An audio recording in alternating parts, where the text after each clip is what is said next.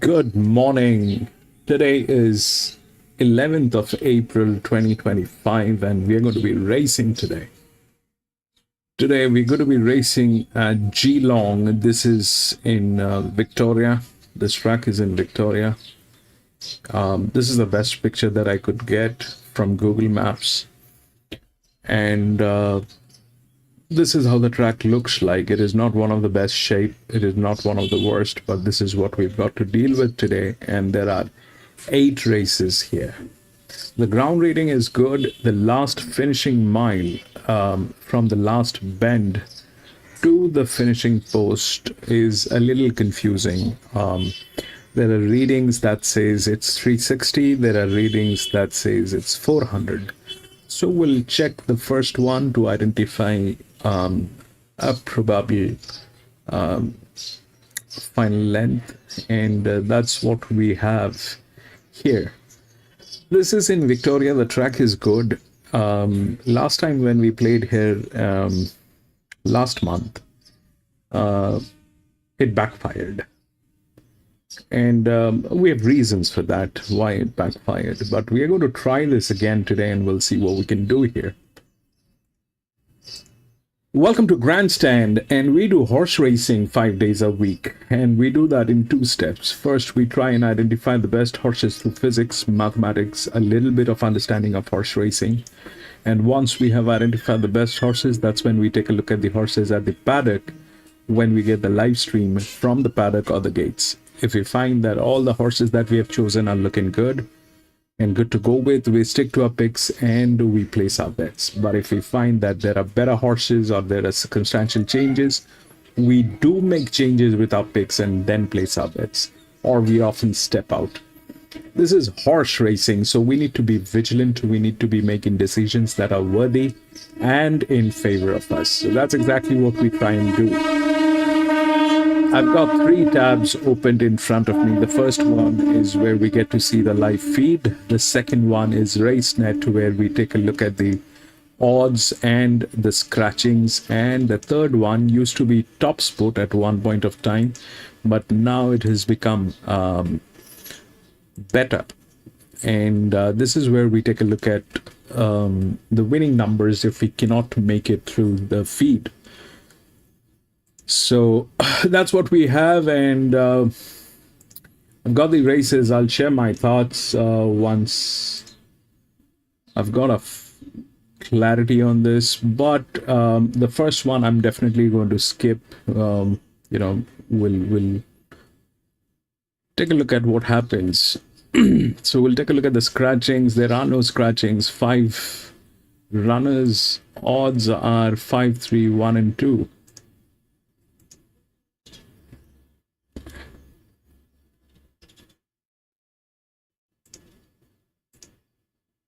Tough run, I think, at around, it was $26 earlier. I think that's been snapped up a little bit. So I thought she was a value bet here, play for sure. It needs a little bit of luck from the gate, but what are we shopping now? I think I saw it going into $19 here, 19, so there has been some money. Happy with that. Full Cryptic Prison for Nafa Hall, first up today. Respect for sure. The South East Queensland form is good. 1 Venus Secrets racing well on the downs. Paddy Webster comes up from Toowoomba, and 3 Nikanori.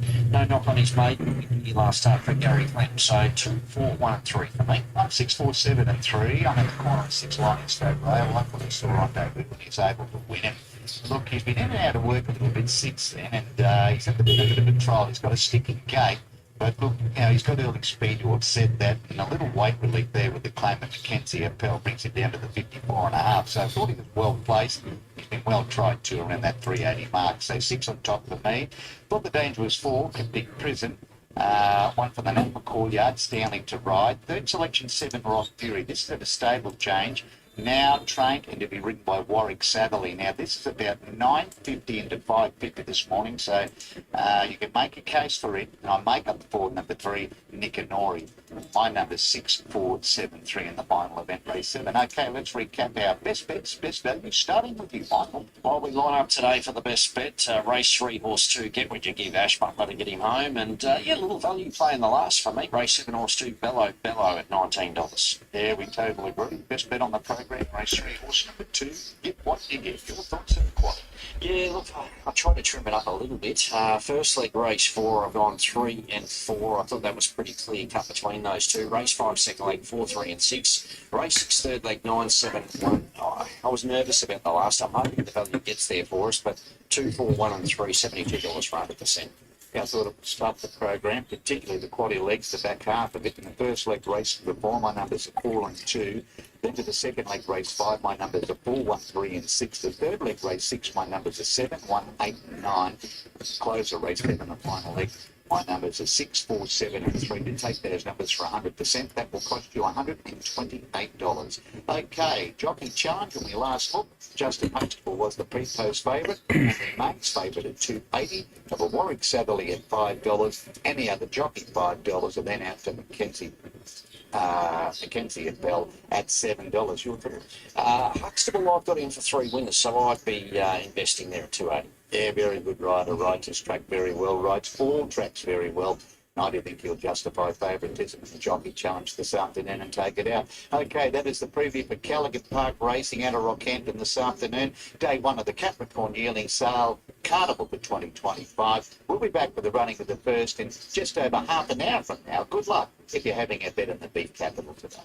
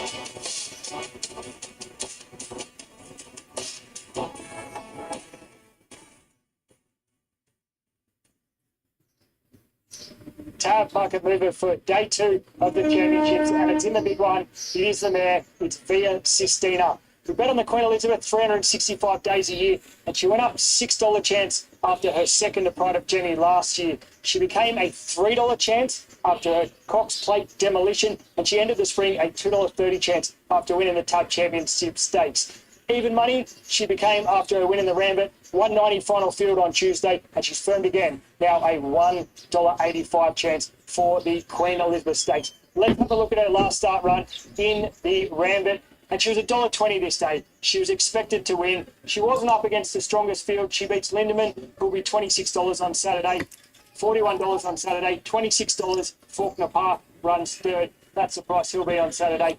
She was good here. She did what she had to do, but you have to elevate. We've seen what she did in the spring in the Cox Plate. She got to a great level. Whether or not she can get to that level again, I'm not sure. I think she's a bit of a risk at the $1.85. I think she might trade a little bit longer than that. If you want to back her, tab.com.au or get on the app.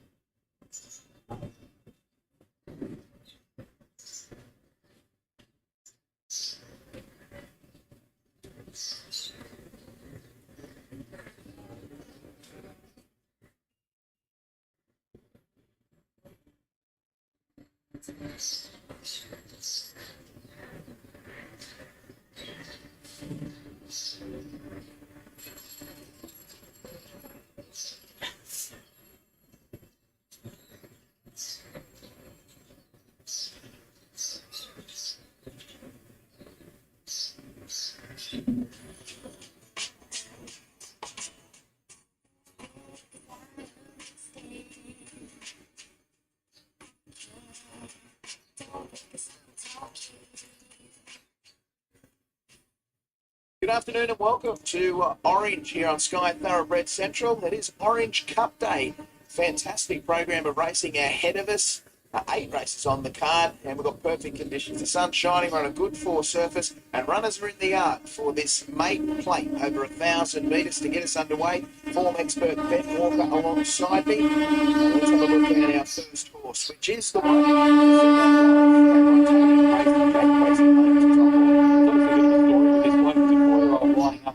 He's only had the one trial. That trial was here back on the 23rd of March, and I thought he did a pretty good job. He's only beaten 4 3/4 lengths. He gets a soft draw here today. He's obviously going to get better, but he's a lovely, big, strong, imposing type. It wouldn't surprise me to see him run well. The 2 is Star of Salisbury, Michael Mulholland, Serge Lisney. Well, I thought the debut run back in August of 2023 was good. He was off the scene for a long time. He had 2 runs last preparation, didn't do a great deal. He has had a procedure. I can never get the pronunciation of this right. Epiglottic throat operation or something along those lines. I won't improve on that. So he has had that done. Michael Mulholland reported to the stewards. So hopefully that can improve him a little bit, because he did show a little bit of promise early in his career. 3 Fortunes is the rank outsider here. Bob Howe trains. Matthew Carl to do the steer. He's probably been a bit disappointing, this bloke. He's nicely bred. He showed some good form in his 2-year-old days, but he hasn't been able to repeat it of late. He was beaten 5 lengths at his past couple of starts at Dubbo and also at Wellington. Has the outside gate today. One horse that is attracting a little bit of support in the betting is horse number 4, Sesto, trained by Luke Clark. Cody Nestor, the rider. Both trials have been really good back in November and December of last year. They were on soft and heavy tracks, so there is that little issue. We're on a good 4 surface today, but I thought he trialled up really well on both occasions. He's been given a break after that. He's fresh leading into the day without a recent trial. Gets a gun rider in Cody Nestor and a good draw. Local trainer Alison Smith's got some great chances littered throughout this 8-race card today. 5 Rosie I Am comes out of her barn. Jordan Quince will claim 3. Well, she's had the 2 starts, both here on the home track, both over the 1,000 metres. I thought she showed a bit of improvement from the debut effort into the second start. The claim for Jordan Quince today will help. She probably needs to find a couple of lengths. There's no reason she can't. The second favourite is 6 Sparkle and Glitter, a first starter. Pat Murphy, Richard Benson. I think she's primed to do something here first up. Debut run today. She trialled at Goulburn back in November of last year, trialled up nicely behind the Unique Star, had a break, had a trial at Canberra on the 2nd of April and beat Bad Hat Harry on that occasion. Looks to have plenty of speed, should be in it for a long one. I think this filly's got some ability. 7th French Heart, Paul Theobald, Sean Geimer. She's had the 5 starts, hasn't figured in the placings as yet, but the last couple haven't been too bad behind any lock at Musselbrook in a Supermate, and then last time out at Wellington was beaten less than 3 lengths in the race that was won by Party Profit. Gets a good draw today, comes back in trip, and I'm a bit like you. They are not the name to be seen, but she does look to have a little bit of confidence. We've seen the 8 Joy of the World be well backed on a number of occasions. I thought she was pretty good first up here at Orange. Angus Stewart, Mitch Stapleton. Look, she's always been one that I've liked. Showed a bit of promise early in her career. She started $1.85 favourite on debut last year off the back of some good trial performances. Hasn't been able to really live up to that, but the last one at Orange showed that there were signs of life. It was an improved performance. Last 100 metres is probably going to be a test for her, but she's getting bigger and stronger as she gets older. And the last horse we'll take a look at is our favourite, 10 Supreme Style, Paul Clisby, Clayton Gallagher. Well, I didn't see this filly out at Canberra. I obviously saw the race, but didn't see her live. She's a lovely type by Sapedo. She did a few things wrong there on debut when running second behind Ty, but the effort was still really good. I think she'd be much better for that performance, and wouldn't surprise me to see her run well again. All right, they're making their way over to the 1,000-metre starting point here for the first event on Orange Gold Cup Day. Your favourite Supreme Style, $1.85.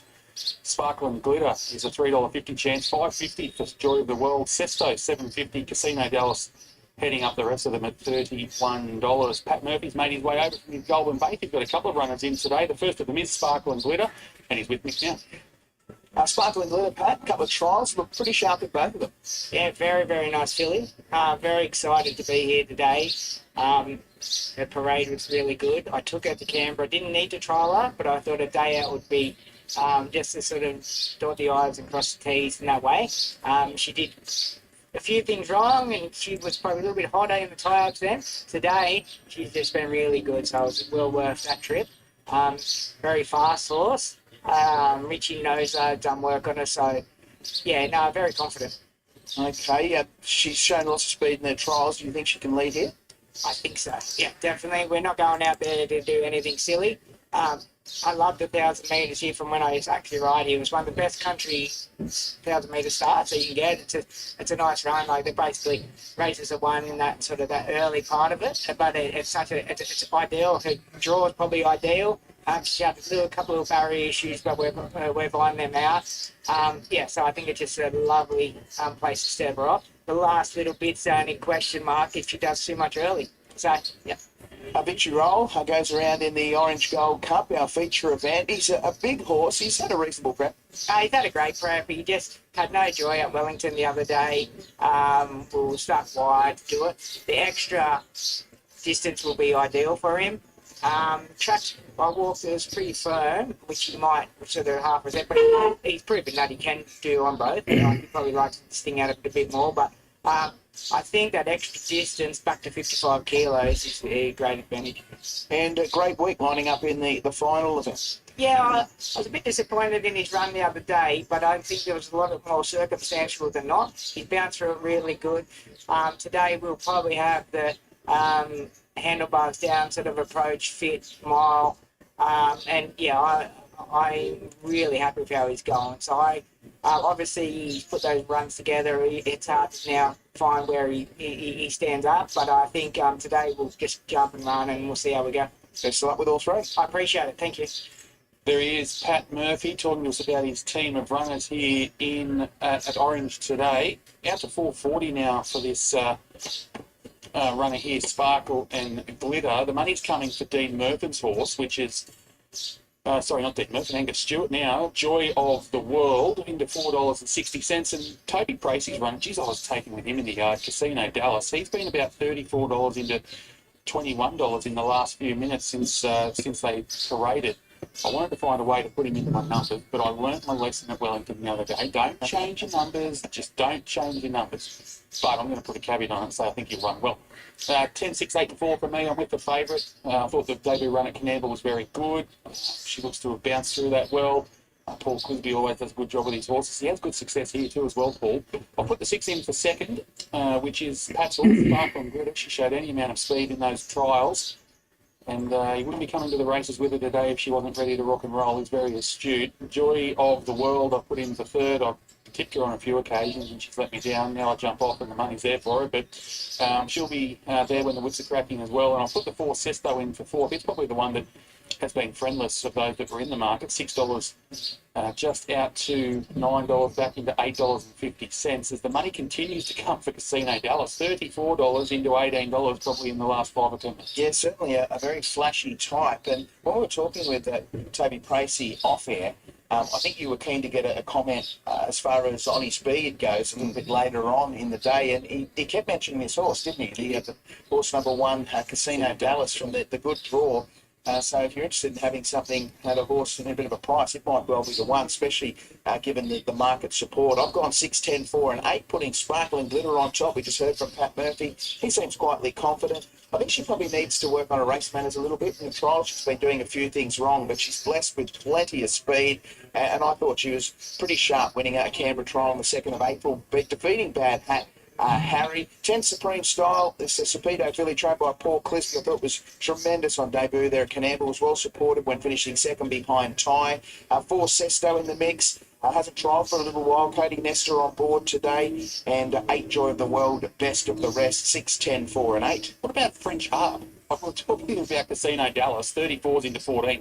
All that money's been in the last 10 minutes or so. French Heart opens $51. Today after scratching is $151. 2 minutes ago, $26, $23, $21. So it's been a couple of goes here at long prices for runners in this race. Obviously the favourite's holding pretty solid. There's money for Joy of the World. Pat's horse has been out the gate. It's out to $6 now, Sparkling Glitter. But the 1 and the 7, there's been some really good support at a big price. Yeah, definitely. So money spread around here a little bit. 10 Supreme Styles been pretty solid. $1.90 out to $2. Here's Cole for the call. Race 1 Orange. Cutaway applies at the top of the straight. Racing now, and Joy of the World began very quickly and hustling through with Sesto right through along the rails. Now, Supreme Style has dropped back about 4 lengths behind the leading bunch. As they get fully into stride, Star of Salisbury was next, followed by Rosie Oven and 40th French Harp. And Casino Dallas was last of all, so down the side they go, and Sparkling Glitter went up on the outside of Sesto. Joy of the World is third. About 3 lengths back into Supreme Style, who's tracking into it nicely. 6 lengths back to Star of Salisbury. Then came Rosie Oven, a big way back then. Came 40 to the straight, and Sparkling Glitter went up to Sesto. Supreme Star called the pot and running home well now.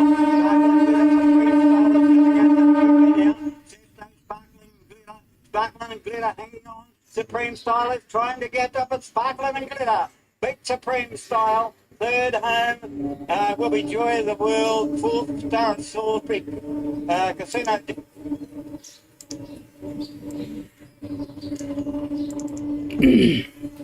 All right, we'll talk about the Geelong first one. It's a 1400 meter maiden. If we look through the odds, it's 5, 3, 1 and 2.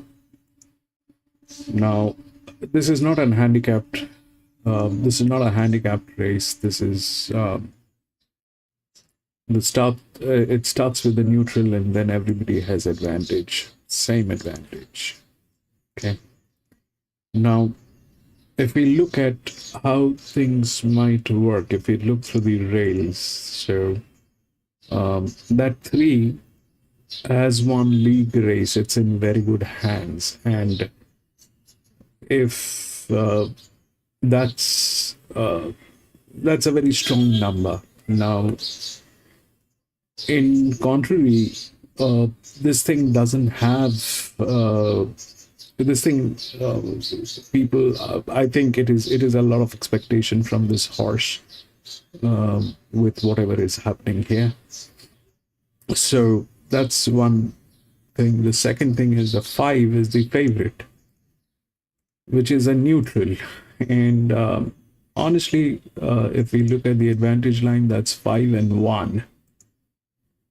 This is the largest outer drift, and that's how it is looking like. That we I mean, that's what it is. 5 and 1. 3 has a lot of thing to deal with. 2 is in better condition than 3, so but it is a very good hand. That's the bottom line. 5 has the highest management problem. These people can, I don't know what they'll do, but today they have serious advantage. Then it is 1, which is there with the outer drift. The advantage is there. So 5-1. And 3 probably because of the hand. Maybe 2-3 are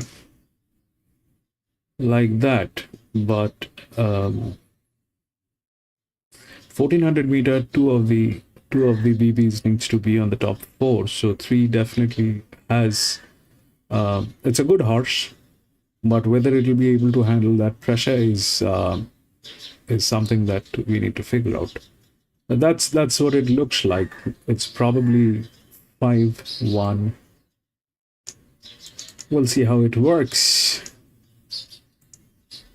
This now, hey, you trialled her twice coming into today. She showed plenty of speed. It's nice to see her put it all together race day. Yeah, absolutely.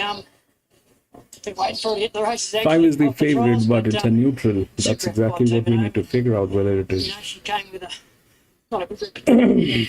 That's done a great job sorting her out. I guess the most pleasing thing was that you used her up early. You're right up there on top of the speed, but she offered a big kick when the challenges came. Yeah, look, I really thought I was getting beaten when she straightened and she dug in, and really solid effort. Good on her. Thank you.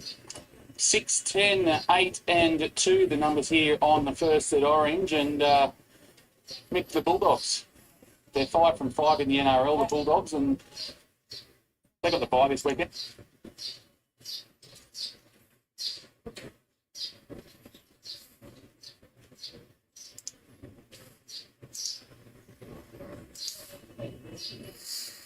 Lee, welcome back, Lee. Yeah, it's a maiden race, the first one. It's a 1400 maiden. There's only one horse that has numbers. The others, they are there. So it's ideal to take a look at what's happening. We also want to take a note of the last mile. We want to see that, because it's a little confusing. There are readings that says it's 360. There are readings that says it's 400. So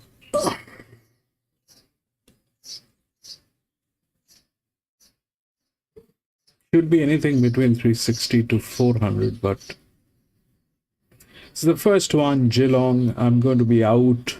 We'll see what happens.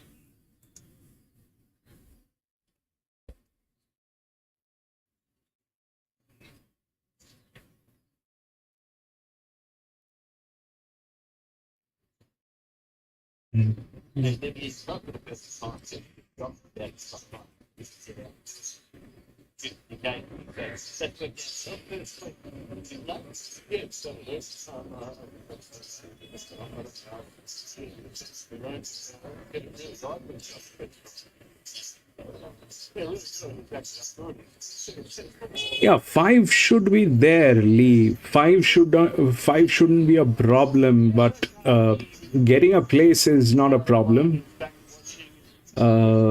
For 5, I don't think so. That's the only horse that has some numbers. It's been there, done that. But I just want to watch the first one. 5 place is clean. That's a clean one. The, the question here is about the 3, what the 3 is going to do. Is it 5-1 or 5-3? Because there's not much of a we don't have a lot of clarity on most of the horses. The 3 has been to one league race. It got qualified.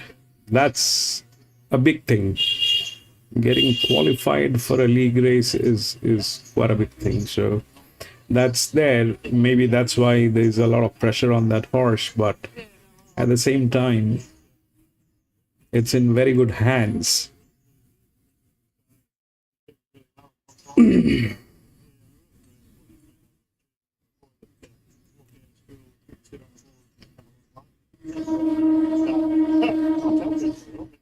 That's the 3.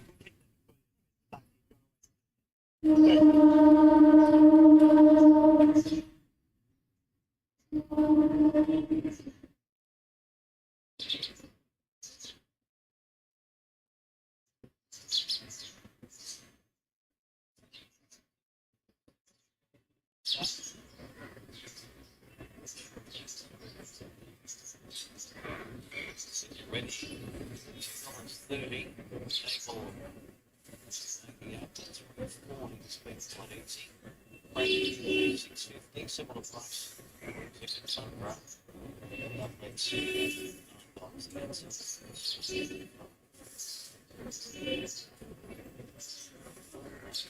Coming up. Ready, being locked away. Yeah, hello everyone. Yes, moving in quickly. Ready, well backs.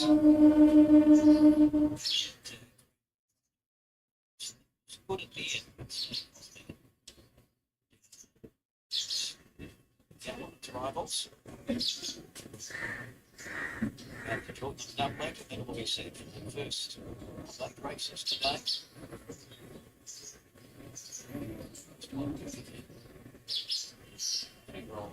Right to go from the 1400 metres, gates open, they're away, they jumped as one. Gable began well, Brinsing and Tundra, it's trying to get going, now rails through and Signoretti is joining it. So Brinsing and Tundra now on neck on Signoretti, then 3 lengths Gable and Cracker Deal together. And 2 lengths to Double who's clearly last of the 5. And they're spread over some distance as they head towards the 1,000 metres. Signoretti's pressing Brinsing and Tundra. And they've now got 4 lengths on Cracker Deal. And then comes on the running rail Gable 4th and 2 lengths to Double still last of the 5. Heading off the back 800 metres to go. It's a seesawing battle for the lead. And Brinsing and Tundra is now back on top, albeit narrowly. 5.5 head. The outside is Signoretti. And then 2 lengths on Cracker Deal. And then comes Gable as the speed was moderated down the side. The gap starts to close. A length and a half Dublin still back last. 5.50 to go. Brinsing and Tundra on the inside of Signoretti still looking at each other. Cracker Deal comes out 3 wide. Gable has to wait. Nowhere to go with a wall of forces in front of him. And then Dublin heeling towards the outside of the track as they start to spread. 300 metres to go. Signoretti found the front. Cracker Deal's on the scene. Gable's now diving for a run back to the inside. And Dublin's coming down the outer. It's Signoretti a half length. Gable is starting to ping. Cracker Deal joining in. Dublin out wider. But it's Gable sprinting quickly along the fence. And Gable went through to score by 3-5-1. Cracker Deal was third. Dublin a close 4th. And they gapped Brinsing and Tundra, who dropped out to run a clear last. Congratulations, Lee. That 5 got a place. The right range, so to speak, early in the straights. Once Brinsing and Tundra dropped off, there was that inside run. Position. Fresh ground to use. 3-5-1-2.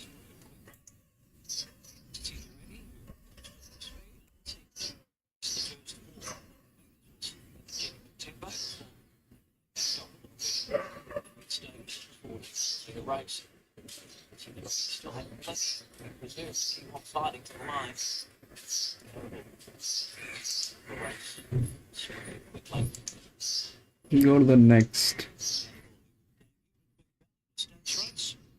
1 and 11 has been scratched. 7, 10, 3, 4.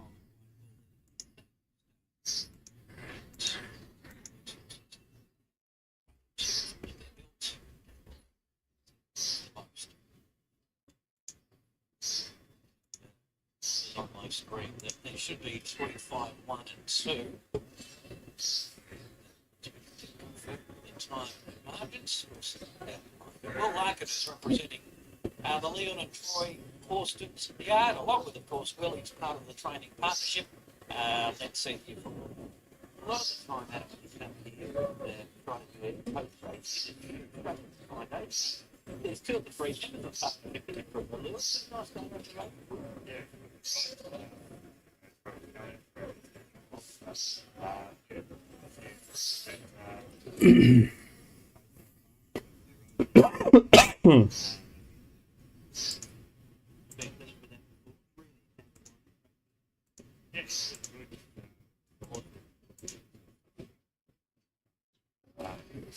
So what happened here is this. So 5 was the favorite, but so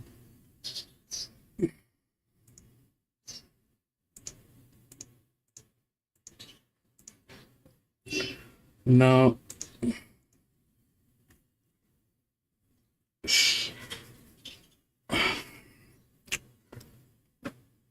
this thing went through, but this horse is a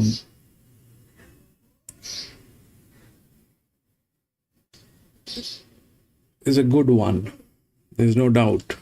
It's a good one. And that's why the pressure on that horse, it also went through a league race. If we look through the rails, it's exactly that. 1 was the outer drift. So, but when there is a neutral within the rails, and we'll keep monitoring this.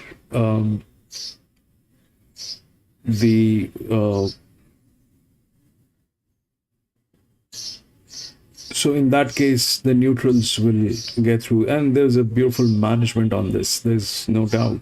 But at the end of the day, it was a neutral. Also, this one is a better horse, but there's no number. There's basically it's all assumptions here.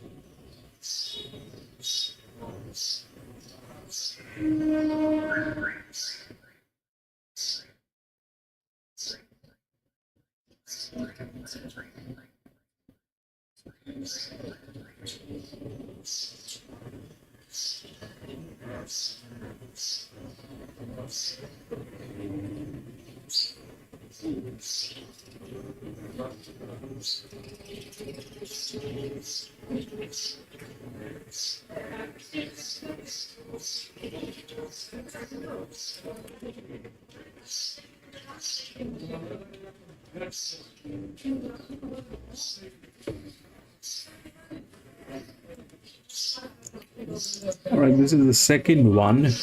If we look through the odds, it's 7, 10, 3, and 4. This is again, so 7 and 10 are 7, 10, 3 all within the rails. The problem is 3 they have within the odds, but it has got 8 races. It did not do anything in last 8 races. And this field doesn't look like there's a lot of thing going on with these horses, because this one has got 33 races, doesn't look like it has done a lot. This one is 10, doesn't look like it has done a lot. This is 9, maybe. So I mean, if we just consider the fact of the horses, then 7 is the best. I'm sorry, 7 is the best, and 10 is the largest outer drift. So 7, 10, and if we look at the advantages on these two horses, that's like that. So 6, 10, 7, but 7's a better horse. So that's where it is. And the 3 did not do anything in last 8 races. Okay, so that brings in the 6 with the advantage. And these are also they're also defaulters, so the 6 also is there. Then probably 4, maybe. That's what I think. So it's 10, 7, 6, maybe. Or 4 just had 1 race, and it is the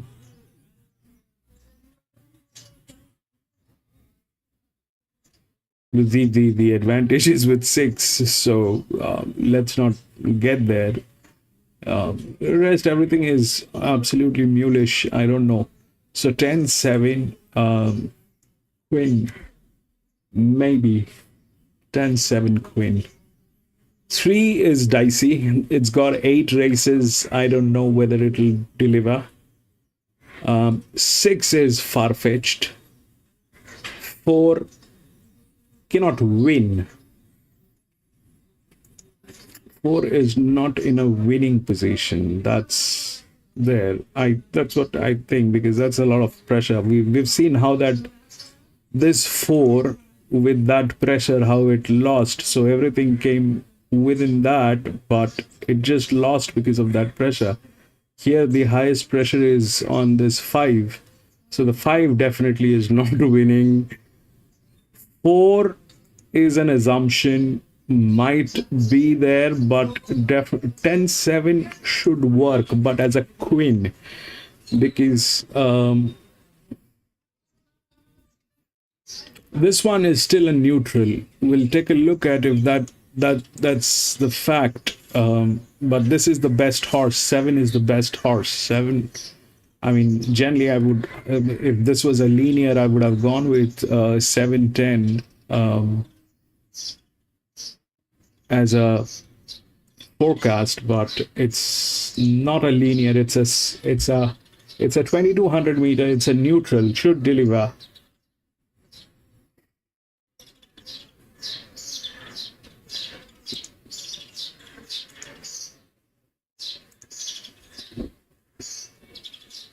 We'll take a look at the horses at the paddock, then we'll take the final call.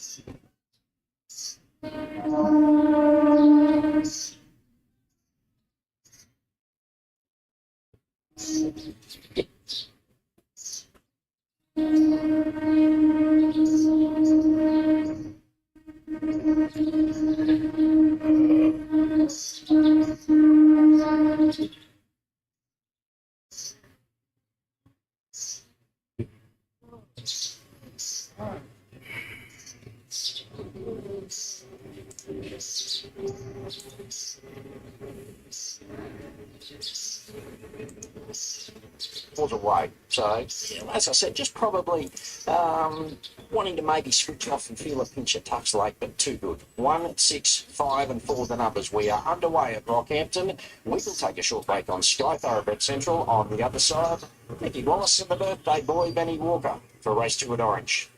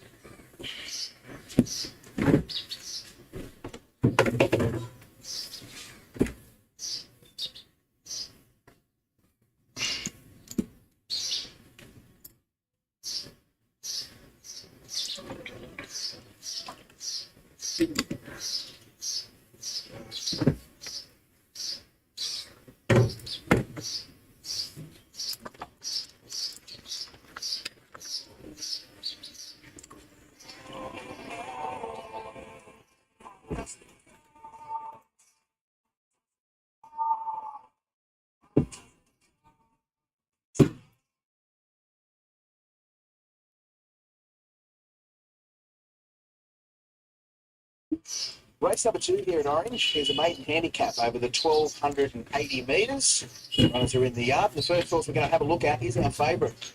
Horse number 1, Jolly Good Fellow, prepared at Bathurst by Dean Murphy. Mitch Statenford to take the ride. Named after you. Jolly Good Fellow. Yeah. Oh, not that jolly. Look, he's a 3-year-old by Deuce, formerly with Chris Waller, now with Dean Murphy. He's a lovely type getting around the yard here. He's done all of his racing in the metro and provincial areas. He's had the one run back this preparation where Dean took him down to Warwick Farm, and I thought he performed well, beating 3 lengths behind Engine Room. He comes back with a country grade today. I think he's the one they have to beat. The 3 is Matilda No More, trained by Clint London. Wendy Peel is your rider. She's had one start. It was at Wellington. She was sent out a $70 chance and ran a great race. Yeah, I thought she ran really well. I think she probably surprised the stable a little bit with how she went on that occasion. Wendy Peel rode her there. She takes the ride again today. She's hoping to improvement off that debut performance, and I've slipped her into the numbers.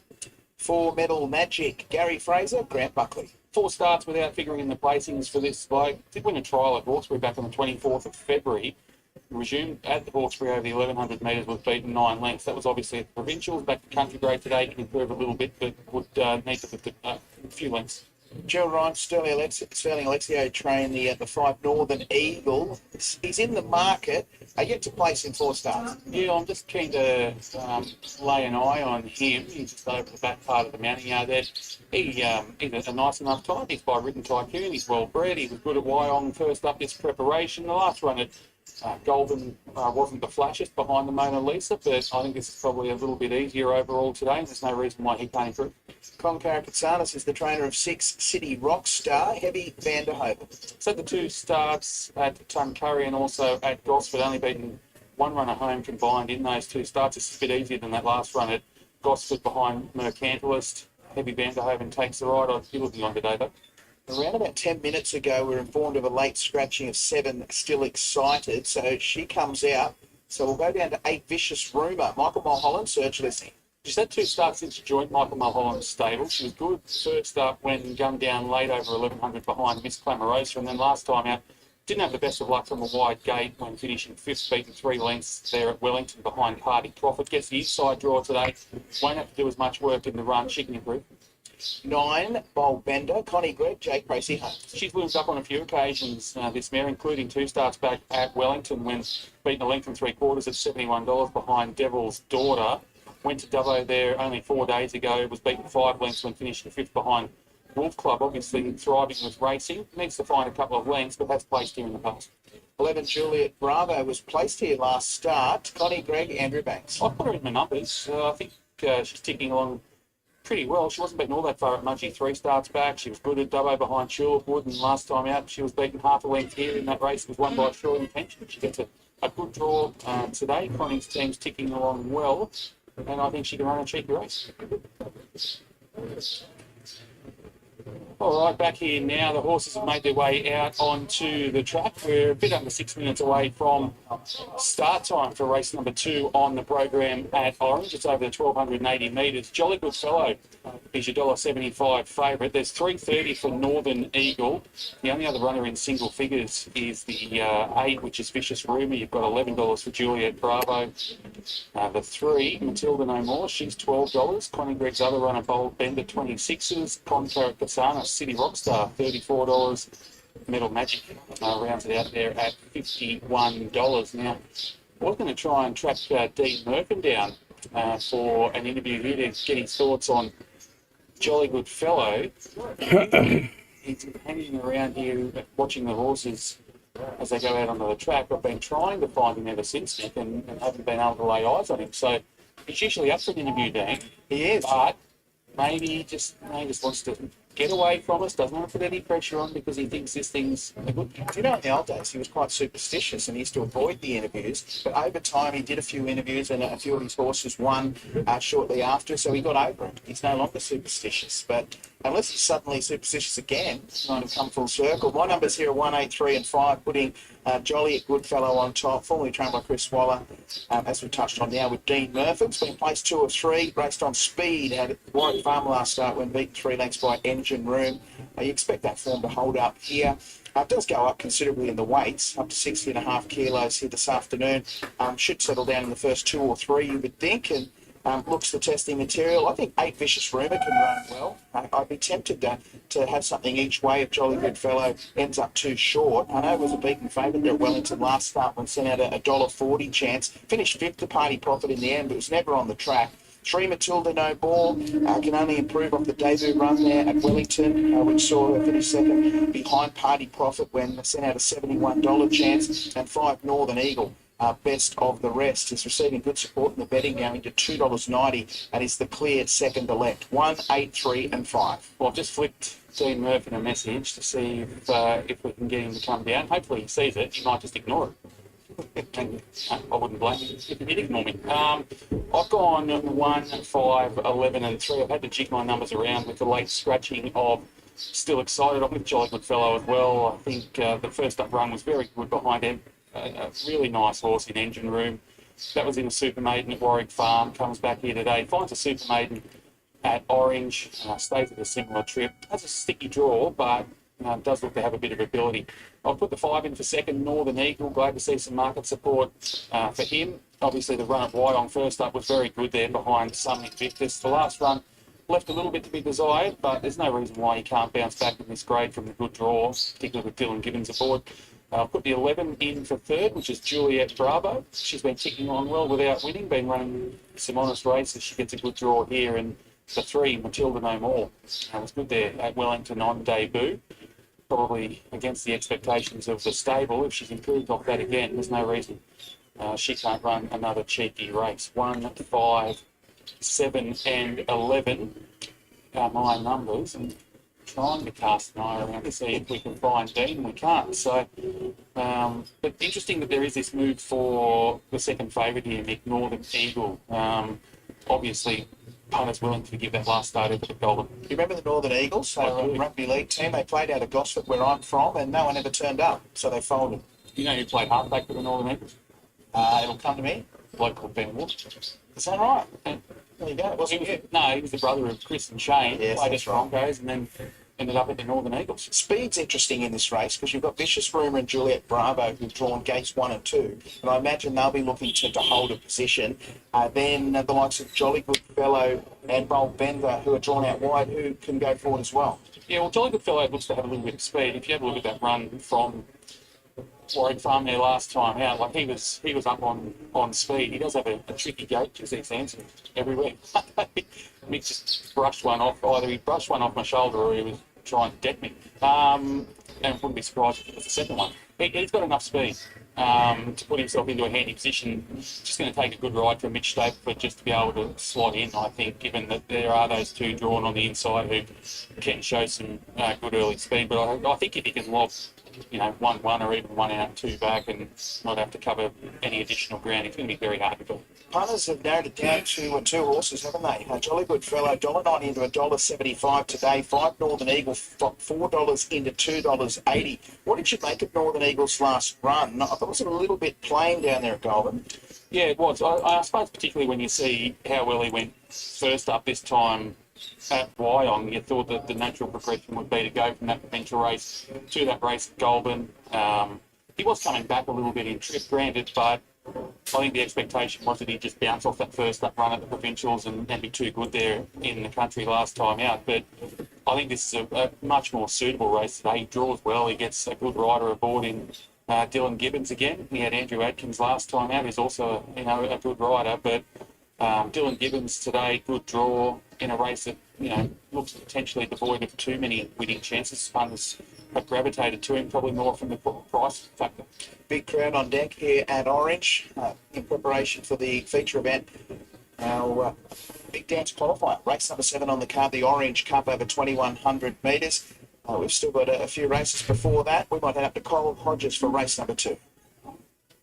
The Eagles, which is sweating up. It has firmed in here. Gold Bender will be about the last one on to come up. And just in case you joined in the late stretch, race number 7 still excited. Taken out at 12.52.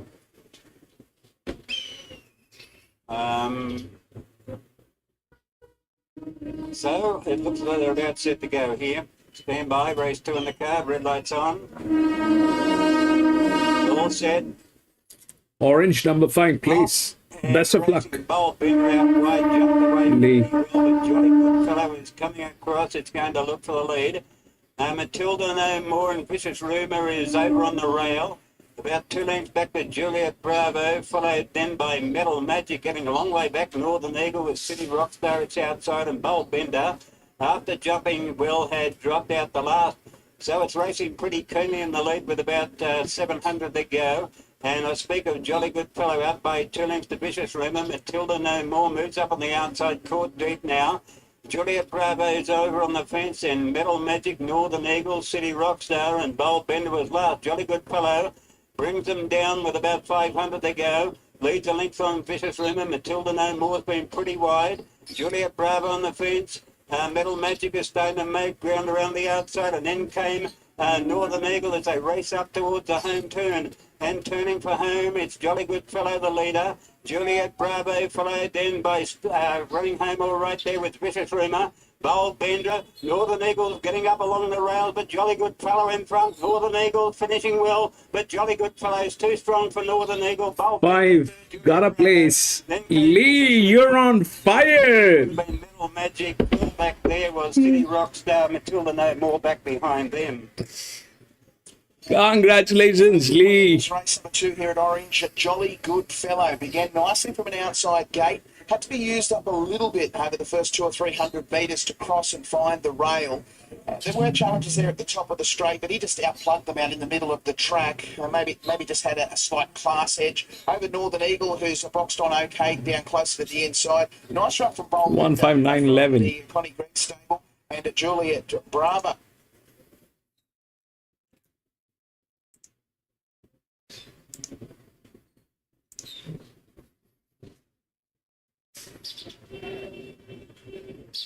This is our track, probably.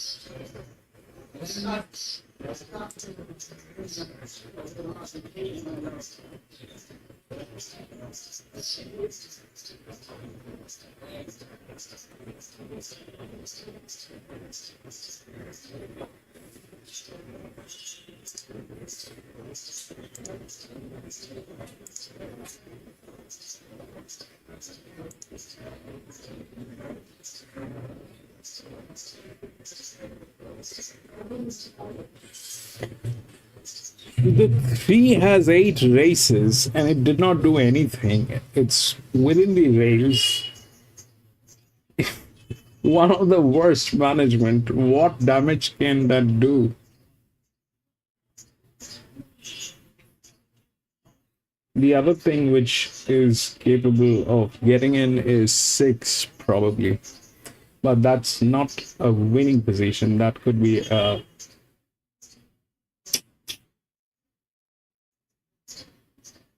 The 4 is an unknown one. We don't know what the 4 is capable of doing. It's not in a very good hand as well.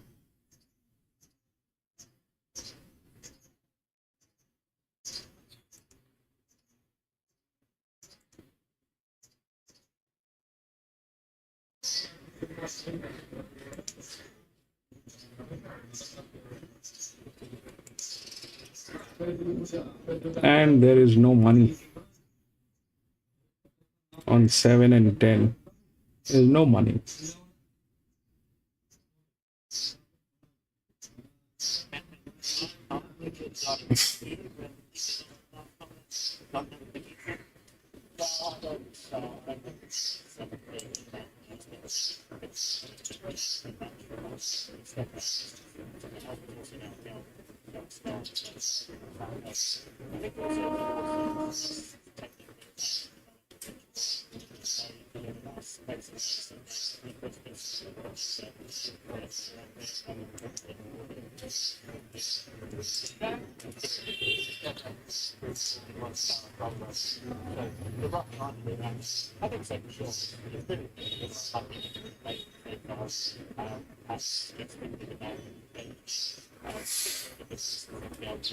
You're right, Lee, but the thing is,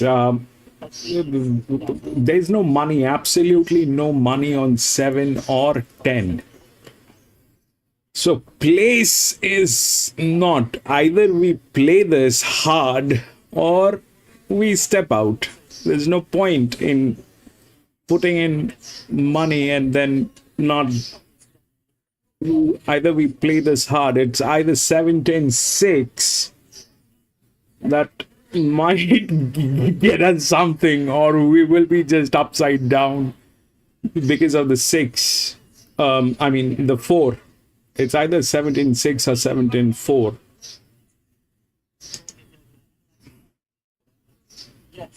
The 3 is there, but it did not do anything in 8 races. If the 8 wins, if the 3 wins today, that is going to be very weird. And plus, it doesn't have the adequate advantage. 7-10 is there. What else?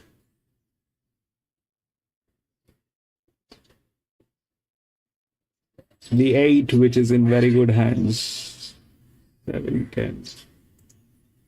I don't know. I'm out. There's no money, and I don't want to. 4 is good. 4 is an assumption. 4 is good, but 4 is an assumption. Will that 4 deliver is a question. It's got 1 race. It's got huge pressure. 6 is relaxed. And 6 probably has one of the best jockeys. 6 also tails 10. 10 is the outer drift. Ideally, 10 is the second horse pool. So 7-10-6 is a possibility. But I'll stay out. I'll stay out. There's no money on 7 or there's no money on 10. Even if I club it, it is nowhere. 7 and 10, it's 1.4 on tote. It's 1.4 on tote, I think. 1.6. 10 is 1.6. 7 is 2.1. It'll drop further. It'll drop further. Plus, it's a maiden. Let's stay out.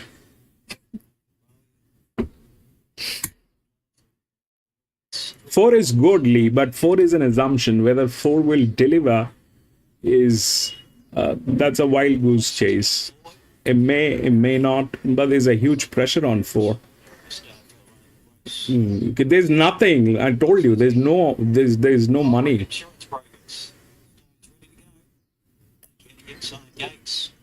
Jenny jumped well from the centre line. Chickeny began nicely as well. Jenny starting to press on in the middle, and Smoke and Row is going with it. Followed by Caval, who's working across, and not far away, Kazangola in 4th. Chickeny's 5th back on the running rail. Then comes Long Hot Night and the light colours striding forward. Let's see. It's 1700 meter. It's not easy. So Smoke and Row came across at the 1800 metres, and Caval and similar colours goes up. 6-6. 1 and 2 now. 6 is on. 6 is on. 7 is back there. 7 will pull up. 7 has a lot of advantage. It's a 3-year-old gilding. The question is 3. This monkey has not done anything in last 8 races. What is it going to do today? 6 is doing fine. We need to check where the 10 is. If starts to slow. Hot Night is next, 6 degrees, real blessed, a length and a half to JBL. So top of the track, close to 1,000 metres to go, and it's still Jordan Weatherly with Smoke and Rowie controlling the speed. A half length. There's the 10. And then Kazangola and Okay. There's the 7. Kazangola about to come off the bridle. And behind it is Chickeny, who might be stuck in a bit of a pocket as they head off the back. And then followed by Long Hot Night, who's starting to pull out around them. Here's a move. JBL's taking off 3 wide. 6 degrees and real blessed back last as they come down the side of the tracks. So Chickeny's trying to get around the heels of Kazangola in midfield and doing so. It's not running. The 7 is not running. For what joy the 7 is not running. Still Smoking Rowie coming to the straight narrow lead from Caval. Judge Jenny Chicketty's held up and bolting for a run.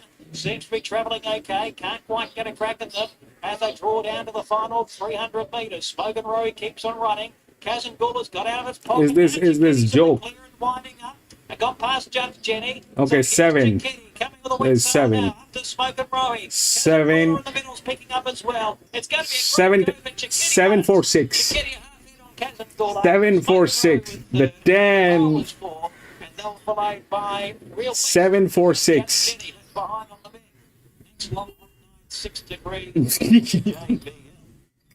7 4 6. 7 4 6, I think. 7 6 4. 7 4 6. 7 4 6. 4 was good. Thank God I stepped out. That 10 kind of did nothing. But why?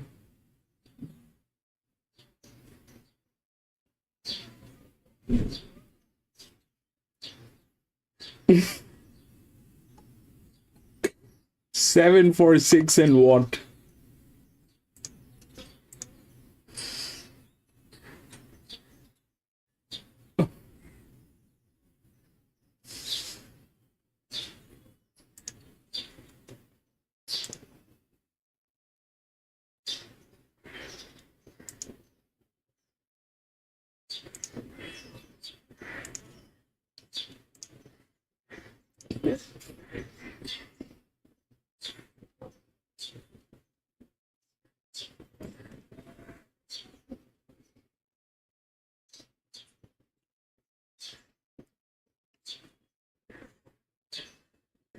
The 10 did not run. This is they're quite capable of doing this.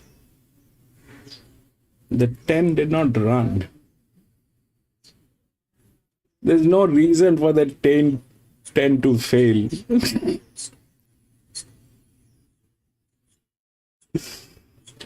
But we are at Geelong, so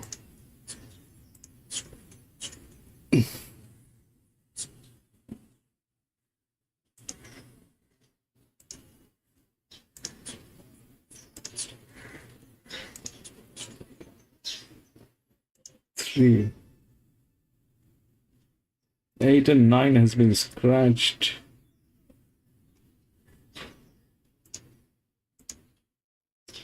Five, 4, 10, 3.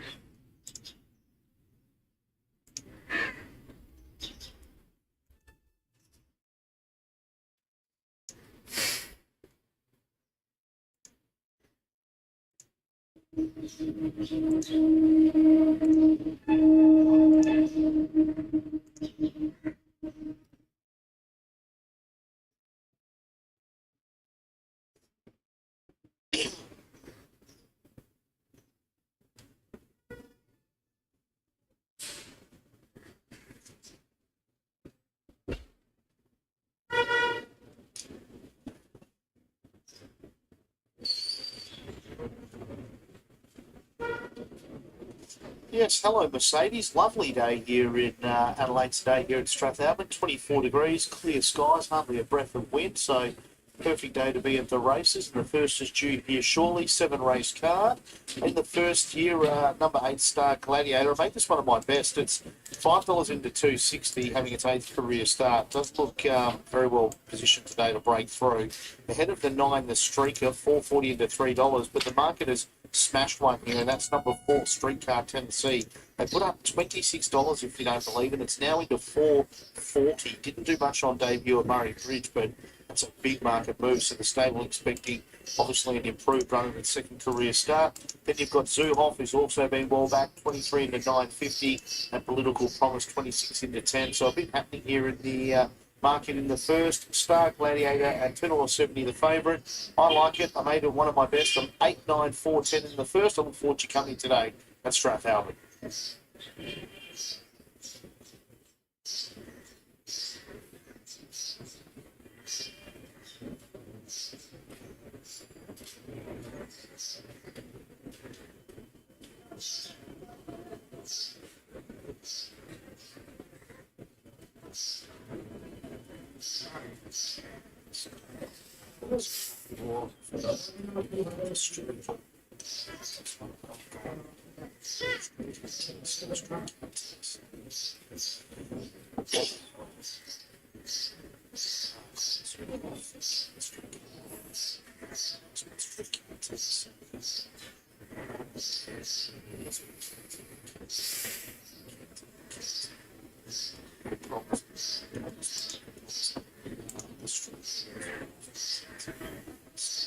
Seven, 4, 6, and 3.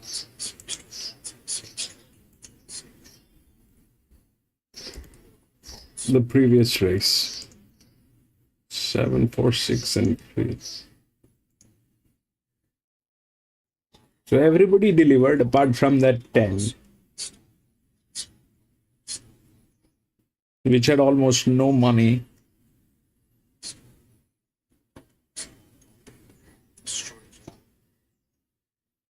In the odds.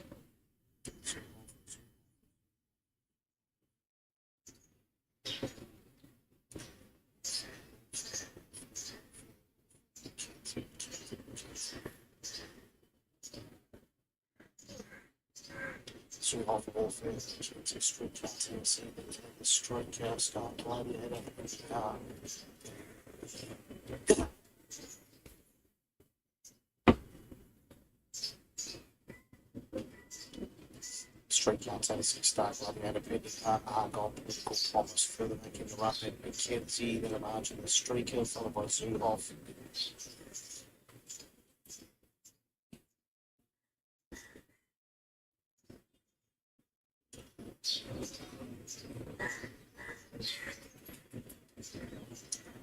Street Cartel, Penny Park, then further back the streaker, followed by Argon, political promise, then Star Gladiator. Margin the field, Zuhoff more fair than McKenzie.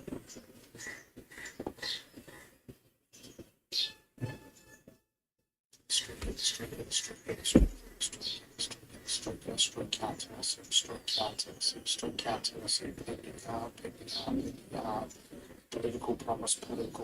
political promise is on red cap.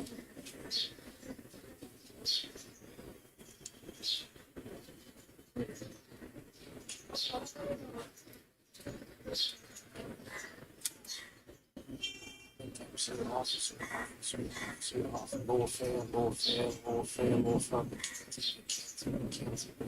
Followed by Star Gladiator.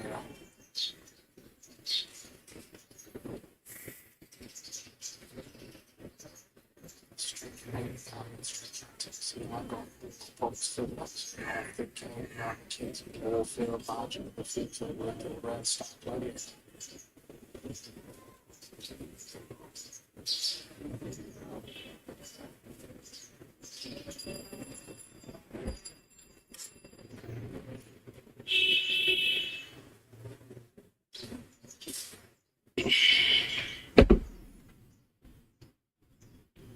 Political promise that kids you feel like the street gives you off street counter to see political promise are gone.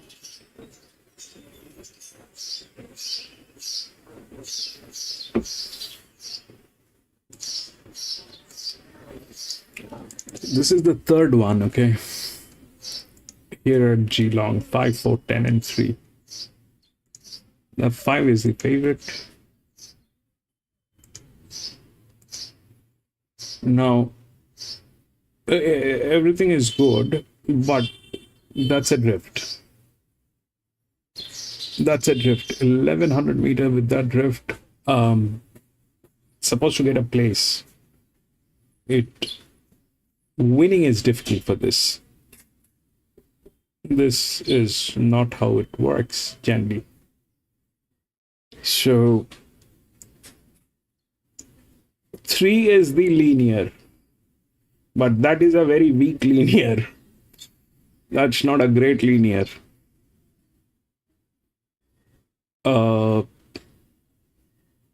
10 is the EW, which is, we've got no idea about whether it'll even run. So the 5 winning is difficult.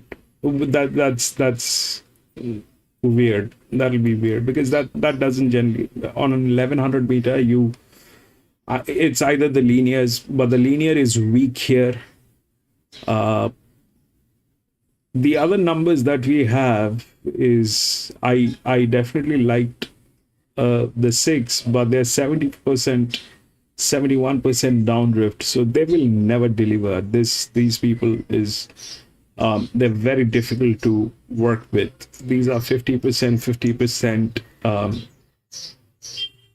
This one is from gate number 8. It's got advantage, but that's nowhere close to these advantages.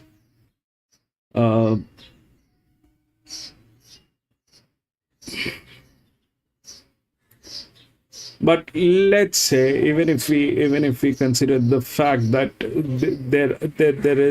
there are advantages, but still that's the condition of the team. Now the question is, out of 543, it's an 1100 meter. It's a 1100 meter. If we look at how the pressure has been distributed, the pressure is more. I mean, this is 29% on the horse, and that's there. It's a linear, but it is not a very strong linear. It is also kind of a place. I like the 4, but it's a neutral. So 5, honestly, I don't know. I mean, even if we look through the advantage, it's 4, 3, and then 5. 5 winning is difficult. This generally is, I mean, not even this one. 1 is the outer drift, the largest outer drift. So that's 1. Okay. It's got 5 races. It's okay. It's not on the top line, but it's okay. Whatever it has done, it has done. It is okay. And that's the largest outer drift. If we look at the gates, so 5, 4, then 3, 6, and 7. But this drift is basically when the linear is strong, because it goes on the support with the linear, the kind of like that. This one is well within the rails. So this one is well within the rails. 5 has support with the rails, but that's difficult. The question is 4, 3. We'll take a look at the horses. I don't know. I mean, for an 1100 meter, I'd prefer the linear any day, but this linear is not strong enough. Not strong enough. This linear is a 4-figure linear. We are looking at a linear like this, 3-figure linear. This is a 4-figure linear. Anybody can attack this. So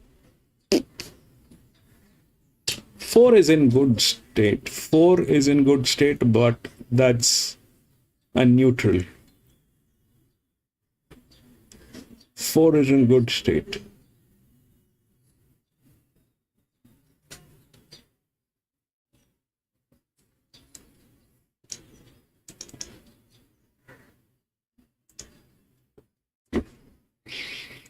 Good photo for the minors between Star Gladiator and Streetcar Tennessee. They're wide apart. 8 will get it, Star Gladiator.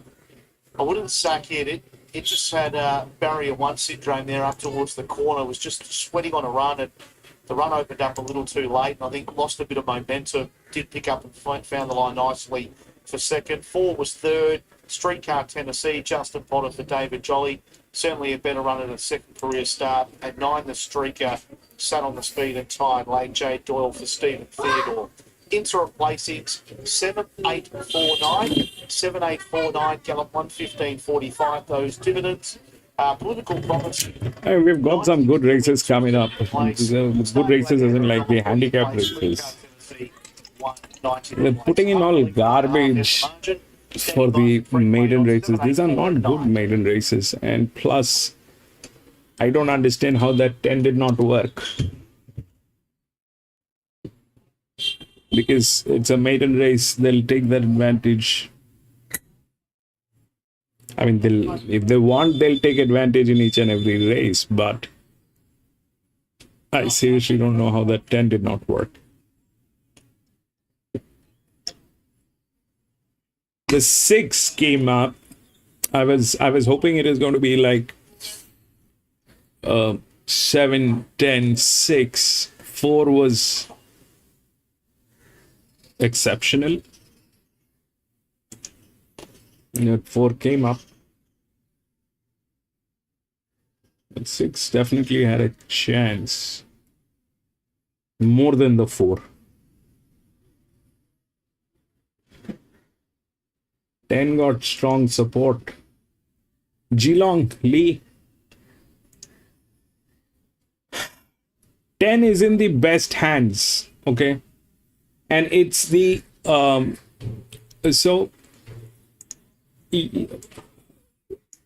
it's like this. So 10, we have no clue what that horse is, okay? But it's in the best hands. The stud farm, the owners, they are moderately making profit. These are all mom and pop shows. These are all mom and pop shows. These are not professional racing companies. These are not professional racing companies. These are all mom and pop shows. Out of this mom and pop shows, this one is a good one. We don't, I mean, if we have to analyze this, we have to go through the pedigree, which I don't have, unfortunately. But generally what happens, how the physics works. So if you have a strong linear, you have to have a strong linear, stronger, lower number than this. You have to have a lower number than this. If this is 372, you're probably looking at 150, 186, 185, those negative 185. So this is not the case. This is negative 1100. So this thing can be attacked by this. 10 has, this thing can work. This is not a strong linear. It's not a strong handicapping on this horse. This horse on an 1100 meter getting a momentum would be difficult. Plus, if you look at what they are also defaulters. So that's the scene. Now, you want to put money on this? That's a separate thing, because this thing has no races. This thing has no races. So whether it will run, and that is also on an 1100 meter, is a big question. It's a big question. But if we actually the right thing to do here is probably number 1, step out.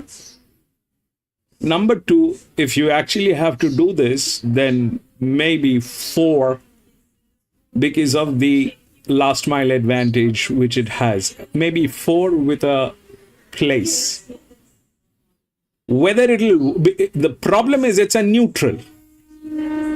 So this thing can be attacked, this thing can be attacked. But if we look at the pressure points and everything, that 5 is the best horse, all right? 5 is the best horse, but the handicapping is such that the 5, this thing is an outer drift. It's a place. It's a place. It has the advantage through the rails, but it's a place. Generally, that's how it works. But in standard conditions. But here it is not a standard condition. If you look at the linear, this linear is like vulnerable from all angles. It is exposed from all angles. It's good. It's got management, but there are also defaulters, and it is not a strong linear. So this thing getting attacked by this one is no big deal. This one, no big deal. Even that 6, no big deal. It can get attacked by anyone.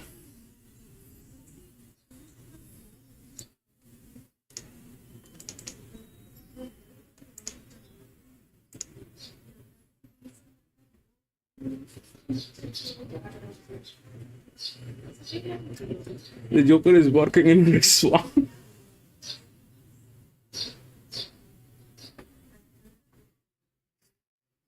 Let's play place. Yes, that is ideal. That is ideal. I mean, Lee, last time when we raced here, I kind of, Geelong kind of, if you, I don't know if you were there last time when we were playing at Geelong. That was 23rd or 24th of last month. We were playing at Geelong. Man, they did things which I mean, you shouldn't be doing all that with horse racing. It's a prestigious sport. It's called the sports of the kings. If you behave like sleazy thieves in this sport, then you take away all the glory of this sport.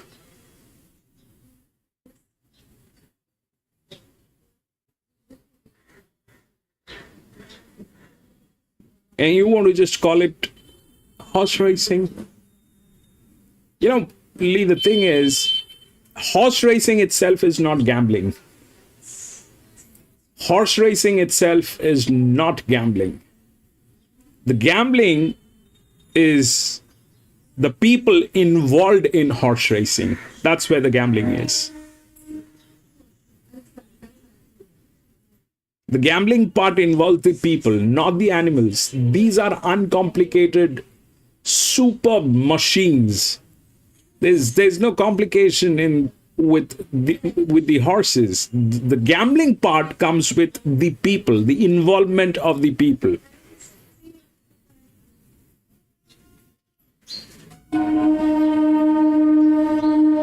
We can't avoid that. You have jockeys, you have these racetracks. They will do whatever they want to do. That's the problem.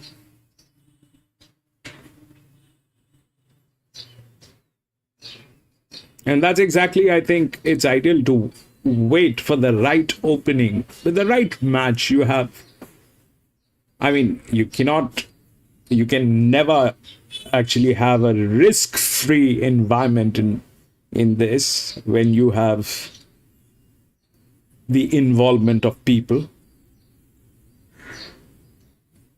That's the slippage. That's the slippage.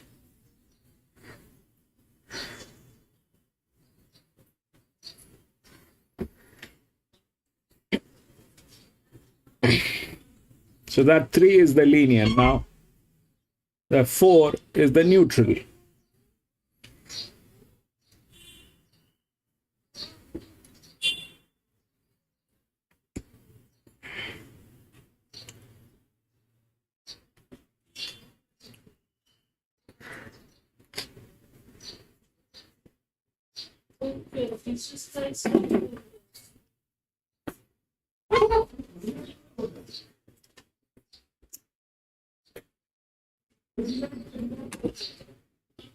This is the favorite. 5.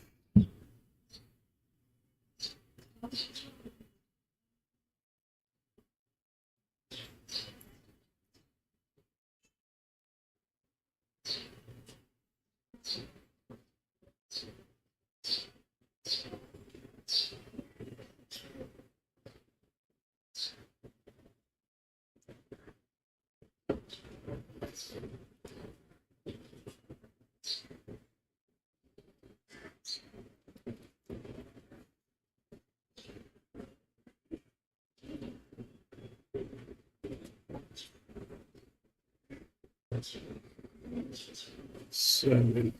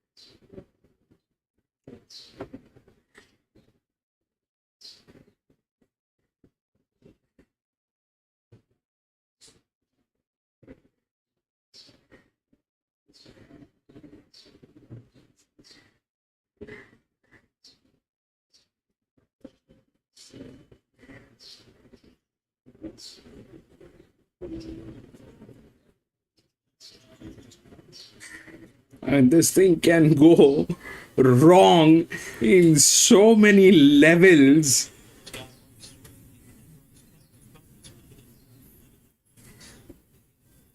I'm I'm out.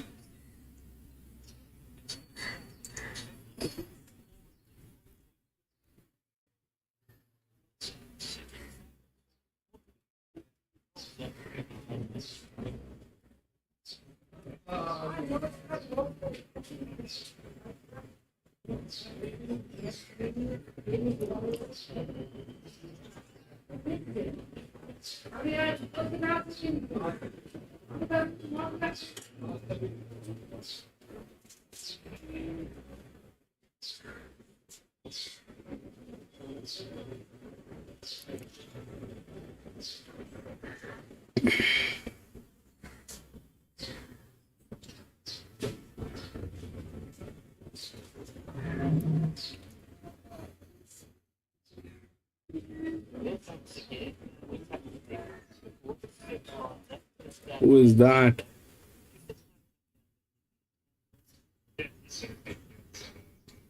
Is this thing now getting tailed? God knows what is that.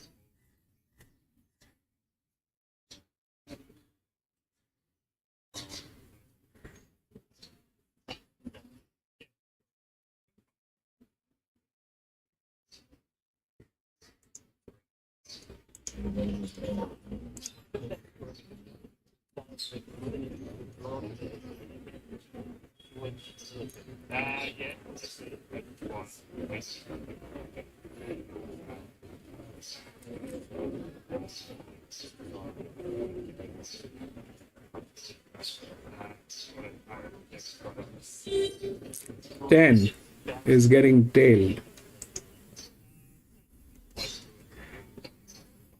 But that's okay. It's a 3-year-old filly. It has never been to a racetrack. Maybe that's why. Just nervous. There's nothing to worry.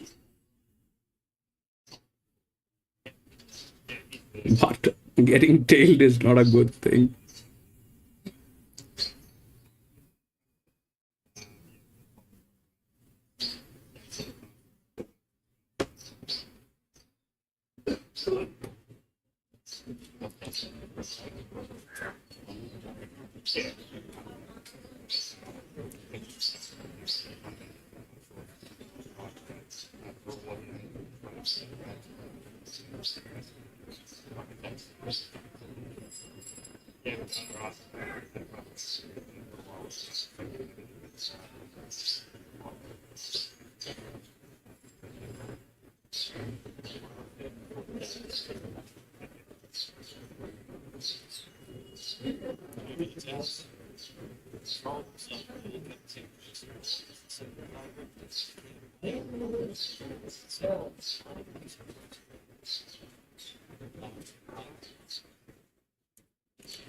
because we are seemingly sitting as well the favourite.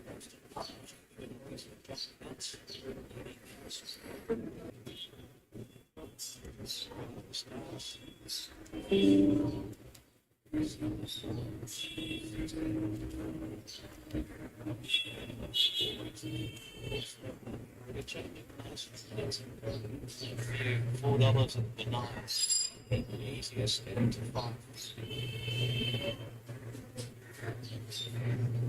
Come up.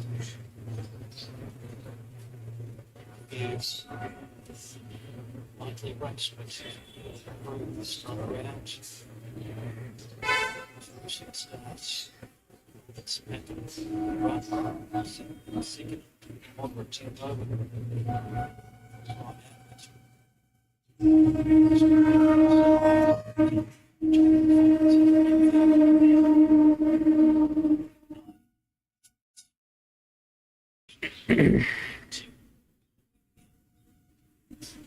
Again, here's Highland Bell being knocked away.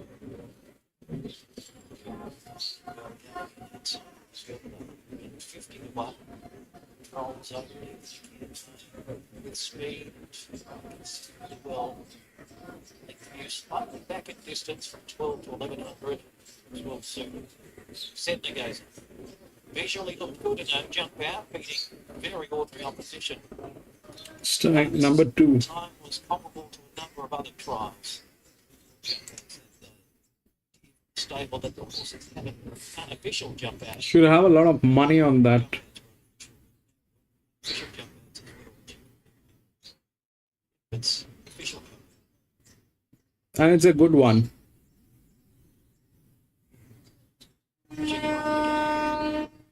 Set the Ladbrokes owner's bonus, mate. 1100 metres. And that's a good choice, Lee.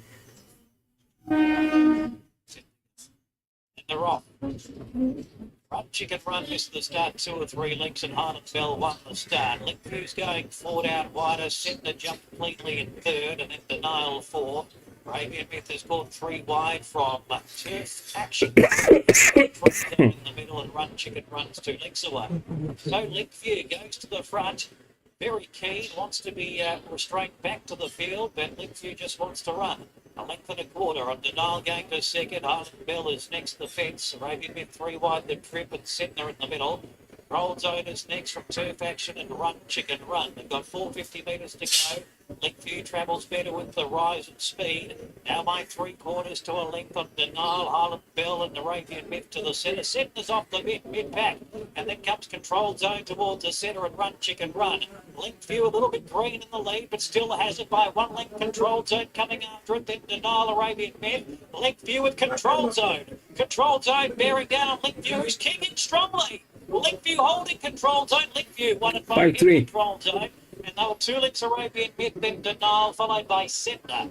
In behind was Turf Action, Run Chicken Run and Highland Bell. Bruce McLeod narrowly denied on the previous. He didn't want the same result here, and he really lifted Linkview. Showed terrific tenacity at the end of its last. 3 was the linear, which did not deliver, but 5 went through. 5-3. Line. So if your money was on Linkview this afternoon, you wouldn't go down without a fight. Control Zone from about the 200 to the 100 made rapid ground on it. Then perhaps Linkview kicked in for another fight. Control Zone was within its run, but perception that Control Zone was 5-3-2. get to Linkview soon ended at about 50 metres. Arabian Myth step well 3 wide. Brilliant.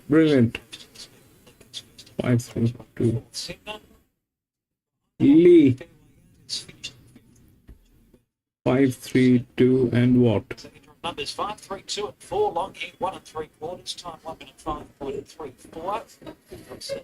5-3-2 and 4.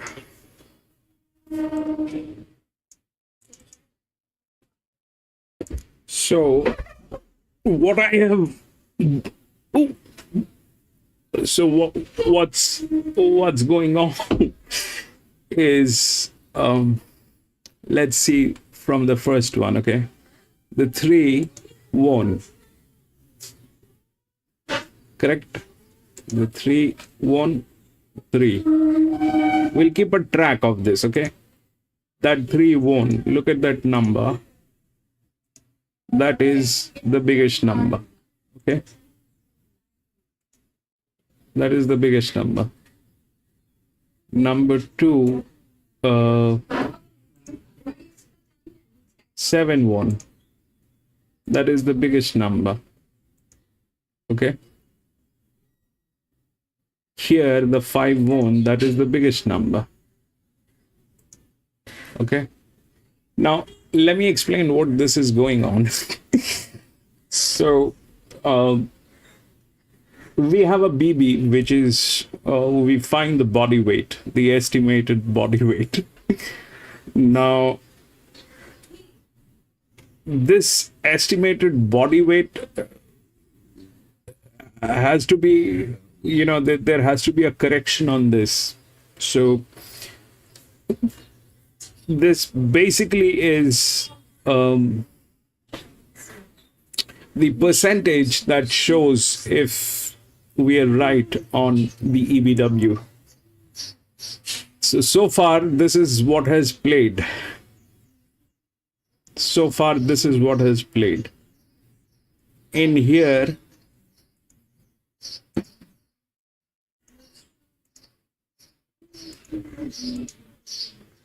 that's the biggest number, okay? 11. We'll take a look at the odds and we'll see what's going on with the odds. These are all neutrals.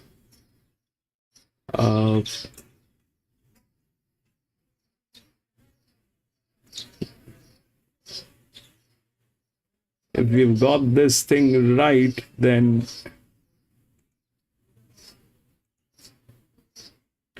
2, 11, 12, 13.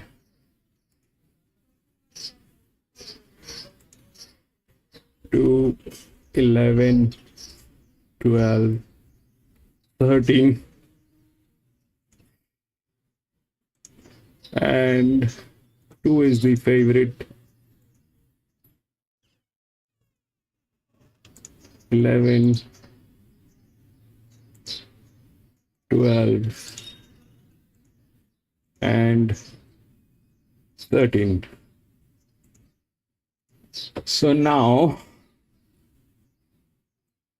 12 is a neutral, 2 is also a neutral, and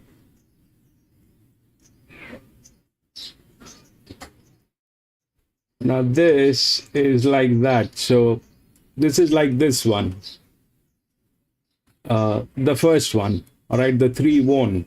Why? Because there were no other horses that were linears. Now here that thing is like that, but along with that it is also like that. So that's that. So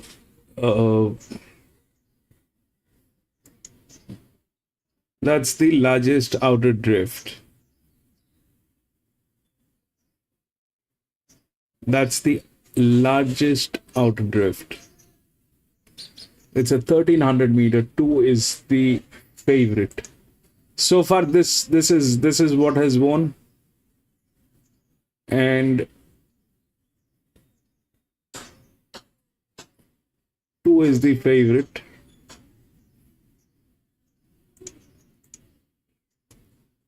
$12, $11.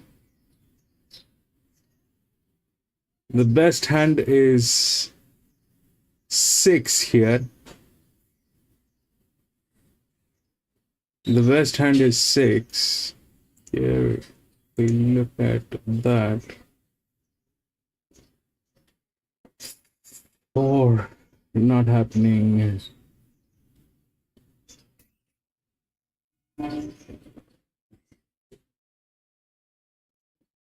137.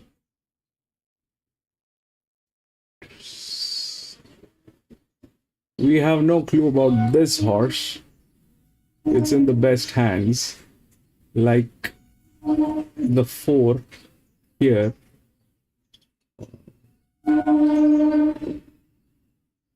the 10 here. So this one is like that. So sorry, 4. Yeah. So the 6 is in the best hands. Gate number is 2. Tails with this one. 3. 11.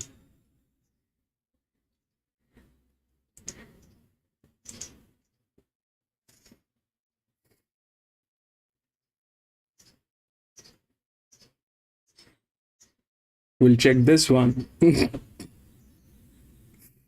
I mean, to be honest, if there are no linears, this is the number to go with. Actually, 2 is again a neutral. 2 is again a neutral, but this one has 3 races, did nothing. This one did 4 races, has some numbers. It's there, and 12.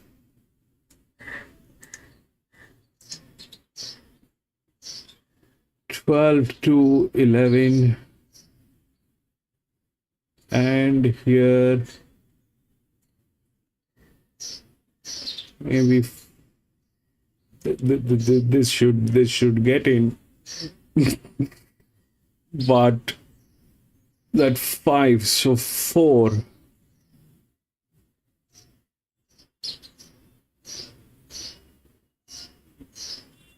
But that's diluted. This thing is diluted. The other one is 9.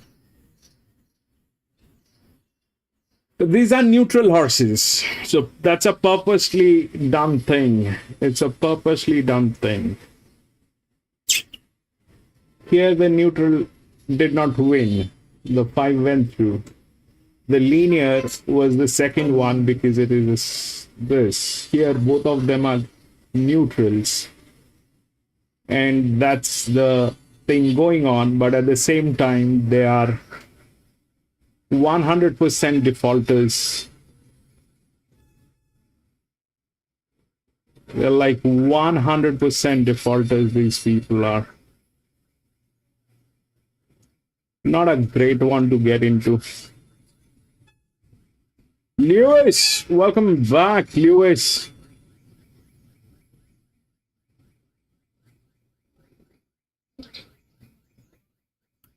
You did not miss anything, Lewis. The day just started and we are just facing some donkeys and some crooked people.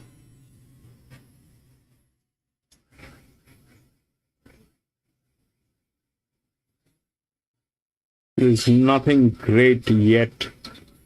Lee has been doing plays since the morning. Each and every place Lee has got. Lee has been on place bets.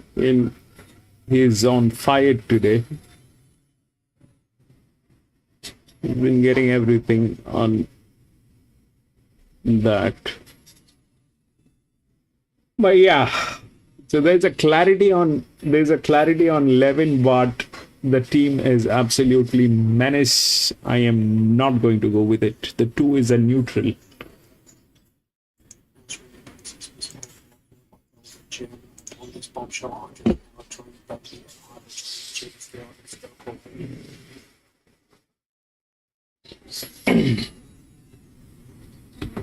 I'll be out.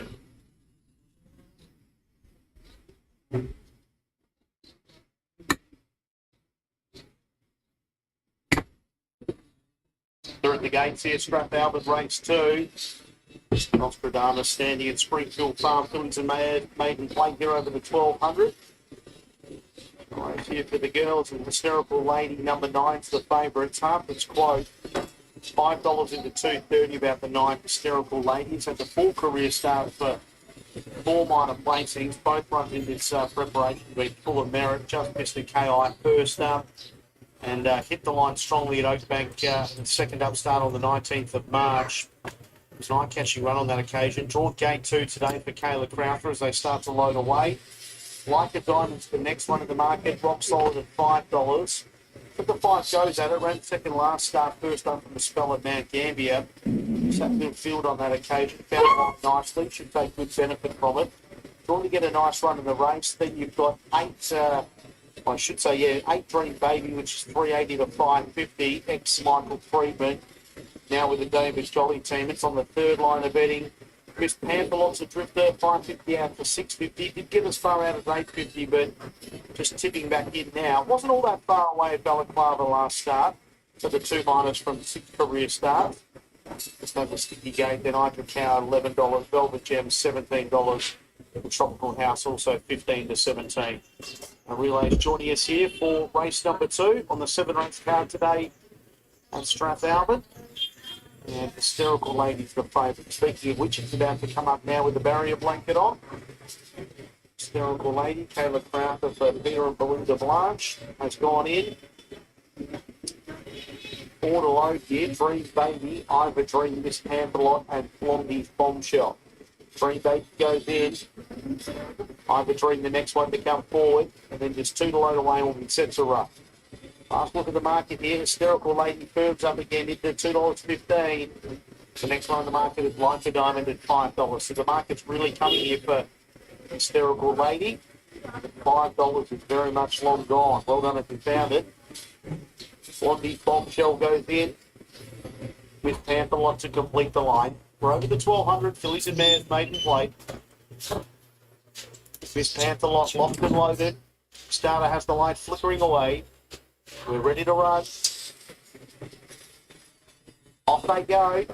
No Speed Tropical House. Best away up front was Another 9. Also Like a Diamond and pressing up forward was Velvet Jet just to be in front of it.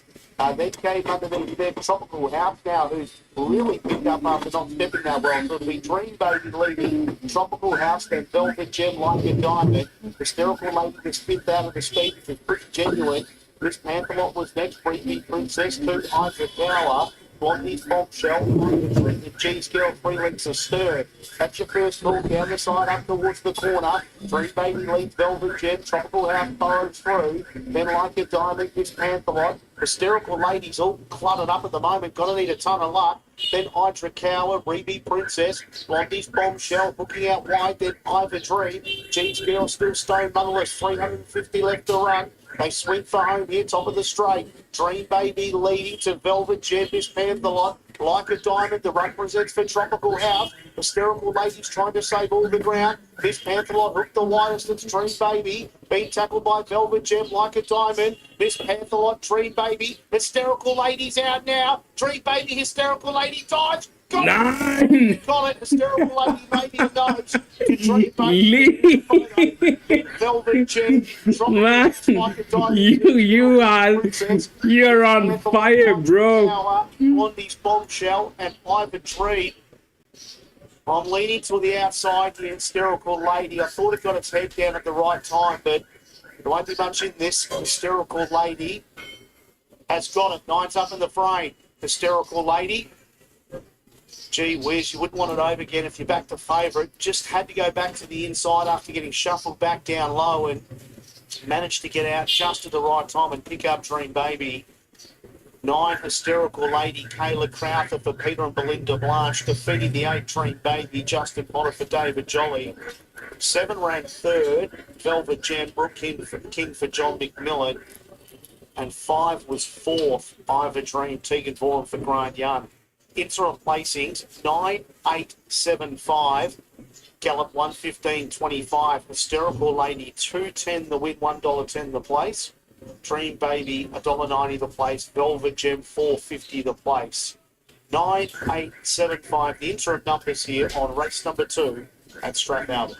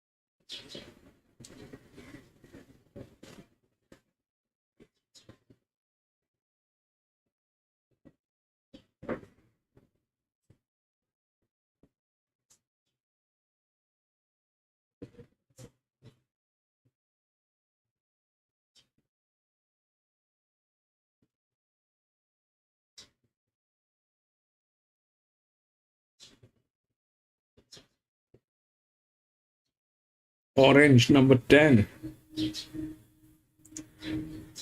Red light blinking. 1,000-meter dash here. We're about set to go. Starter holds them. Never fails the late scratching. Never fails the late scratching. As the starter continues to hold them here, they're racing major time out wide, began pretty well. Wilbury going up, and there's Poker Jack driving through fast, and Extravagant Lad is right through on the rails. Wilbury is over on the outside. Poker Jack is now getting back now.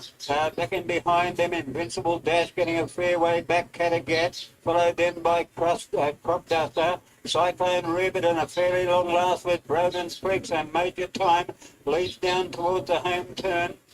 Running up now, but with Poker Jack and Wilbury is out a bit deep. Extravagant Lads on the fence looking for the run. Cattegat behind them. Further out, Invincible Dash. Major Time leads home. Extravagant Lad gets the rails one. The run, Wilbury the outside, Extravagant Lad, Wilbury coming up to fight it out. Extravagant Lad and Wilbury, Extravagant Lad is pulling away, and Extravagant Lad with Wilbury, Major Time third. Ooh, out wide, Cyclone Ribbit was coming into it strongly. Also Crop Duster, and closer in towards the fence there would have been... 10 had a bad start, I think. Wide.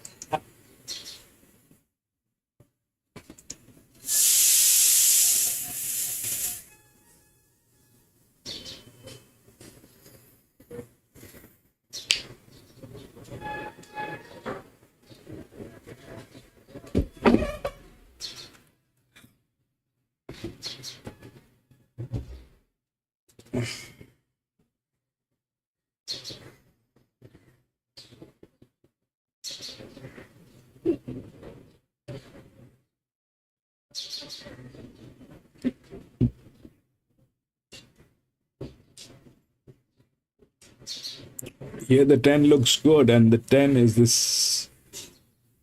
10 is good.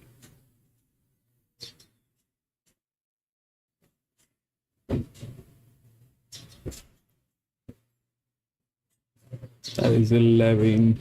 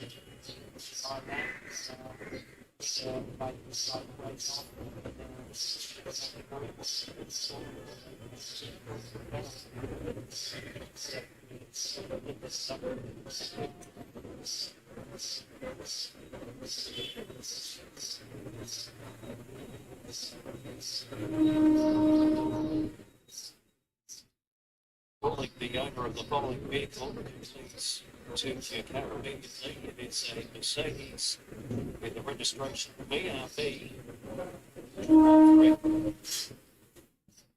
So, to be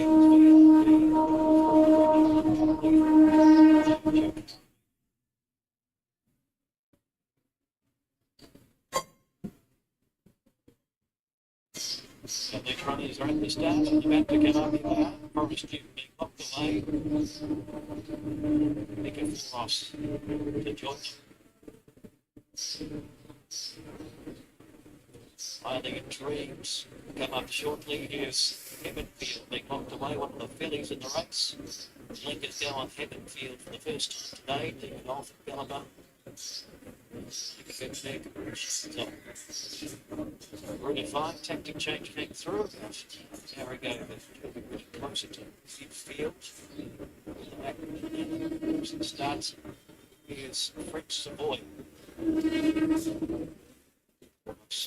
That 10 looks very good.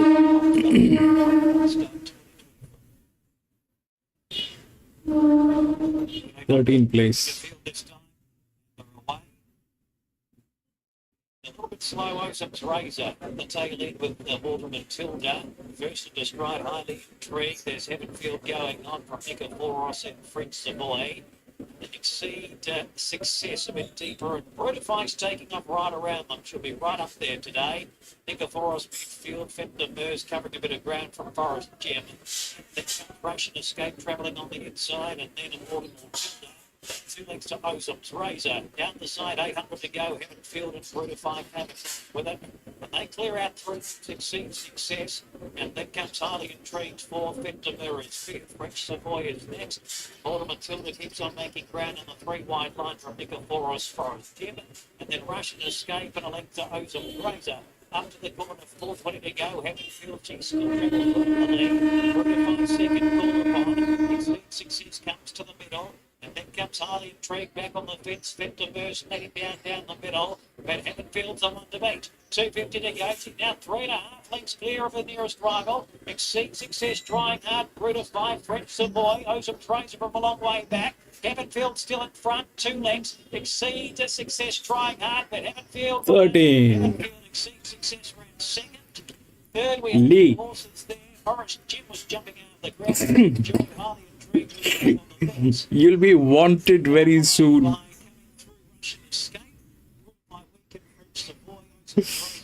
13.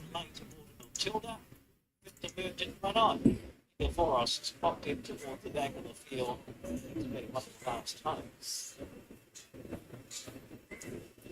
Midfield. From the race going on. They rolled it. She kept on running. It looks early in the straight. That was her race for the keeping. Exceed Success and Eddie Price. You are buying them 11, 13. What are the numbers, man? It's 4. We will take a look at the next one. This is going to be a handicap race. 5 and 9 has been scratched.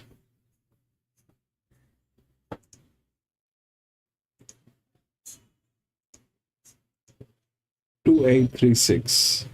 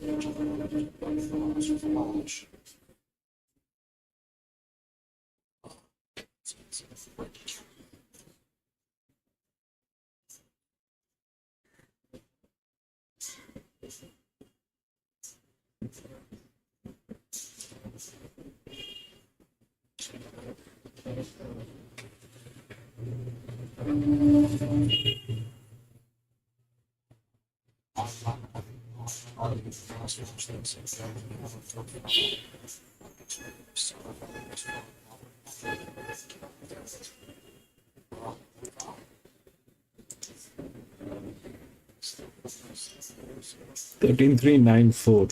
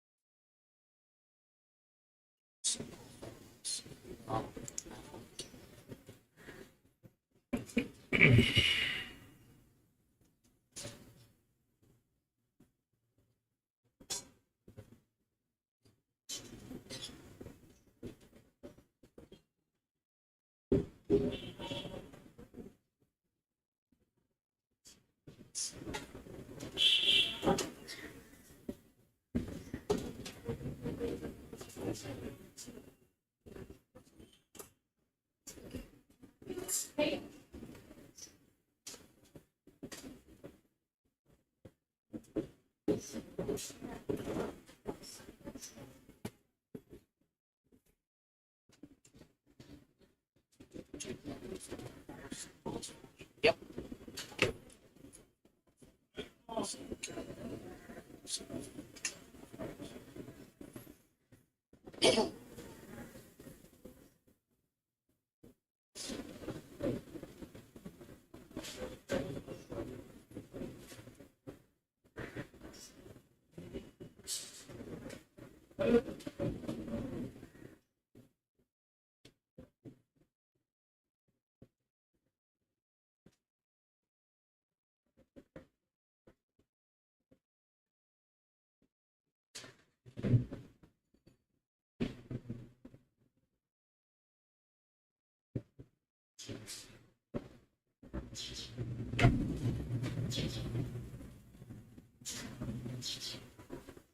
Yeah, thank you, Merck. Important strategy announcement here in this race as well. 4 Goki's going to be ridden for some cover, so this is a race that doesn't look like it has much speed in it now. 6 Gin Rummy's the favourite, 270 into 220. Three run on air, I should say. I run on air. 380 out to 429 until dawn, 380 to 650. 13, the last flash has been heavily back, 14 to 850. The punk rock has been tried, 10 into 950. Gin Rummy, the favourite at $2.20, number 6. My selections, 3, 6, 9 and 8. Son of animals, son of animals, son of animals, son of animals, high run, son of animals, then Gin Rummy, massively. Next one, then was Umarara River, followed then by the last flash, Harlan Godfather. Stefani P.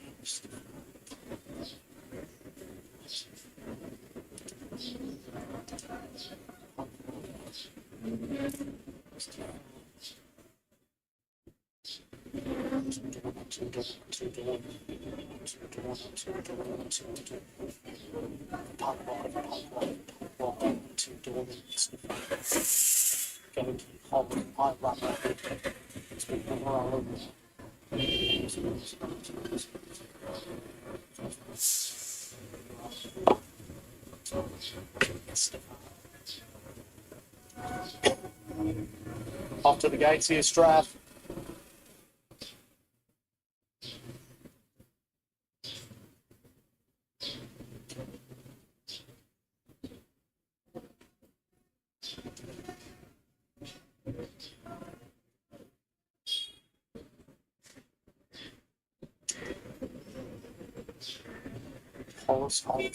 Hollis, high run on air, then came further back in the run, Matterlip, Chin Rummy, followed then by behind them, Son of Vanamos, then came until dawn. The next one then was the Punk Rocker, followed by Estefan. Then came further back, Harlan Godfather, Goki, Henry's Faith, and Villarreal River. Natalie, Chin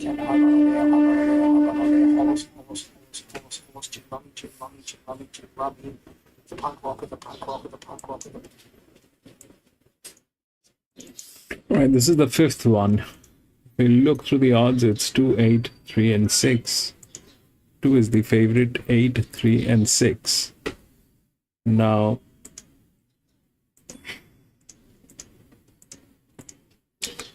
two is the linear. If we look through this, these two are almost the same numbers. Okay. 2 is the linear. 2 is the favorite. It's a 1300 meter. 163, 163. They're almost neck to neck. But the difference is this, that apart from the horse performance and all that, 2 is good. There is no doubt 2 is a problem. There is no doubt 2 is a problem. But here the problem is the management, and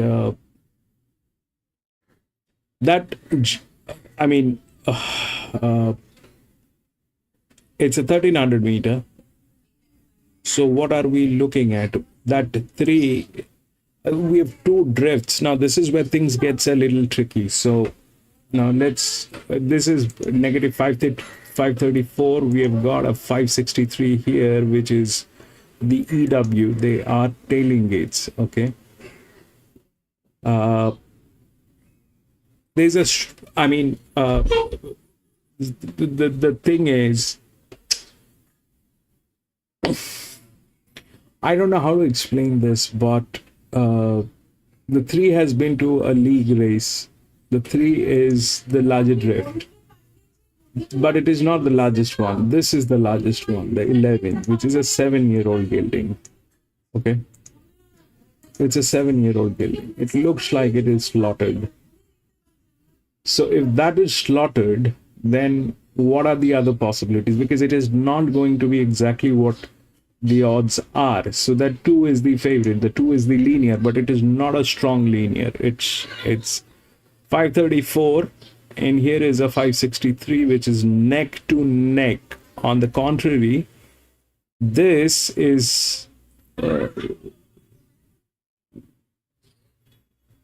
this will have problems. This is not an advantage. This is more of a disadvantage the moment that happens. This is there with the league race and all that is happening. If we look through, that 3 probably has a very good jockey that's there.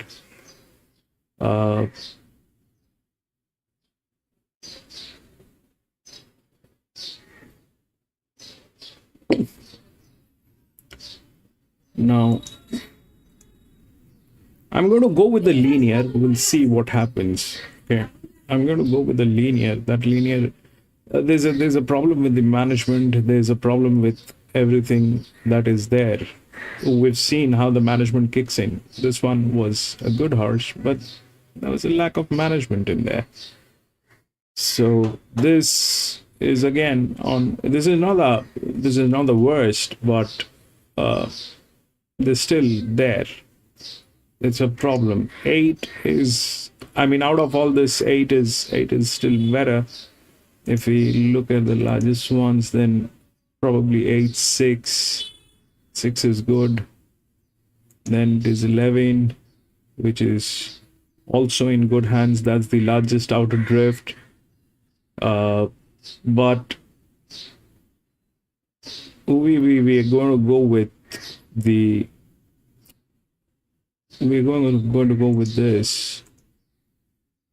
2 has advantage through the rails. It's a linear. It's a VB. It's got the torque. Everything is there. Okay, everything is there. The other thing that might happen is, I don't know about 3. Because there are other possibilities that are very much there, especially that 10. It's a straight green line. 6, 7. So 10 is a possibility which is there, because the moment this is what I've seen. I get a little carried away looking at the numbers, but the numbers are at times deceptive. I mean, they've been put in there exactly the way they want us to perceive things, and that's the problem. The 8 is in the best hands. So if 8 is gate number 4, this is gate number 5. So all that is there, and this is gate number 7, this is gate number 6. If we look at the gate number 8, that's this one, which is the EW. So it's not that it doesn't have support, it has support. 10 probably is a better horse, but the 7 is a threat. It has a lot of advantage. It is quite capable of putting everything down. 2 looks good. I don't know, 3 is there. 8 is in very good hands with a lot of management. So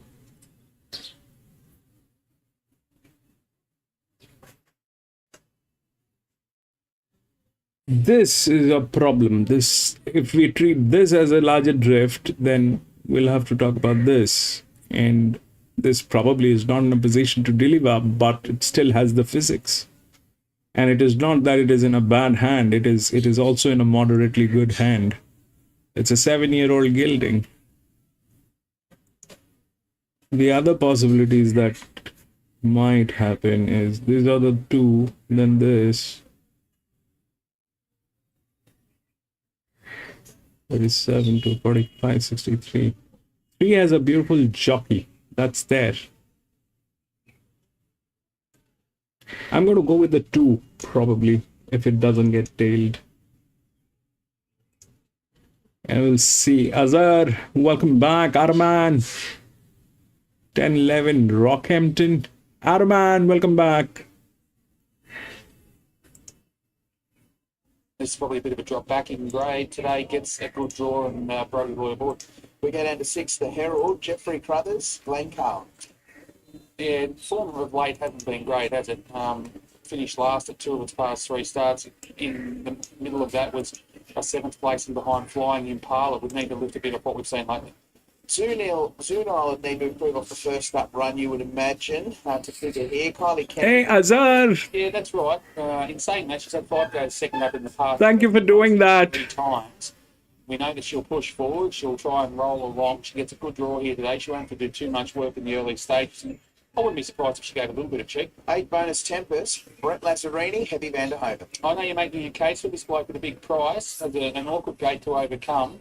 The run last time out wasn't too bad, but the run prior to that at Wyong was good in a 13.50 benchmark 64 behind Prince of Swords. He brings that form here. He could certainly give them a bit of trouble. The 9 is Miss Emma, Gary Kirker, Matthew Carl. Wasn't beaten all that far behind Il Pasero last time out at Canberra. That was on the 26th of March. Only beaten 3.5 lengths. Prior to that, beaten 2 3/4 at Wagga. So while it's been a while since she's been able to win a race, the runs haven't been all that bad.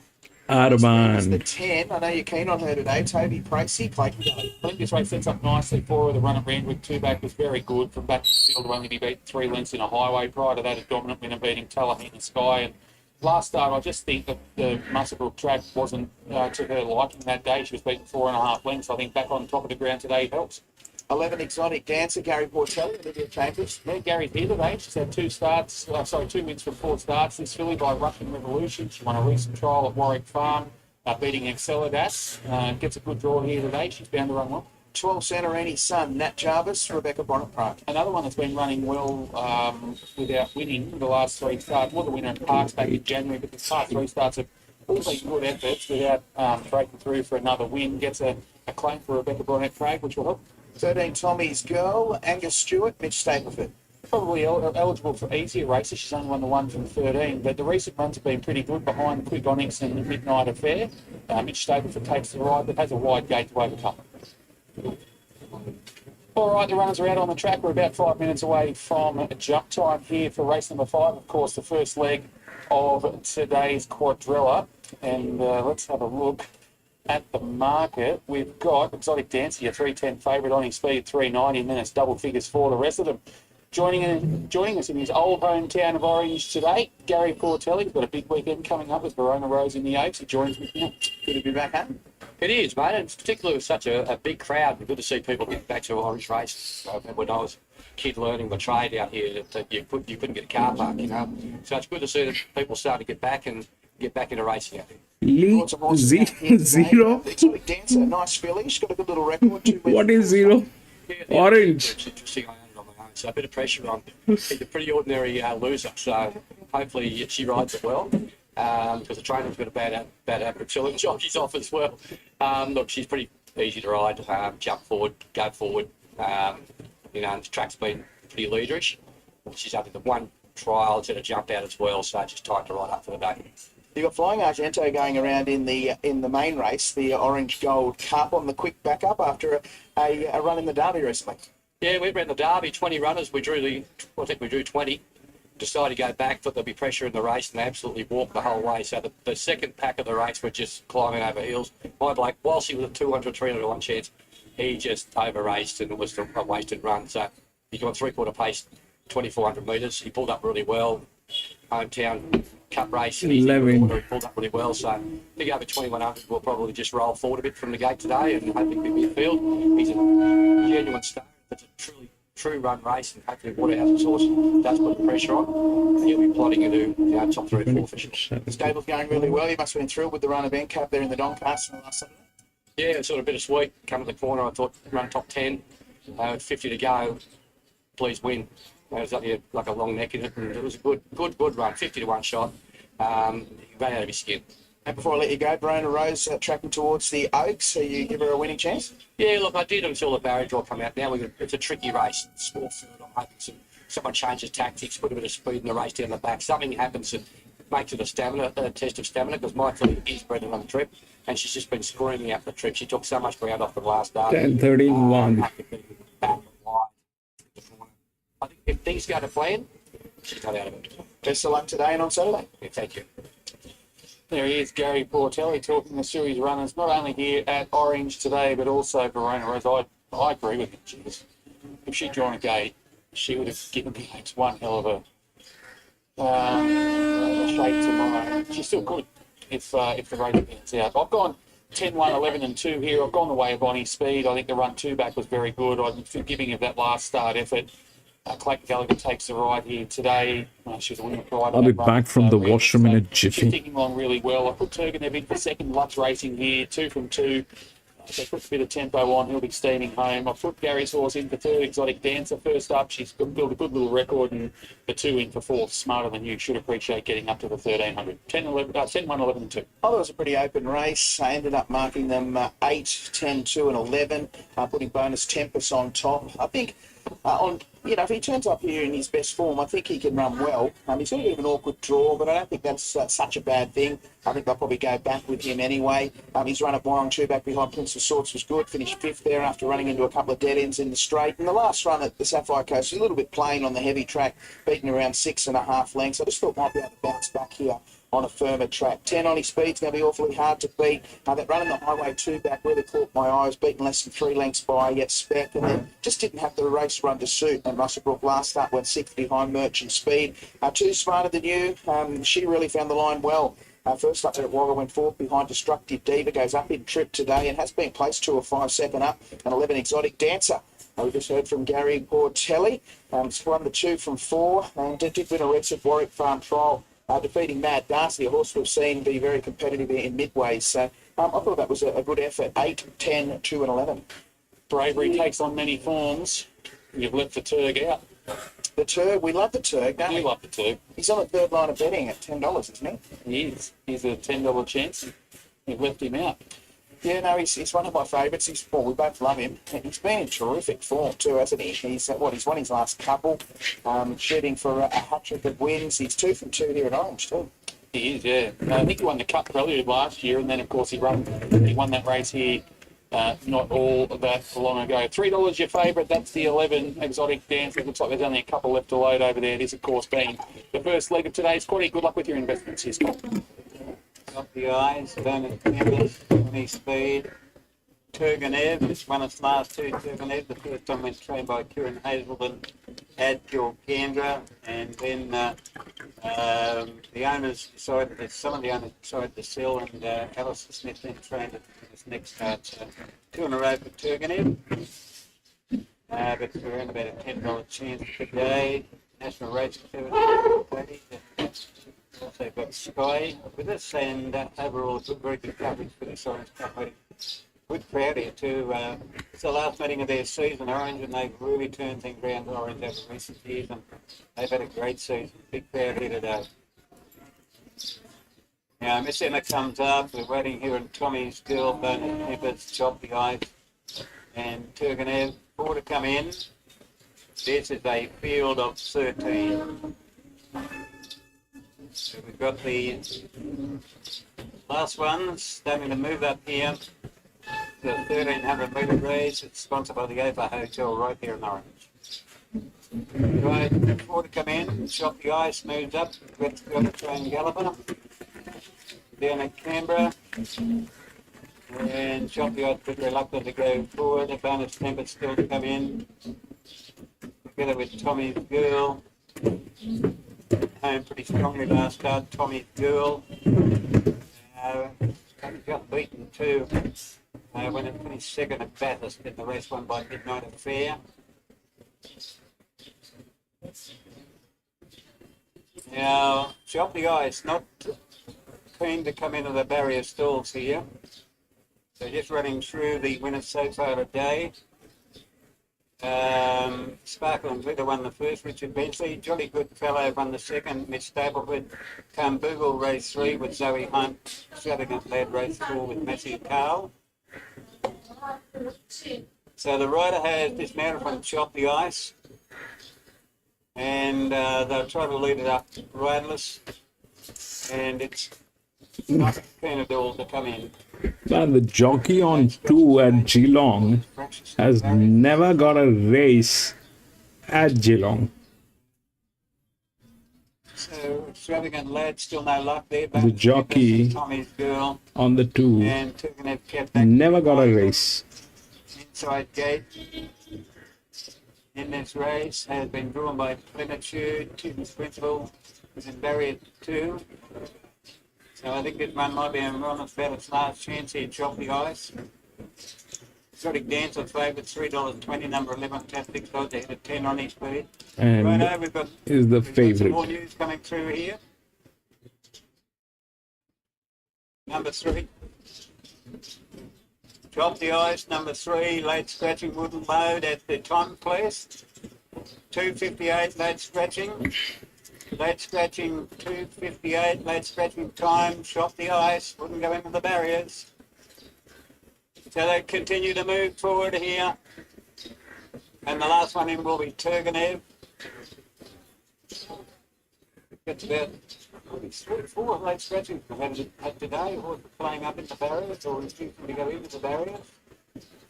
Now Turgenev will move up and complete the lineup. It's shooting for 3 wins in a row. Stand by, red light comes on. About to go here. We're almost set here. Drop the Ice, the late scratching. Off and racing bonus Tempest. We going well, but Exotic Dancer. And 11 is on. The Herald and going up there on his feet pretty quickly. The next one was Zoo Nile, followed back along the fence by Plenitude, joined by Santa Rooney's son. Turgenev was next. Tommy's Girl getting a fair way back with Tim's Principal well off them. Bonus Tennis and Smarter Than You was last of all. On his feet takes up the running with about 800 to go. Out by a length and a half. The Herald went quickly around the outside now of Exotic Dancer, 2.5 lengths back to Miss Emma. Then came Zunal, Plenitude with 6th on the fence. Turgenev is working around the outside. Then came Santa and his son. Smarter Than You, Tommy's Girl, Tim's Principal, and Bonus Tempest was last, and Chop the Ice for late scratching on towards a home turn. And on his speed was the leader over the Herald, and coming around them there was Miss Emma with a run. In behind them was Plenitude trying to get to the outside, but in the straight and on his speed, smarter than you, getting a rails run. Exotic Dancer, then Miss Emma and Plenitude on his speed is clear. Exotic Dancer raising another effort on the outside, but on his speed holding them, and on his speed beat Exotic Dancer third place. 10-11. You and Plenitude out wide. Then came Miss Emma, Bonus 10-11. Tommy School on the extreme outside. Then came Cedarini's son. Turgenev would have been next in, followed in by Sue Noel, Tim's Principal, and the Herald. Well done, Ben. Horse number 10 on his speed. I know you were really keen on this horse today. Azhar, bro. Pricey, $450.80 defeats Exotic Dancer. Azhar, bro, how are you betting? Because this is not The equation. included in the Singapore pools today.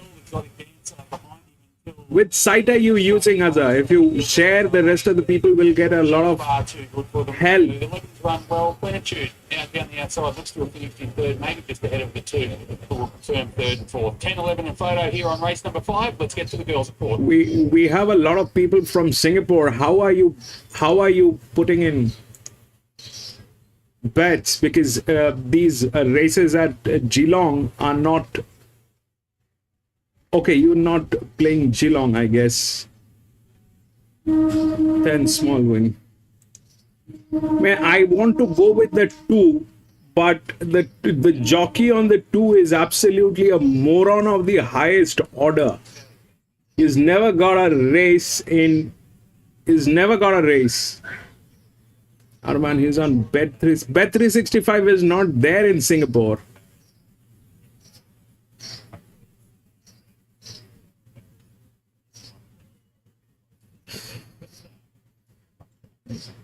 That's not there in Singapore.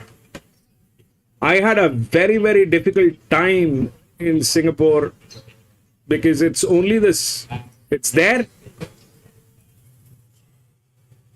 Are you sure? Where's Azhar? Azhar, can you help?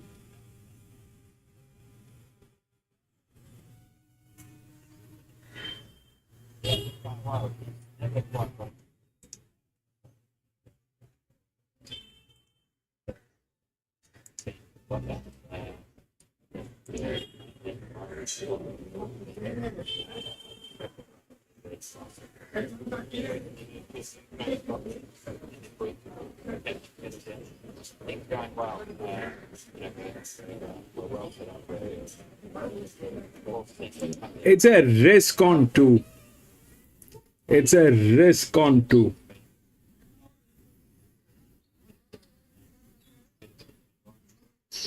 But I'll still go with the 2. It's the linear bet 2. Let's see. 2.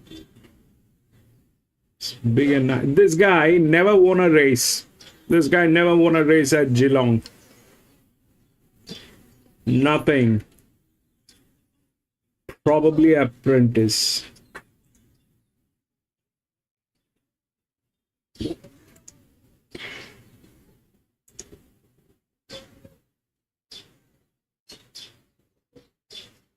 On the 95 now for Sugar Cokes. Buildings comes back from a break. Successful first, second starts in the sprint. Greater well at Sandown. Full failing in the track in the last front, right or break. Sugar Cokes jumped down well enough. Prevailed at 550. The group runs second up. Sandown winner most campaign.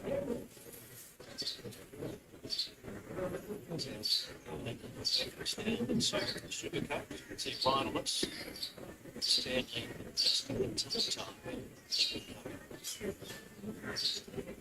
Snatched.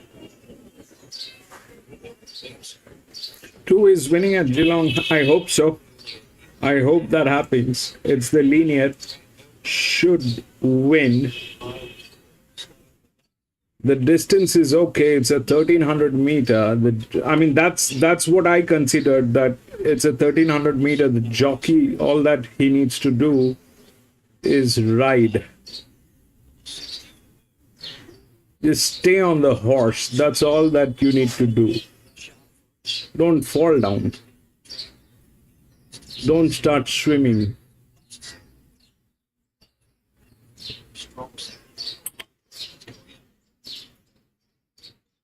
time. But I clubbed it. If I get it, I'll show.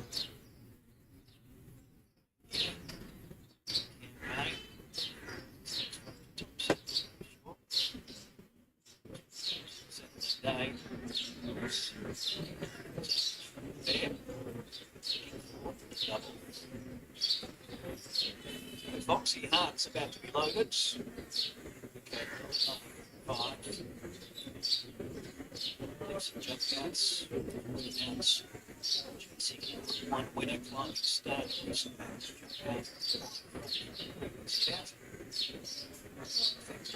Araman 27 Geelong.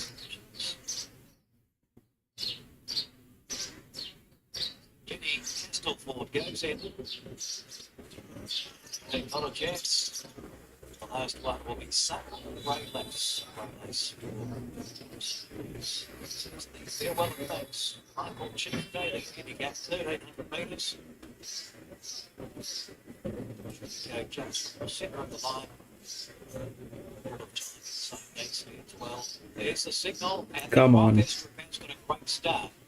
Also showing speed, Sweet Chevelle. There's Prevailed improving to third.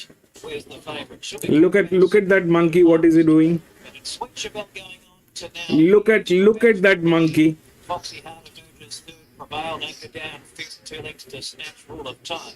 Sugarcoat third last, 2.5 lengths away to Sunray Lass. Jenny Castleford's back last, top of the track, 800 to go. Sweet Chevelle for Alana Kelly down the side, 3/4 Foxy Heart, and Astropaz with a trail today. Prevailed nice and close in fourth, and then comes anchor down back on the inside of Snatched All of Time, and then comes Sugarcoat.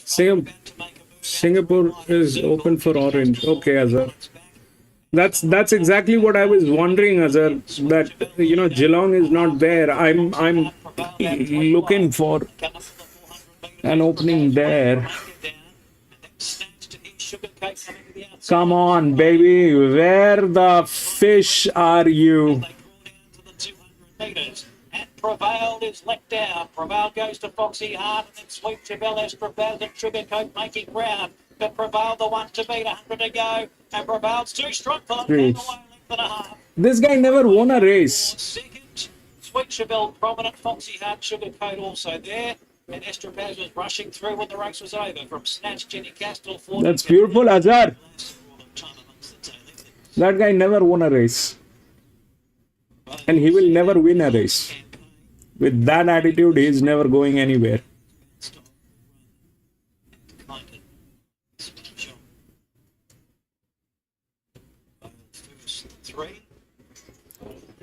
Of course, Jock's fault.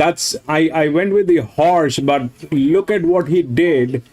Is he waited for? He's absolutely a moron of the highest order. Very close photo for third between Foxy Hearts and Sugarcoat. There's a margin. I can't see it on my photo finish example. Broadcast box, so very close. He's never won a race. 3:11 in a photo, the numbers. Prevailed. Very hard at Sandown first up.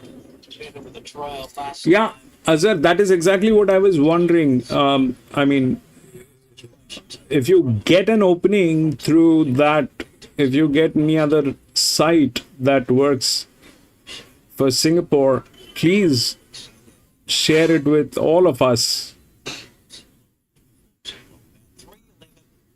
If there's anything that is reliable and working in Singapore. The minus spots. $51 chance from second, $81 chance from third. Favourites out of the top three. Sugarcoat. Sufficiently finished in the fourth. So She will finish at fourth. 3:11 something and then 2.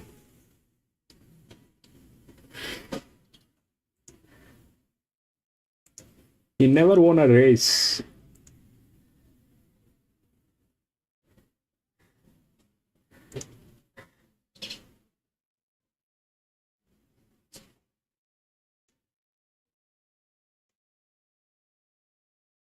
Executive Decision. Second, Bold Design on the outside of it, followed by South Boambi. Fourth, the Rails. A length to Via Vegas. A length, Prince Curo, followed by Aqua Fire, Archaic Force. A length, Valentino Prince. They're out by 2. Over King Soleil, followed by Oakfield Triumph and Fiction Society. Well back after 8193. What Stylized is next. The last a length away. Last of all was Sibelius. Pokes on in earnest up towards the 700. Rider Blanca in front. Lead Fire Vegas by a length. Third, Bold Design the outside from. Did you see, Adam, and how he slaughtered the two? That guy is... Stylized behind those next was Why even try and put a jock like that on that kind of a horse, man? Vegas race to the front, joined the middle by Bold Design. Executive Decision on the outside. Archaic Forces working home okay. Executive Decision. Fire Vegas kicking back on the inside. Executive Decision. Might have won. It's a 12-13, I think. Decision on Via Vegas, followed by Bold Design the middle. Archaic Force not far away. Prince Curo followed next by Stylized. Valentino Prince. King Soleil, Aquafire. Also Oakfield Triumph, Fiction Society. Well back was Sibelius, and last of all South Boambi. It was the horses right down the bottom fighting it out. Via Vegas and the third Executive Decision, the 12, but I do favour the 12 on the outside there. Millie Thompson in the saddle for Mark Cross.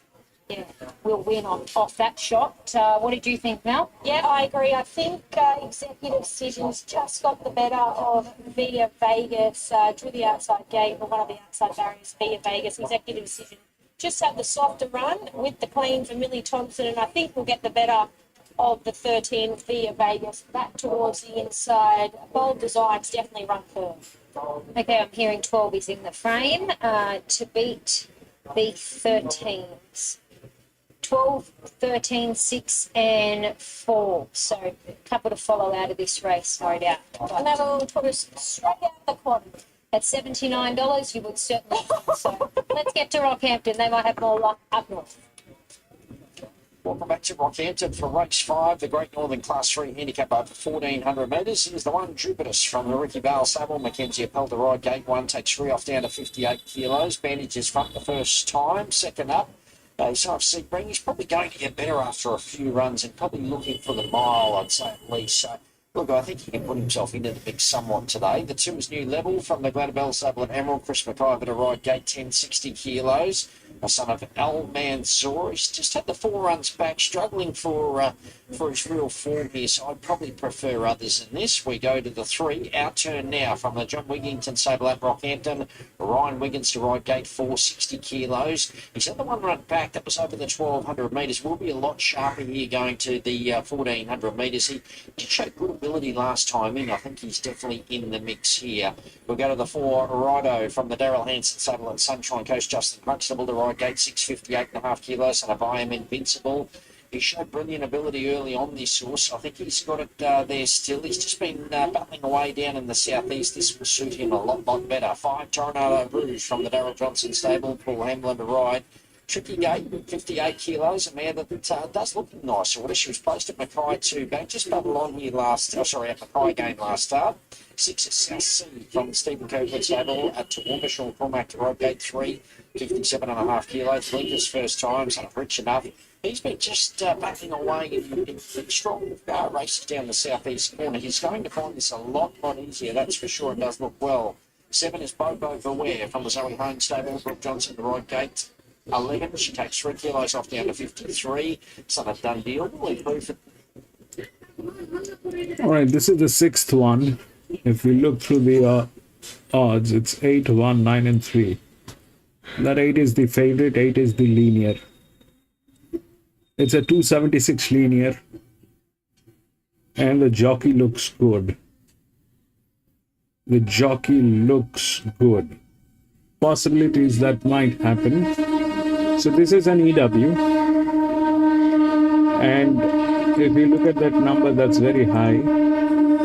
It's a very heavy horse.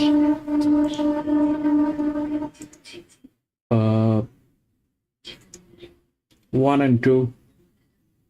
It's through the rails as well.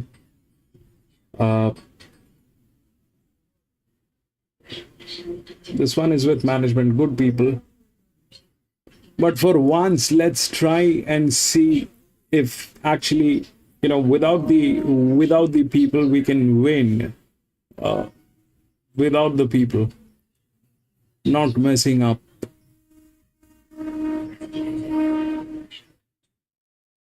This jockey is a moron. This jockey is a moron, so probably with the force and the management it will get in, but it will not win. So we are looking at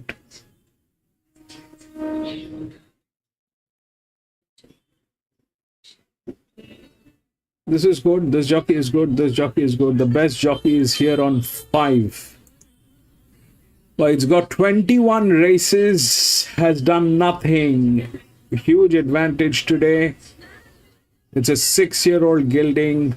There's a lot of advantage going on with 5. If that 5 gets in, I'll be very disappointed. This horse has nothing. It's got 21 races, has the best jockey today here that 5 has. But let's just do horse racing. I mean, I want to do clean horse racing. This is a linear. This is the EW. That's the outer drift, which is the highest outer drift. But this is the problem. The moment they put an outer drift within the rails, it doesn't work. I don't know for what reason it will not work. I mean, that's what I have seen. So whether it will, I mean, it had to be here, somewhere here, down here. It is up here. That's a problem. So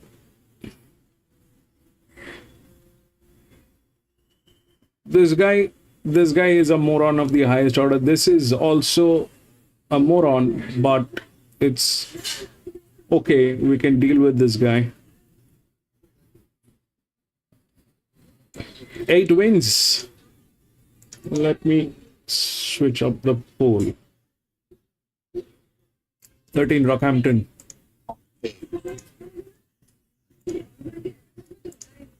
Both everywhere goes in. GGP and Tornado Rouge, they'll be the last to load. Thank you, Mercedes. 2 to move in here. GGP and Tornado Rouge, as soon as they go up, everything will be in readiness. Will be right to go for race 5. The Class 3 handicap presented to you by Great Northern. Tornado Rouge to load. Up goes Tornado Rouge, and now it's set. Favourite for the race, South Sea. Drawn down low. Jupiter's Money Man right up to it.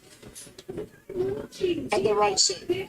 South Sea fast away, showing speed reduced. Tornado Rouge up into a handy spot with Money Man out turn now.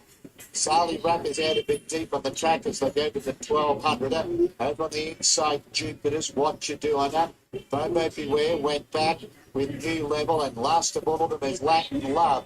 Running into that top corner at the 950, Reduce found the front, shows the weight by a neck.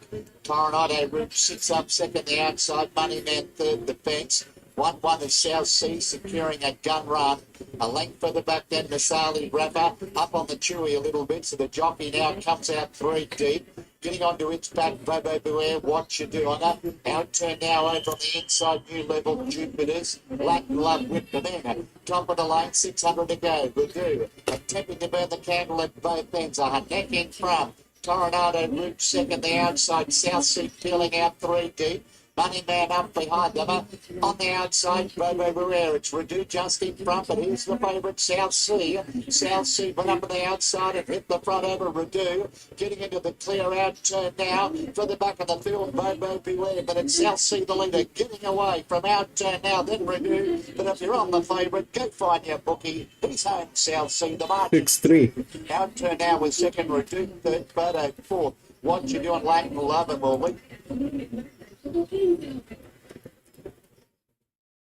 Bow $4 to $6.50. Got an inspiration in the ice cutter, both at $7.50 and Head Smart $7 out to $8. Very, very tricky race. $5.50 the field. My numbers 4, 1, 7 and 3.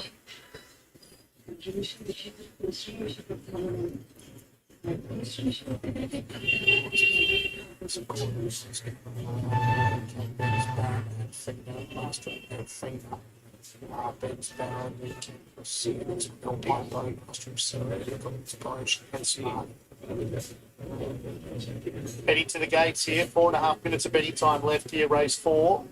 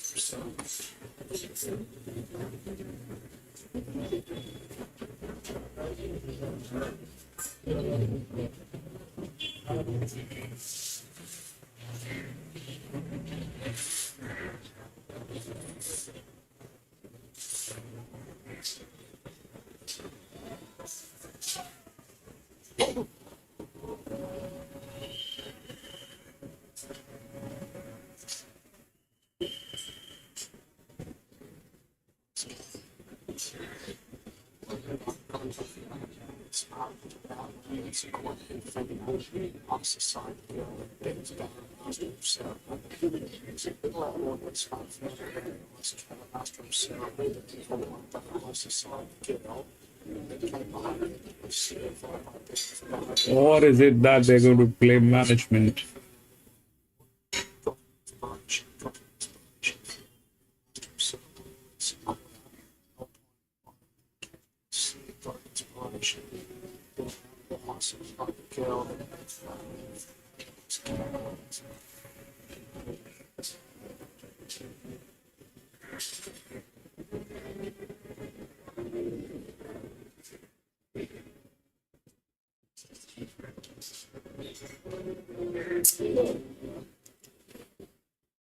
And if they play management, then it'll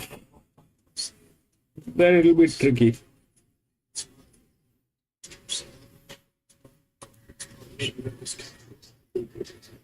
This is why the prize money has to be above the pool money. This is exactly why the prize money has to be above the pool money, because if the prize money is less, then there's a possibility that they will play with it. Because the pool money will be more than the prize money. That means they will make more money through people betting, and the payouts are going to be less. The 2050 staying trip. So they do jump here at the top of the straight. They'll do a lap. So don't go the early throw, of course. $5. Well, we did have joint favourites here. Now we've got Red Sequoia on its own at $5. It's in from $9, Red Sequoia. Locally trained by Peter Moody, looking for a double on the program. Most decent record here, this track and distance. 10 starts, 3 wins, 1 minor. It's been racing well, narrowly missed 3 of its last 4. High Society Girl is 650 into 550 for High Society Girl. 4th up now. Should be at peak fitness. Todd panel line for Steve Theodore. It's a good each way chance in an open race. Alpine Bow is sharply down in grade. It's on the 3rd line of betting at $7.50. The Ice Cut has just firmed up to $7 as I speak. Justin Potterford, Grant Plusky. It's at the 5 runs here at this track and trip for 1 minor. Further down the page, you have Got an Inspiration, 950 into 750 for Got an Inspiration, who ran 3rd last start at Narraport. Head Smart, 7 out to 9. Fiano now, 13 into 9. It's trimmed up Fiano now. Then Anfina, 10 out to $9. Master of Ceremony around the $10 quote. Not sure if that helps. I think what the market says is this is pretty tough, hard to sort out. Lots of chances. Loading away. Happy birthday to Polly Brewster, who rides Little Outlaw here. One of our apprentices here in the state as they are coming forward. Final few to load away. Ed Smart, Got an Inspiration, Master of Ceremony and Alpine Bow. Master of Ceremony, red cap. Placia, black cap, and Alpine Bow and a purple cap. The Mick White, or they're similar colours to Mick White and John Mick Mine runners. to distinguish them. Up comes Alpine Bow, line about to be complete. We're set to run. Favourite here is Red Sequoia, but it's an open race. $5 the field almost. Set to run, light flickers. Off they go. Head Smart had a nice little jump out in the middle there, but there's good speed for Ben's Barron, and Phoenix stepped away nicely. And now Plaisir's hunting forward with Master of Ceremony and Little Outlaw. Let's take stock. Little Outlaw's carving over from a wide gate. Won't cross Plaisir though, who will take it up. Master of Ceremony goes to third. Head Smart was fourth. Then came the Ice Cutter and Feeder, High Society Girl. Two Ben's Barron. Lewis, one orange. Third last. Got an Inspiration and Alpine Bow, the last 110 off the leader. That's your first call here at the 1500 metre mark. Plaisir ran to the front by about a length and a half. Little Outlaw as they head over the crossing. Master of Ceremony was next, Head Smart fourth. Then came behind there was the Ice Cutter and Feeder midfield defence. High Society Girl hits outside. 1.5 Viano now. Ben's Barron at the 1300. Then came Red Sequoia, got an Inspiration. And Alpine Bow last of all. This leader's burning along in front here.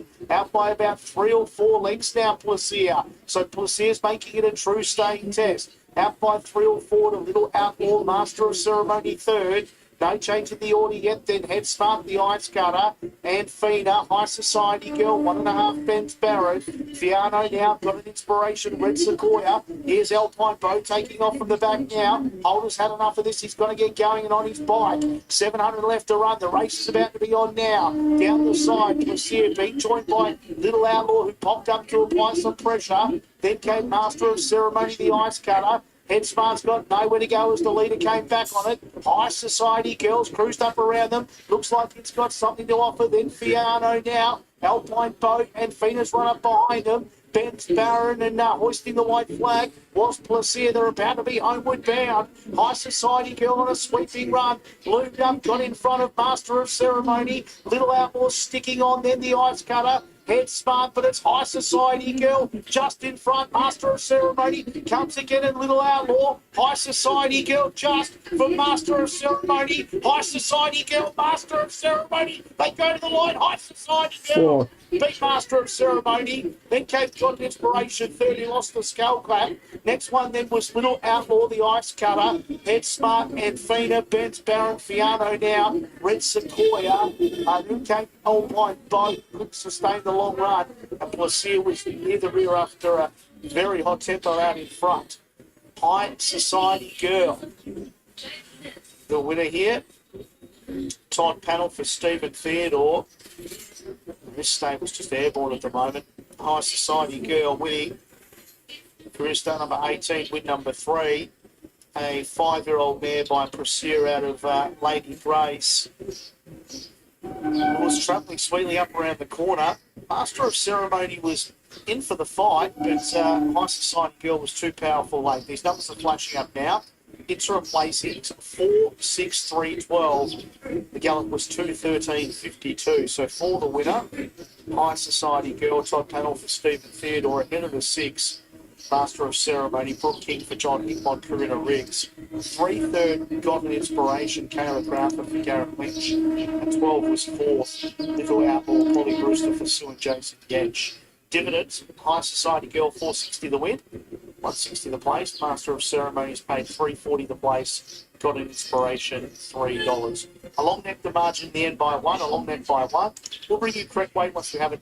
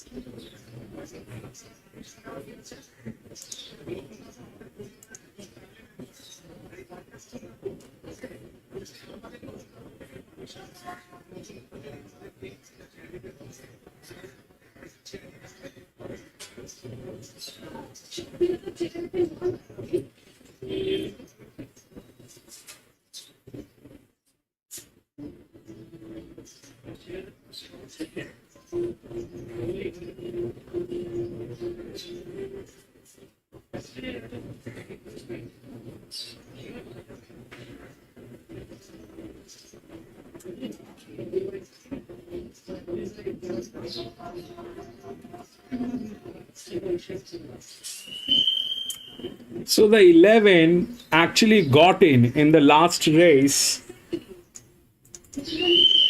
So the fifth one,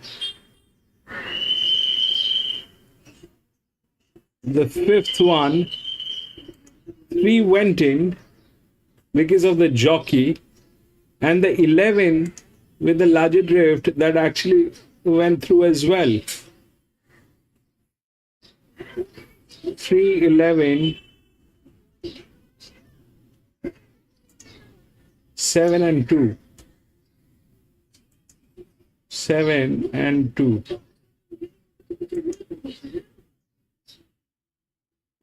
Here, this has got one of the best jockeys. That's the linear, the 8. Okay. 3 is the outer drift. 9 through the rails. 1 has management, but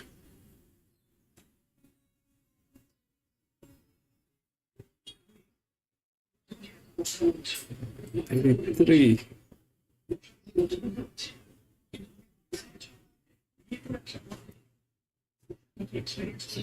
357. The other one is here. 239. But it has 21 races. If that 4 gets through, I mean that 5 gets through, it'll be very sad. 21 races, it has done nothing. If this thing gets through, then I don't know what to do. They're also like that. Here the only problem is this management. Otherwise we have a straight line. 8, 3, 9. That's the large drift. 8, 3, 9. The physics works. So that was the drift. It went through. Here it is the drift. It will go through. On top of that, it is within the within the rails. So we are looking at 8, 3, and then 9. Is that what it is going to be like? 8, 3, 9. Adaman 5 and 9 orange. Here at Orange in a Class 2 back on the 23rd of March. 3, check your 6. You know, it's going to get a lovely run from a soft gate. Look, the winner when darting through between horses late, only to be gunned down late by Turgenev at this track. Good gate again, strips fitter, and 8 Green Pineapple. Looked a little unlucky when fourth the crook last start. Do you want to play a try? Provided that management doesn't kick in on the 1. Tracks 12, 5, 3, and 8. New favourite here for Mardu, $3.60. The one written goal just drifting out to $3.70. You've got $9 there about number 10, which is Tulip Wood. $9.50 now, $9 for the Mona Lisa. So some good late support for mix on top selection. $11 each at 2 there with the 3. God knows what they will do. Legend. Derek Drops horse, Rain again, the $15 chance, and Bomb Ballistic $23, rounding out the first page of the market. But a new favourite here, Nick, in the form of Famazu. You'd imagine there's a good amount of local money going on the home track horse. Yeah, Alison Smith had a real decision to make about the dual accepted with Famazu, whether to go to the 1400 metres Class 1 or the benchmark 58 mile race. In the end, she's elected for this race, and punters of the opinion that she went the right way. She's been well supported, currently into $5. Sits on the second line of betting behind Written Gold at $3.40. Yeah, a bit of a late rally there for the Gerald One Rice. just came off maiden races. Geelong. Just having a look there, over there at the 1400 metre starting point. Looks like there's Yeah, that's why I'm not considering one. I am, and on top of that, the jockey on the one is absolutely disaster. Never won a race. Now Kraft comes up, waiting on Iraq, Green Pineapple, the Mona Lisa. I'm talking about 839 straight line. A bit after 1 o'clock, the first at Devo tomorrow, the big Queen of the West Media. I reckon I'll get a big crowd there. It won't be big. Also, Because they're all within the odds. Pineapple. Getting up towards his gate, and that'll be followed up by Fancy Garter. So the last couple move in. This is the first leg of the daily double. It's over 1,400 metres. And they're about to jump. Red light comes on. Stand by. 1,400 metres a trip. Come out of a chute and only gallop 70 or 80 metres before they link up at the course proper. Off and racing. Craft began pretty well. Rain again was showing early pace. And getting in behind them was Check Your Six in a handy spot with Naval Officer on the outside of it. Crown Legend was next. Written Gold taking off right around the outside. Not 8. Will be centre field 9 and 3. the track. Then comes Flymer Zoo, the next one Green Pineapple, Bombastic Fancy Gutter. And the Mona Lisa was last of all, so Rain again, taken on by Written Gold. Man, 5 is a crazy one. Inside. 5 has the best jockey. Crown Legend. It's an 1100 meter. 6 just in front of them was Naval Officer. Iraq has been deep from the outset. Tulip Wood inside it, then Flymer Zoo. A good break back to Green Pineapple, Bombastic as they race down the side. And in behind them was the Mona Lisa. So But 5 has been on this distance ever since 1100 meter. Written Gold. Out wide there, running home very well. Was out by Tulip Wood. But No, in that case, 9 will not work. I don't know. Then 9 will get into trouble. Coming around with Tulip Wood, Famous Zoo beats Tulip Wood, Green Pineapple, 5. and running fourth was Kraft. Iraq came home well. 5. Fancy Gutter next Arman, year. 5. Then came Crown Legend, Check Your Six, Rain again.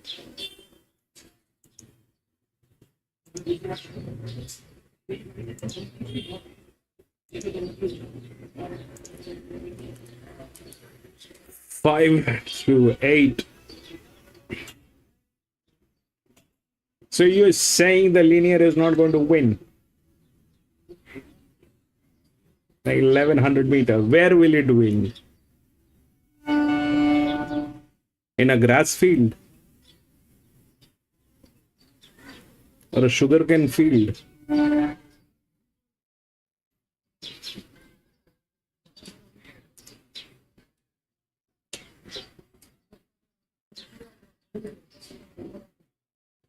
See, the one,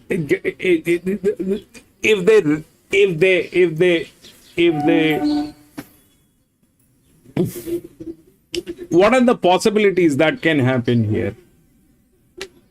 One possibility is one wins because of the management. All right. One wins because of the management. It came out of the maiden races, and the management is good. One wins. If one wins, 5 gets in. So in that case, 1 and 5. That's 3 and 4 gate number. If that doesn't happen,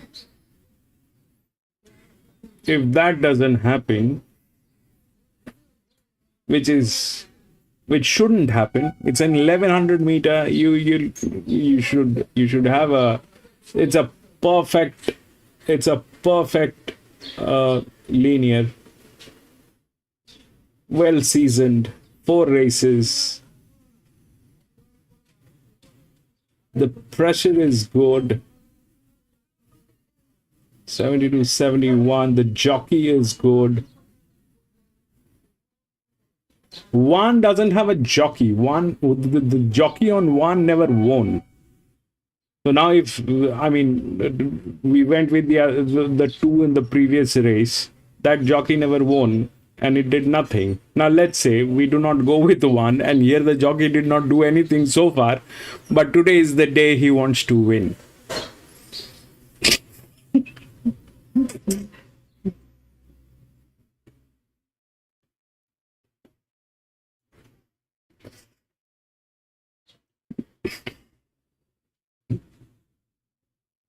But it'll be difficult to beat.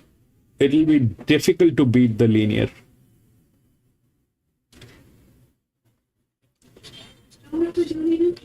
Man, I'm going to go with a straight line, 839. All right, let's see, we get it.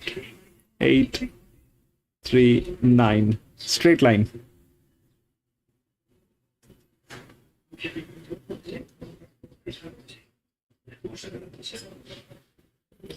Leaving the 1 and the 5 out of the story. Is there anybody else? That 11 is a threat. That 11 is a threat, which is gate number 9. If 3 is from gate number 10, then 11 has chances, but will that be 11:35? Probably not. I don't know. Straight line, 839.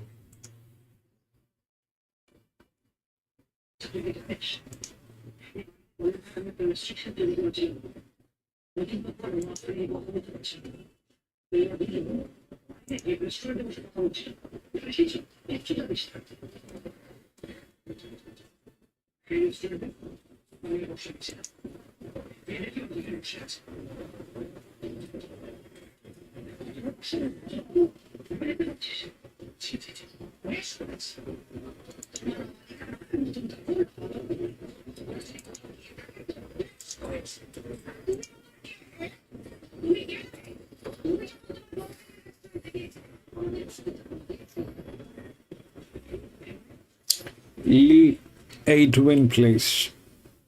If that doesn't happen, Lee, then it is a very sorry day for us. If the 8 doesn't win.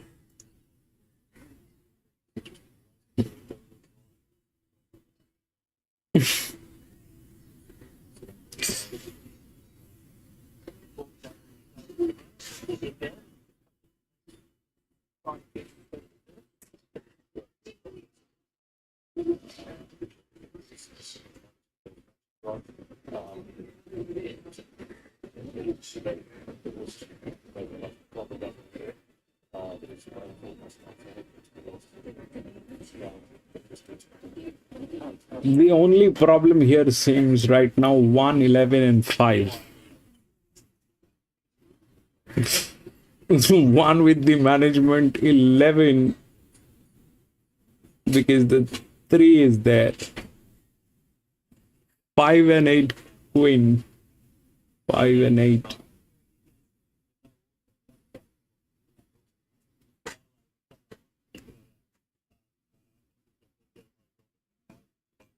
If that thing has 21 races, it did not do anything. But it has always been on this distance. That's true. It has always been on this distance. Huge number of races here. And what is that 2 looking like? What is that 2? 2 is 6-year-old gilding. That's a drift. Not possible. I don't think so. The 2 is now a grey.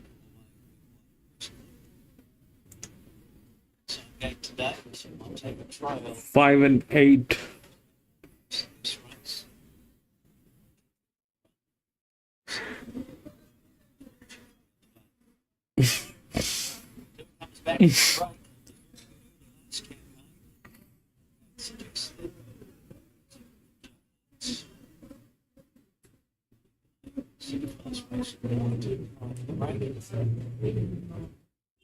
Second subject, number 95. Like this, shit, mate. White cap.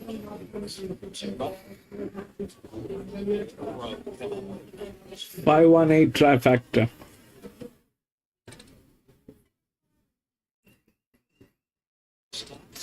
That'll be bad. I don't know if that happens. I'm trying to get rid of that thing, you know. I'm trying to get rid of that management part of the story so that we get everything right. Look at that 8. 1 is running. More than that, that gray is running. And now the 11 is also running. 11 is a threat. 11 is a check.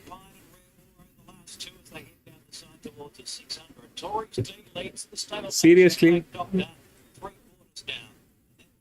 Travelling third back on the inside of Shooter McGavin in the white club colours. Rich Love. Seriously? Versailles next, Printing and Son is splitting on a run.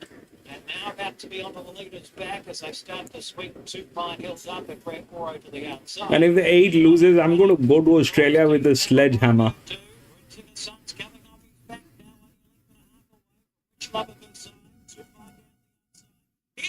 What the? What was that? 8.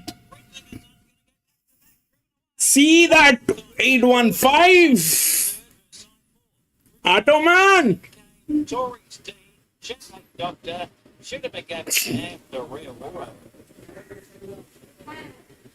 Printing the Sun. 8 got it, but Automan got the try. Brilliant. See what jockeys can do, man. If the jockeys are there with the right... Struck the fronts, really in the strikes. Printing the Sun. League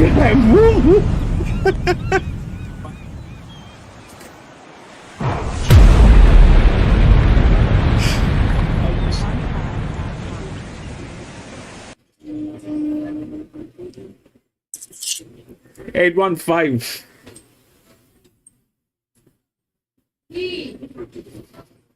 Seriously?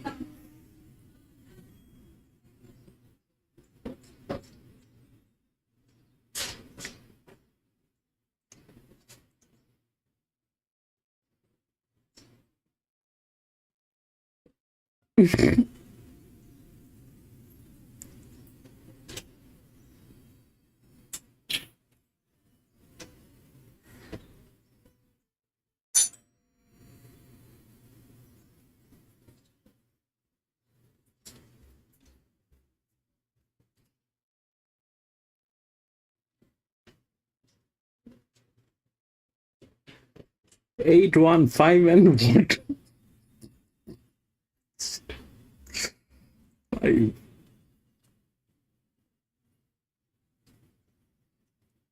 This is 6.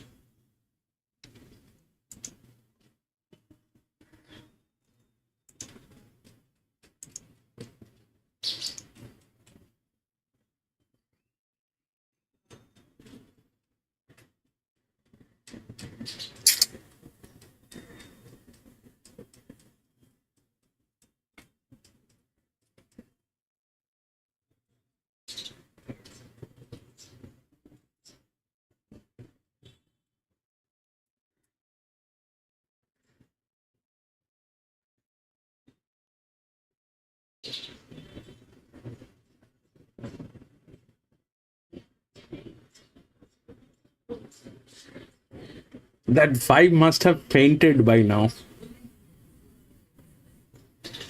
That 5 is like with all 4 legs up in the air.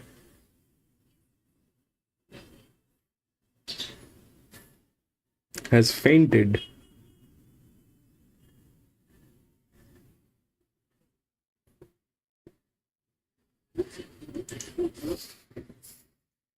Seven. All scratched. About already scratched them. 7, 8, 6, 10. 7, 8, 6, and 10.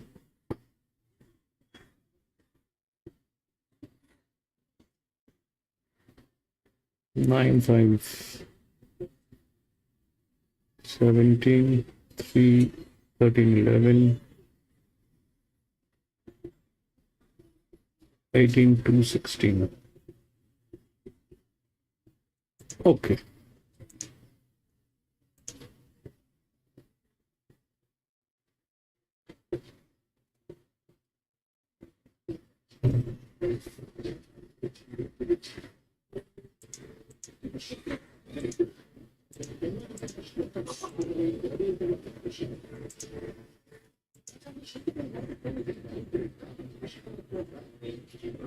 Eight, 1, 5, and then 9.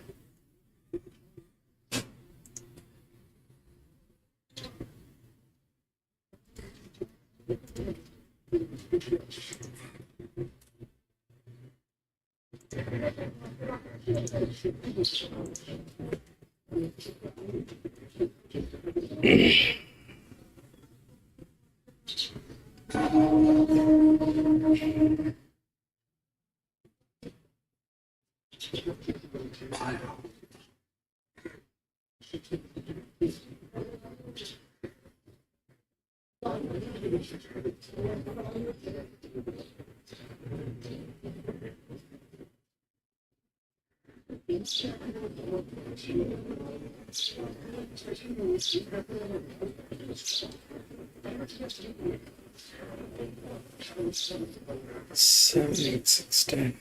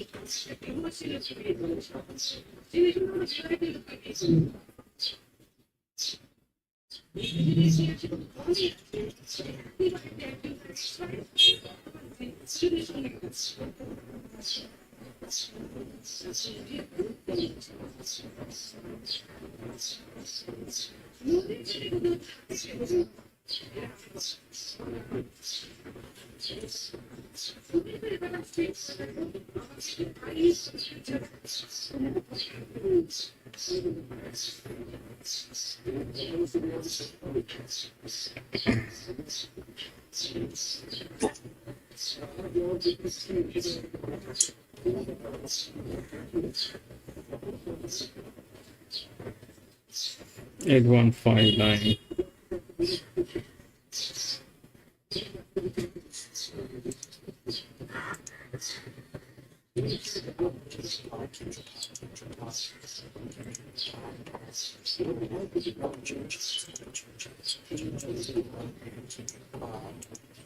$9,172.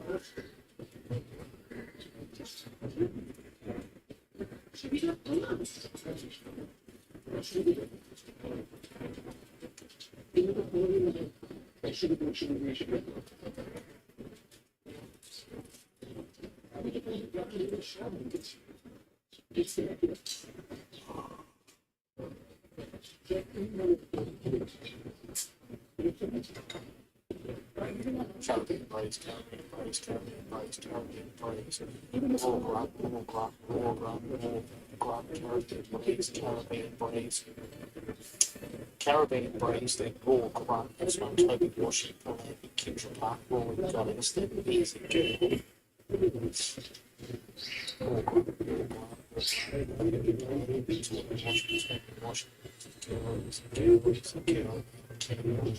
Kendra Park, Cheese.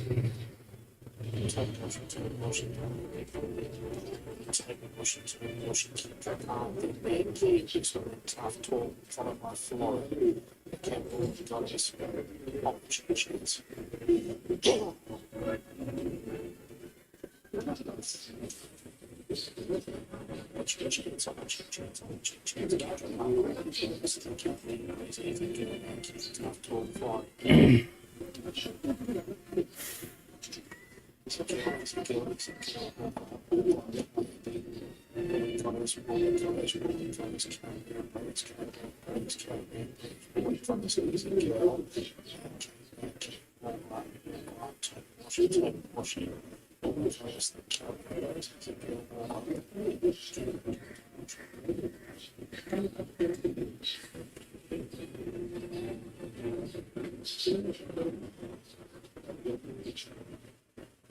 Heading to the gates here at Strathmore race number 5. They're off to the gates.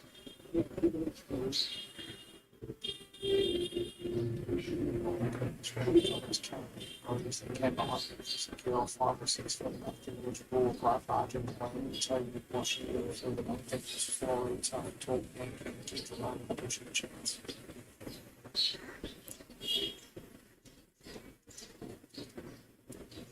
Yep.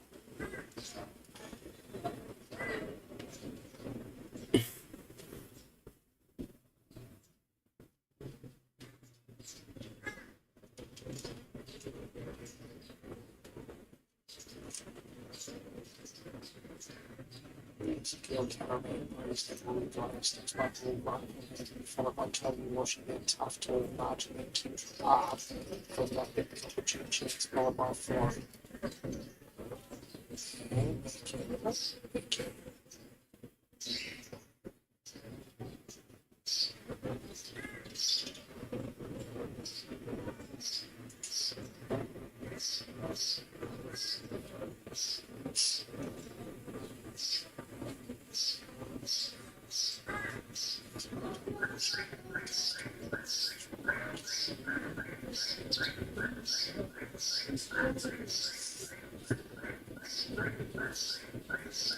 Yeah, thank you, Merck. Just getting to the gates. 4 Florey's been well back in the favourite. You'd like to see a move for it too, because it's first up from the spell. Hasn't been in the races since October, where it won on debut.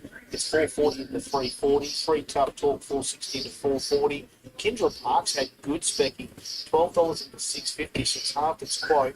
Then Caravan Breeders 10 into 750.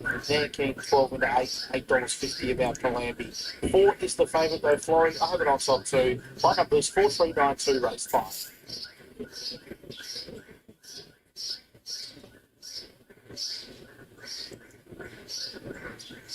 Goddess World Opportunity Chance, the Temple Tough Talk, Opportunity Chance, Toby Washington, Skill Florey.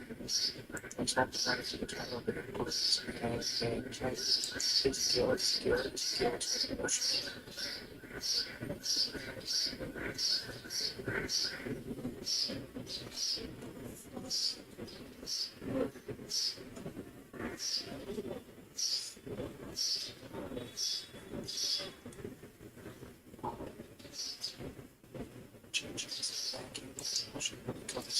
Tough to Kindred Park, Caribbean Bridge, Walk Cape Florida.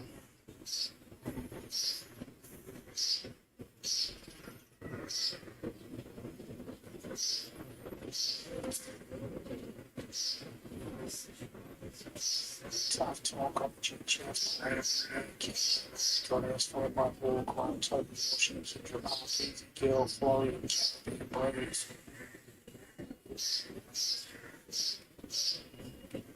Just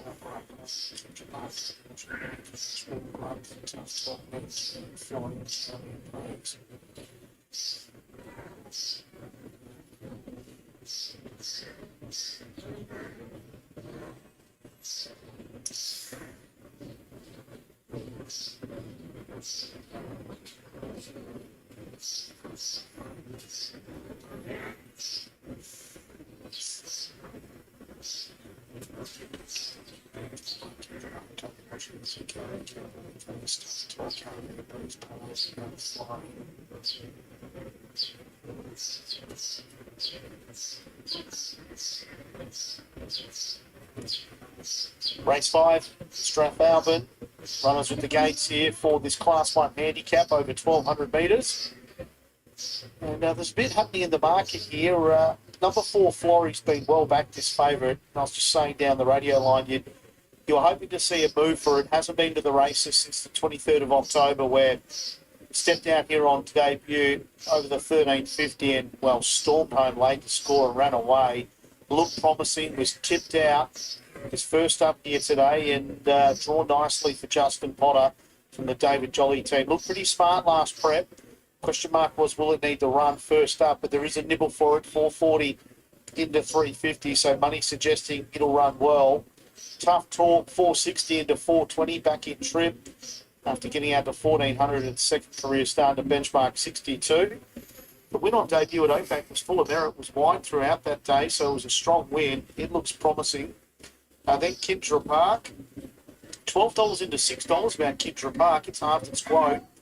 One win from 16 career starts, but hasn't been all that far away. Ran second here at Strathalbyn last start. Had excuses at Oakbank to start prior when it was wide throughout. Certainly firming up in the market. Then Nanking is $12 into $8.50. Nanking for Belinda O'Loughlin.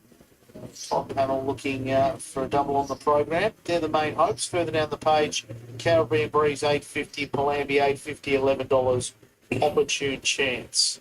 They are loading away, more than half the field squared away here. In fact, just 3 to come up. Florey's just gone in. Palambi about to come up, and Raw Grunt will be the last one. So they've done well here to get them in. Florey's going to run the favourite, 440 into 360 for David Jolly, Justin Potter in the saddle. First up from a spell, looking to make it 2 from 2 in its career so far.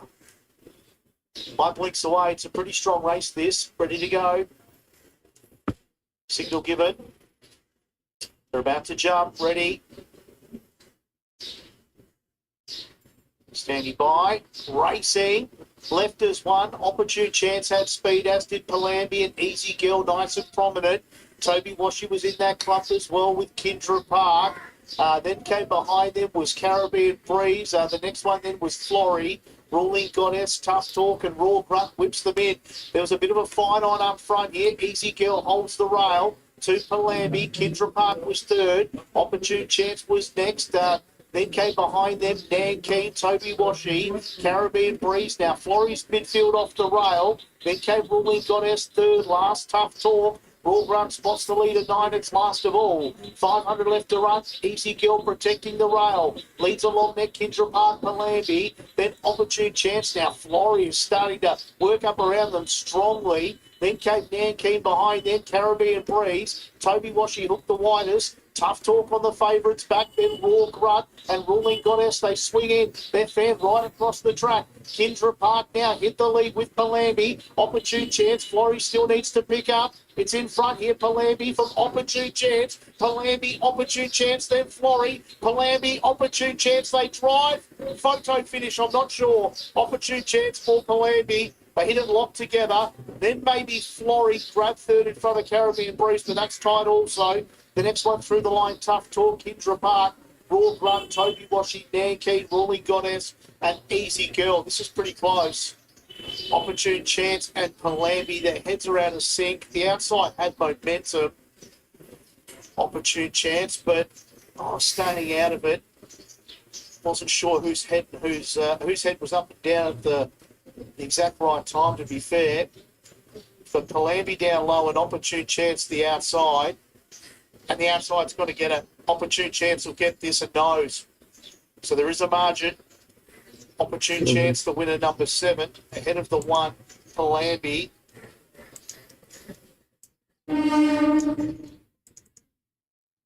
All right, this is the 7th one. Okay. Now, if you look through the odds, that's 7, 8, 6, and 10. 7 is the favorite. 7 is the linear. 7, 8, 6, and 10. There's few others that I have my thing on. So here is what's going on. If you look through the race, firstly, 7 is not within the rails, and it's not a great number. The jockey is good. The jockey is very good. That's probably the best jockey on 7. It's a 1700 meter. The other thing which is there is there are 2 horses which are actually within the rails. One of them is 14, the other one is 8. Now,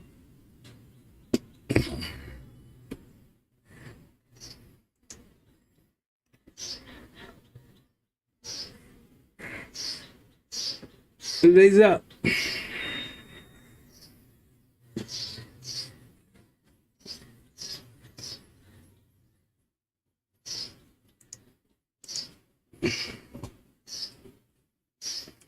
this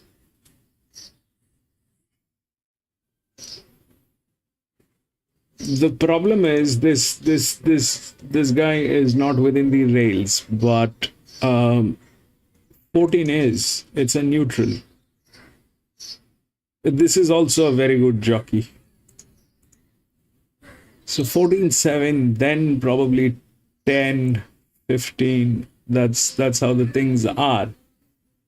But out of which I kind of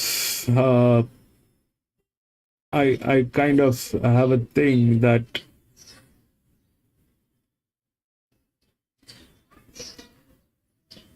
it's a 1700 meter. This distance has been with the fillies 1700 meter is fillies, like 2100, 2200 meter is 5-year-old mares. This is fillies distance. So I kind of think, especially because if you look at how this is, so that 4 is there through the rails, but it lacks this side of the rail, wherein this one is with both side of the support line. 7 has management. That's gate number 1. This is gate number 2. This is a very good jockey. This is also a good jockey. Do we play jockey?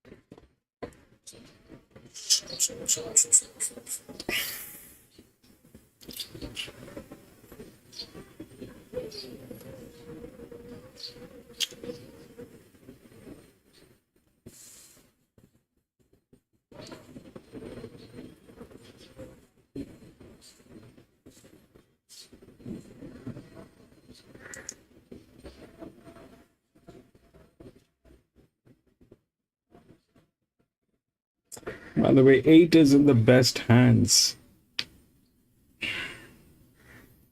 8 is in the best hands. That has been to one of the Group 1 races.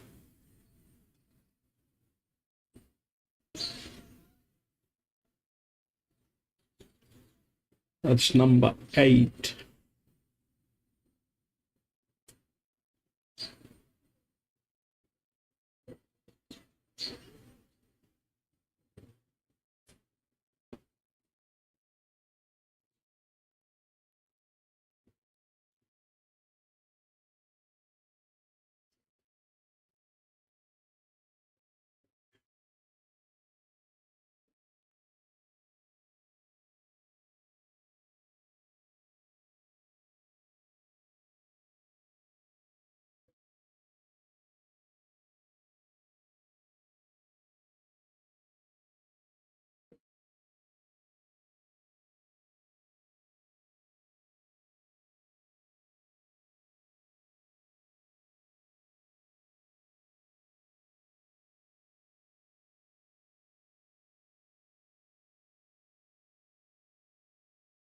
Seven place orange.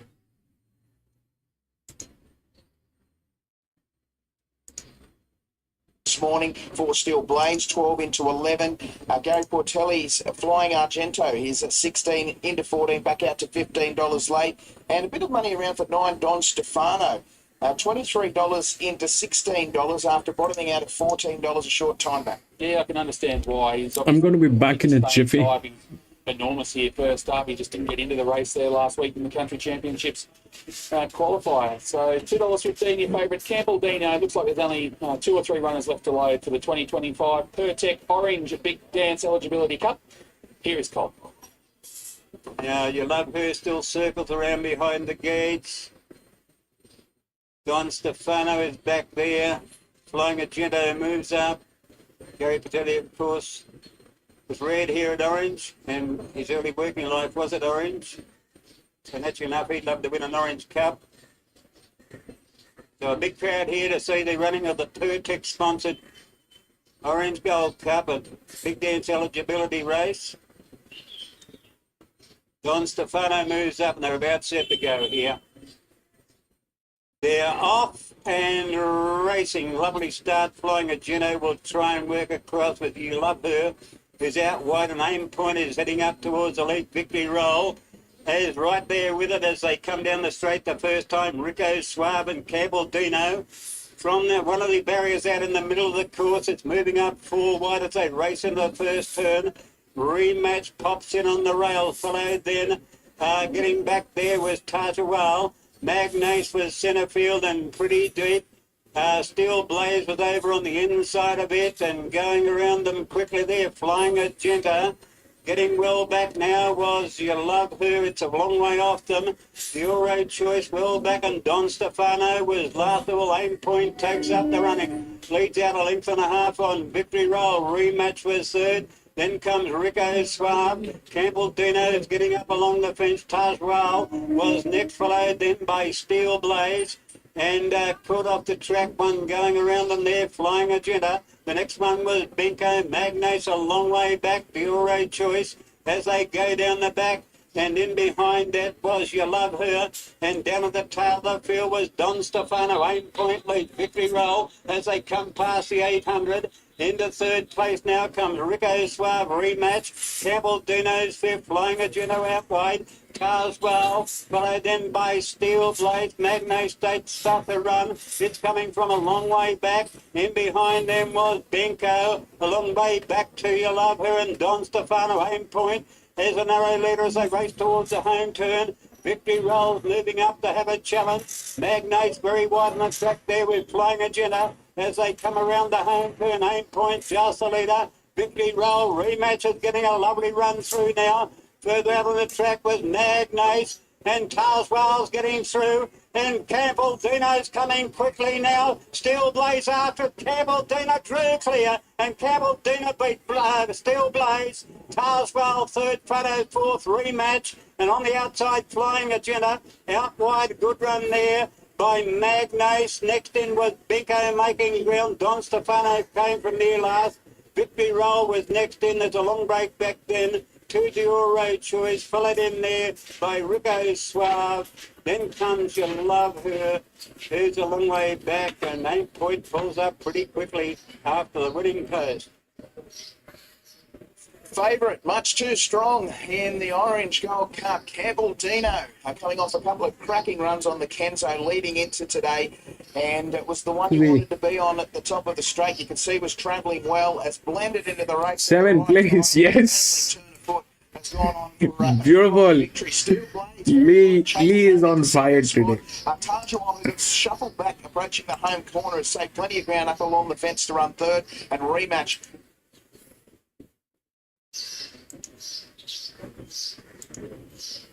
We missed the entire paddock.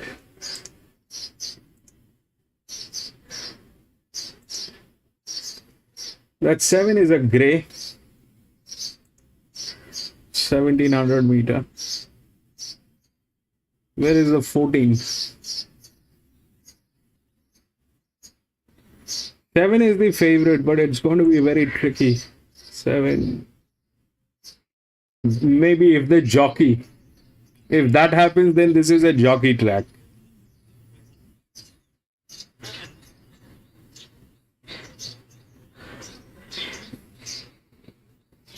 7 is.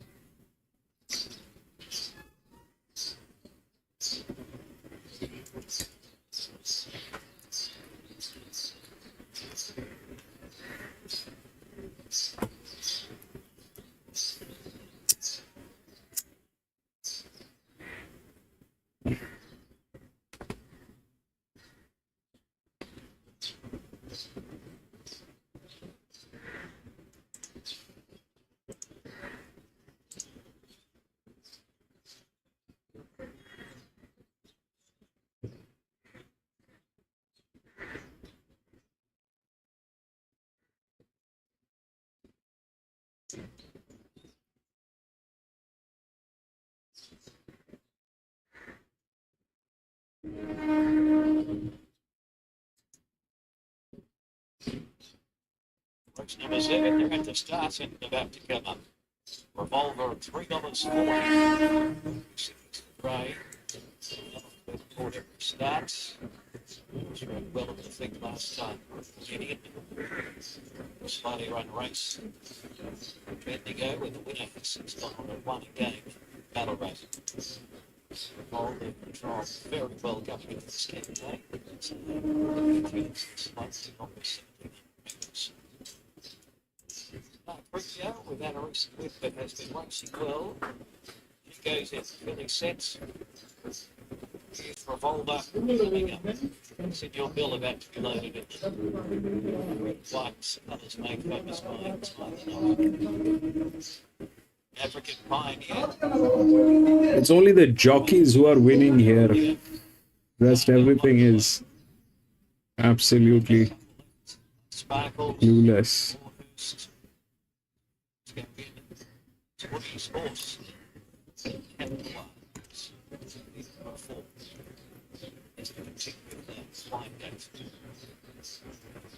the districts, but it's the visitors' draw today. 1,700 metres for the Cottage by the Sea Cup. Second last, and they're ready. Signal, and they're away. Revolver jumps second. Showing pace, Woody's horse is about to head Revolver. E7 would win. Post third. Geelong's African Pioneer, Catwa progressing deep, and then Broadhurst. Star Delta's third last, and then Signal Bill second last. Love Sparkles is the trailer. Down the back, 13.50 to go. Woody's Horse finds the front from Catwa, and then comes Revolver third. 2.5 lengths. Back in the field to start Cruiser in fourth, and then comes African Pioneer. Next is Broadhurst on the inside. Star Delta's next, and Signal Bill and Love Sparkle. That's the order. By the 1,000 metres, where Woody's Horse just ups the ante a little bit, starts to roll them along. Now a length and a half on Catwa. 2 lengths away to Revolver. The Big Rays in third. And then Star Croupier, African Pioneer around it in fifth. Broadhurst follows the fence. Star Delta's next, and then Signal Bill and Love Sparkle's last. Heading down the side, close to 600 to go. So Ryan Hurdle with Woody's Horse. Here's the leader to the bend, 1 length Catwa. And now Revolver, given plenty of clear air, comes to the middle of the track out 3 wide. Star Croupier, she waits. An African Pioneer, Broadhurst back on the fence. And then Signal Bill, Star Delta, and Love Sparkles to the outside. Woody's Horse from Catwa. Right, now run, baby. Revolver called upon. Trying to wind up. Star Crupier's taking the run. So is Broadhurst, one off the fence. 6. Next at Signal Bill. 150 to go. Woody's Horse giving a sign. Revolver's winding up. Here he comes after Woody's Horse. Woody's Horse, Revolver's slowly getting there. Woody's Horse, Revolver. 7. It's a jockey track. But the odds are okay. 7 got through. 7-1. To the rest, which included Signal Bill. 7-1. And what?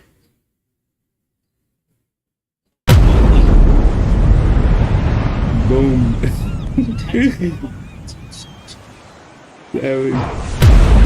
7-1 definitely. And what else?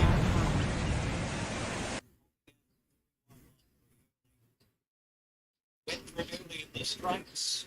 He was still loafing along. This one was right at top gear.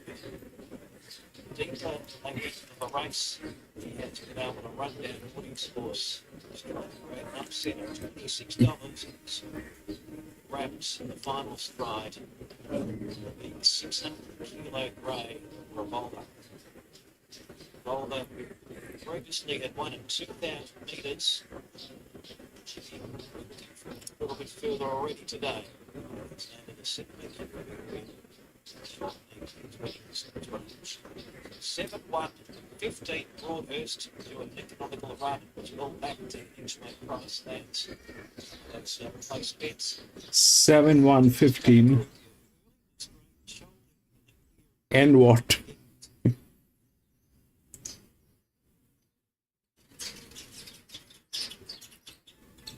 Yes, 7-1-15. What is the fourth one? Here is what happened. So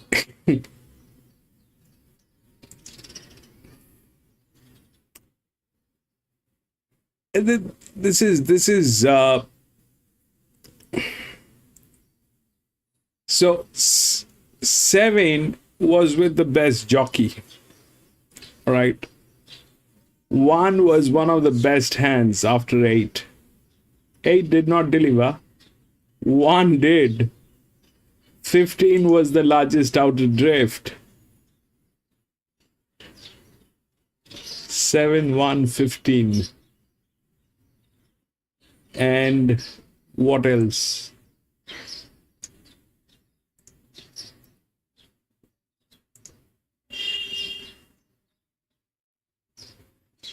Not a single decent race. 7-1-15 and 14. Then came 14. 7-1-15 and 14.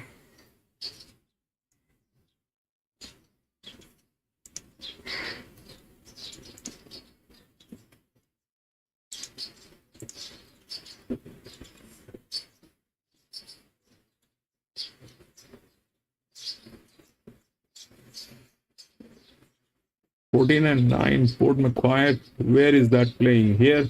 And those Golden Honour, followed by the Sablemate Supreme Command the outside. Clear of Monty Maximus, Imperial Hilton, well back par 5, and 2 lengths away last of all was On Star. A well strung outfield in the 800, and Yeller on the outside takes up the running, leads by a length. Love Child second, King Larry third from Get Some Fun, Savile Street to Talana, followed by Credit Controller on the outside. Can excel the rails, a length and a half away. Supreme Command, Monty Maximus clear of Golden Honour. Further 2 lengths back to the grey Imperial Hilton, followed by Osar, and last of all was par 5 around the home turn, and Yeller in front for Newman. Put 2 lengths, Love Child second. King Larry's in the clear, followed by Get Some Fun. Behind those next was Talana, but it's Yeller to the 200. It's out by a length. Margin abbreviator is King Larry on the outside, who storms to the front. King Larry, Love Child, Get Some Fun running home well from Talana, but it's King Larry in front. Yeller tries to lift on the inside, but King Larry just in front. King Larry wins by a neck.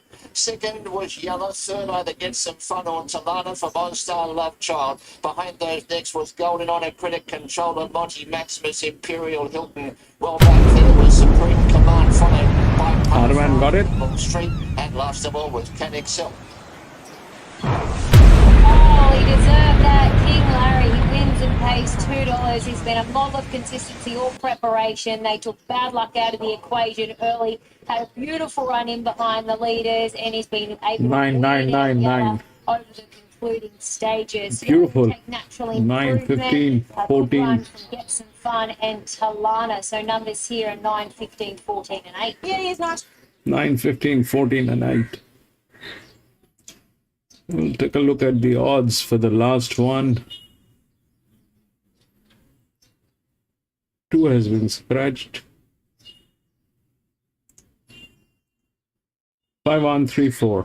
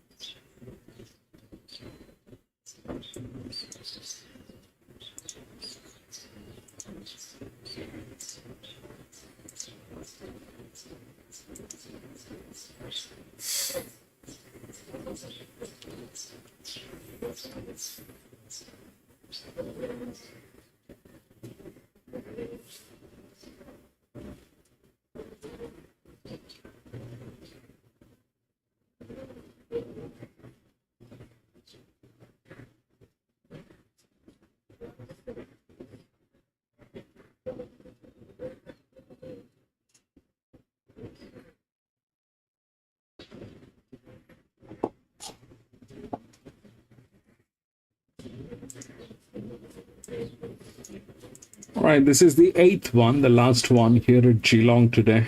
5, 1, 3, 4 is the odds. 5 is the favorite. 5 is the linear. But it is not a strong linear. However, this is a pretty heavy horse. Okay, 5. That's a lot of management going on. 3 is neutral. The best hand is 8, which looks like it is not going to do anything today, but if it does, then so 8 is gate number 5, okay? This is 6. The best jockey is on 4. 4, 6. Maybe 5. Maybe 4. 4 is the drift, largest drift. It is the largest drift. So this guy should get in It's the best jockey. This one is the linear. If the linear doesn't win on a 1500 meter, then where will it win? And this is the best hands. And there's a lot of advantage with this horse. It has 33 races.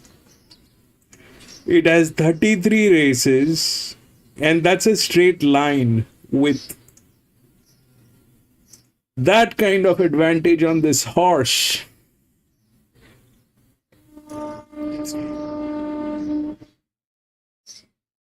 So all these are dummy, probably. If the 5 is favorite, so how it should generally work? Linear, outer drift, and then anything else. But here we have the 8, which is EW. It's right here. 5 and 6.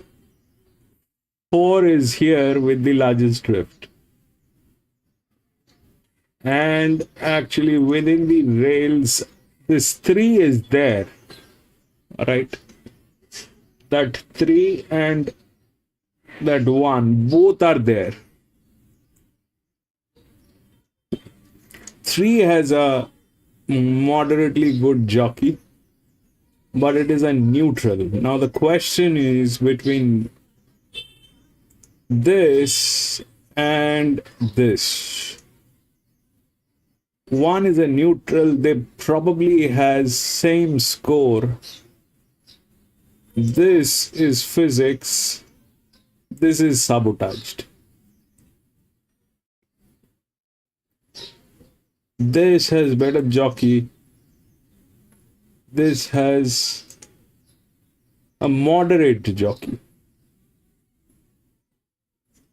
This is better in management. This is not. 1 is good.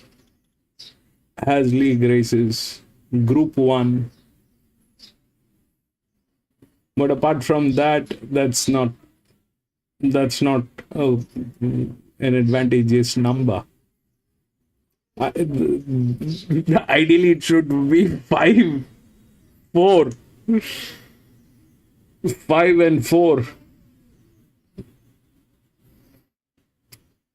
And then probably this one.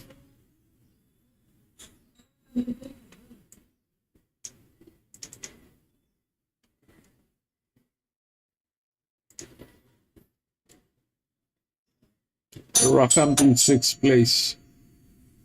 Rockhampton. I'm really well forget.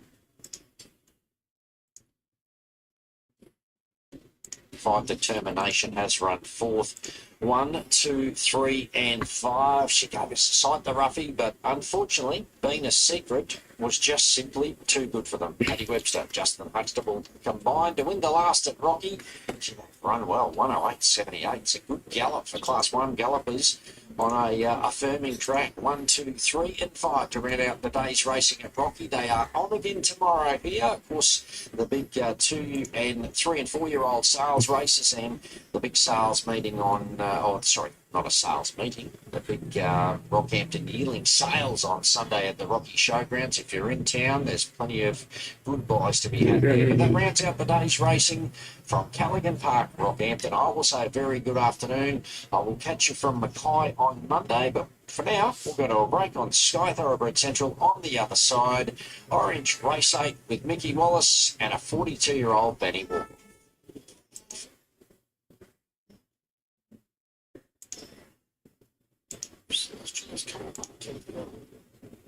It's Bruce, Global Turn, Priscilla's Choice, Global Turn. The Cap allegedly brings in Rose, Prodigal Back, Global Turn allegedly brings in Rose, Priscilla's Choice, then further back was against Bruce. Looks like it was Dino. Working to the gates, then it's really innocent to the starter, followed then by Draft and Avenue, yeah, no, and the magic. Priscilla's Choice, then came Boots in the race, the first one of an allegedly mischievous tycoon, followed by Prodigal Lad. Then came behind the Global Turn.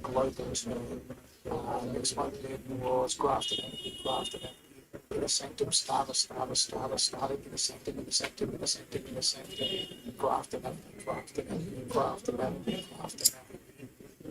It's process, Quincy Rice, Priscilla's Choice, mischievous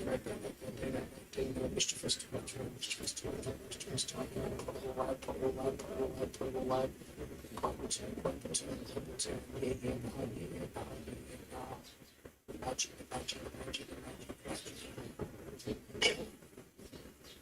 Heading to the gates here, race 6, 3.5 minutes of any time left.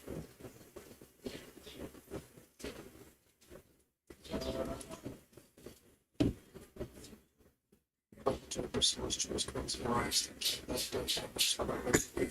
Prodigal Lad, the field that was Grafton, stable name, Badger, fed back to the London, Prodigal Lad, Global Turn, Priscilla's Choice, there, but eventually from a plate in the centre, Bandit, started, it's Bruce, Mischievous Tycoon, then Grafton Avenue. Came behind Quincy Rice, Grafton Avenue, in the centre, and with it, my legend lead.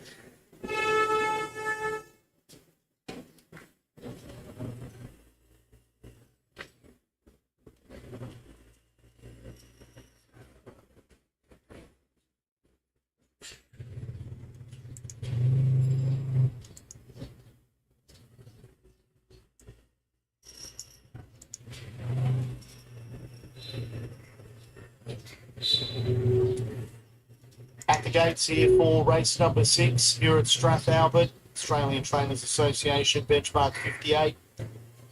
1,350 metres is the trip here. This is the penultimate here on the 7-race card. They're about to start loading. Priscilla's Choice is the favourite. 380 was the opening price. It's into 320. Rosalind Day trained galloper. Just didn't come on last start at Morphettville, but was a winner at the start prior at Oakbank in the benchmark 56. Might have just found the 64 little slick in town. Has been racing well. First run here at Strathalbert. Drawn nicely though. Todd Panel engaged, and from gate 5 maps to get a good run in the race. Global Turn has been a drifter. $3 out to $4. Down in grade here today. Has raced in a 64 and 62 its last couple. You would think it would probably go back from that wide alley. It tends to go back in its races. So if you back Global Turn, look for it to be hitting the line hard late. Prodigal Lad, 750 into 460. Third up today, Rock Hard Fit. Both runs in a bit full of merit. Just drawn a bit sticky as well, but it's a get back type and finds the line nicely. Then allegedly 8 into $7. It's 1 of 2 here for Emma Hubbard. Allegedly in a light blue cap. Grinzinger Ace in a purple cap. Allegedly is $7. Did win here in a 58 on the 12th of March. For the stablemate Grinzinger Ace, $12 into $9.50. It's had a little bit of a trim up, and then it's Bruce, the next one, $26. The other stablemates in this from Gemma Frugiard. The Maggie, the black and white silks and Grafton Avenue in the Racing SA colours, those dark blue silks with the teal sleeves. Half a dozen to load here, allegedly comes up. Allegedly goes in. Grafton Avenue out of line with Mandino. Grinzinger Racing in a Sanctum. They're the final runners here for race number 6. This benchmark 58 over 1350. Thank you, Mercedes, our National Racing Service audience joining us. All relays across here now. Comes in. 2 to load here, Mandino and Inner Sanctum. Favourite here is Priscilla's Choice, 320, 420 about Global Turn. In comes Inner Sanctum. Mandino, the final runner from the Stephen Theodore yard. Connor Murtagh in the sun. Up comes Mandino. Line complete. Starter puts the hand on the button. We await the light. There it goes. Light flashing away. Race 6, Strathalbert. Favourite Priscilla's Choice. Ready. Standing by. Racing. Good even line out. Starter bounced out of the machine fast and wants to Hunt on forward with Prodigal Lad. There's some really good speed here. Prodigal Lad, Starter, 5. and also Inner Sanctum. You're on fire today, Lee. Priscilla's Choice now, spearing up There's to your take the 5. lead. Back in fourth position was Mischievous Tycoon. Nas posted deep around allegedly. A gap in the field, Grinzinger Ace, then came Belmont Avenue, It's Bruce, to Namaji Mandino, and last of all was Global Turn. There's real speed to burn in this. 14 lengths would span them at the 700. Priscilla's Choice did a ton of work, the shorty, leads 3/4 Inner Sanctum, then came behind them Starter, Prodigal Lad, Mischievous Tycoon, 2 allegedly, then Grinzinger Ace, It's Bruce, Grafton Avenue, Mandino, Global Turn on a move, and they've dropped off Namaji. Can the favourite keep going? At the 400, they're about to swing up towards the corner. Priscilla's Choice got a cheap sectional there, leads by about half a length to Prodigal Lad. Starting to chime in was allegedly It's Bruce behind them. Global Turn's been on a big run, and so has Grinzinger Race, and It's Bruce has made up a ton of ground. Favourite's gone, you can't win. Allegedly took the lead from Prodigal Lad, who comes through. Then came Global Turn, allegedly from Prodigal Lad, Global Turn. It's Bruce bursting through late, where to loop? It's Bruce. It's Bruce has bloused them all. Beat, I think, allegedly, or Prodigal Lad. Then came behind them Global Turn. The next one, Mandino, Nah. Priscilla's Choice ran out of petrol. Then Crimson Ace Starter, Inner Sanctum, Mischievous Tycoon, Namaji, and Grafton Avenue. What's this pay? $36.10. It's Bruce. Was right out the back at one point and has run them down here in the centre. It's Bruce, Jessica Zarafis for Matthew Sayers. Well, your shout on a Friday if you found it. 123.23 the run to the winner. There's a fair bit going on for the minors. There's photos all around here. One's grabbed second allegedly. So two the winner, It's Bruce. 2 won, but 5 got a place, I think. 5 third, Prodigal Lad. 4 was 5 third. Turn. Interim numbers 2154, Gallop 123.23. Well, it's either a quaddy killer for a lot or a massive quaddy booster if you've got it. It's Bruce 36.10 to win. Lee is only playing plays and he is rocking.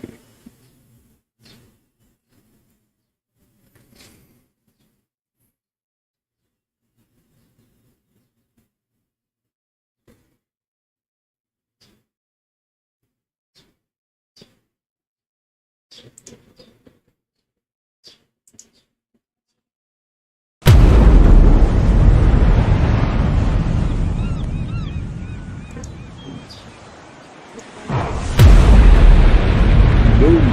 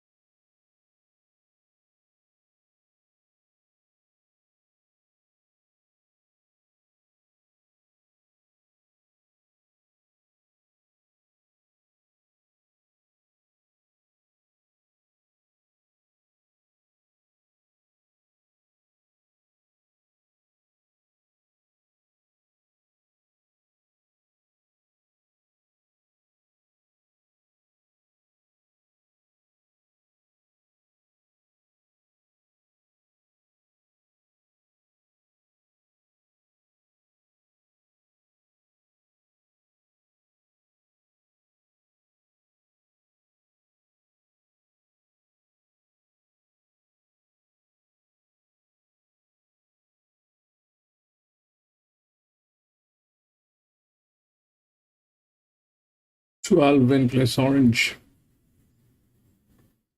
Wait, Lee, let's just take a look at the 5. We'll go there.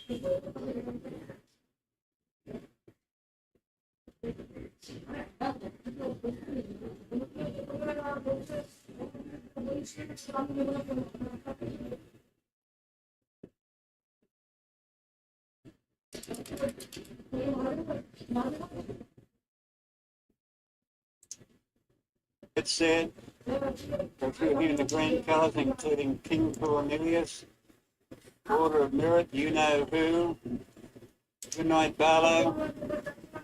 A great day's racing, just in case you've just joined in.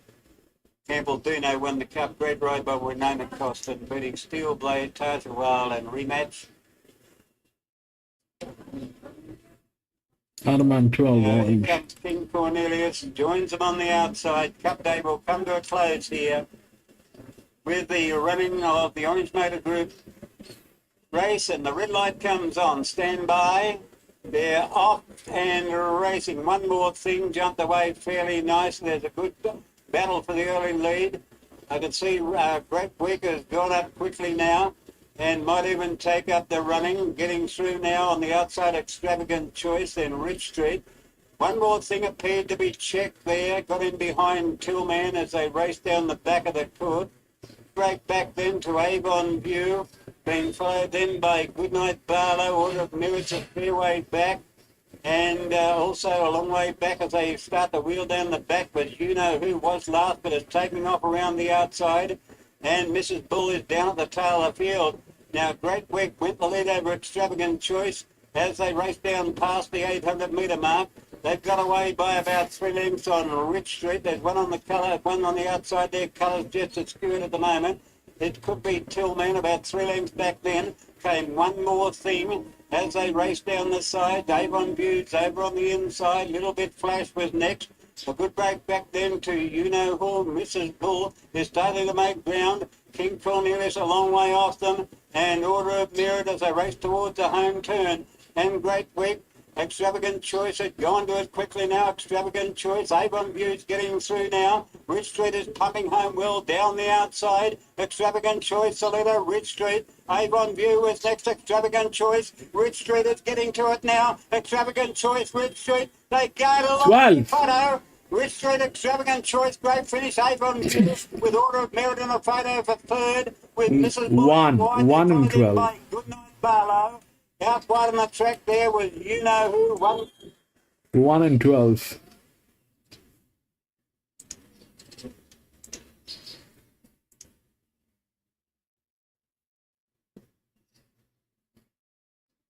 Of course, boom, you got the place if you had placed.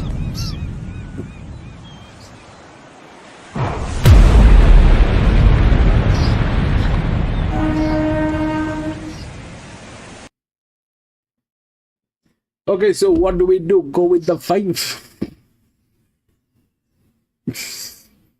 5 is good. 14 has the best. 4 has the best jockey. 5 and 4. Boom.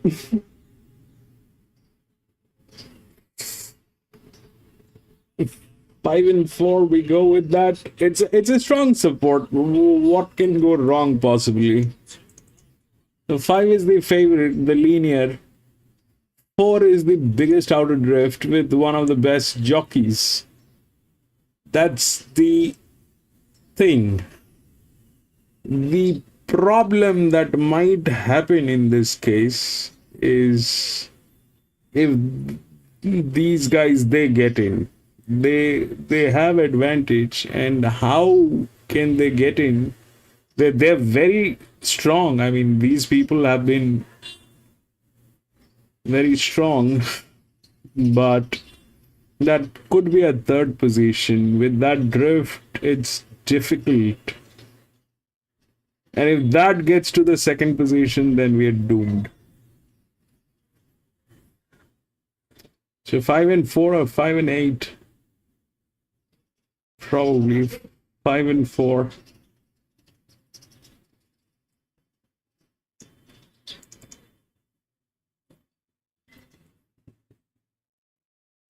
Five and 4, Adaman.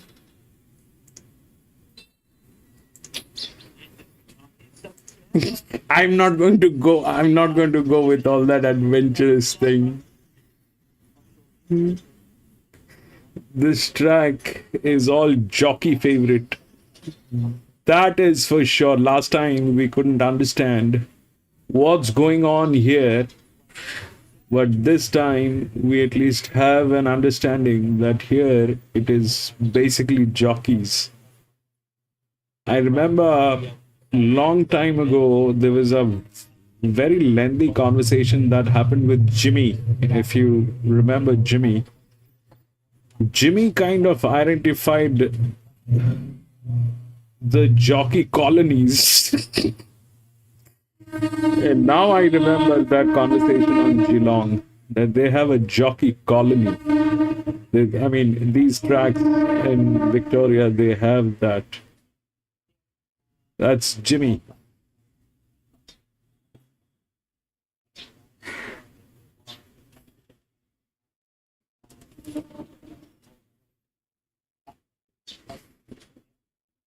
All probably local jockeys, and that's what happens here.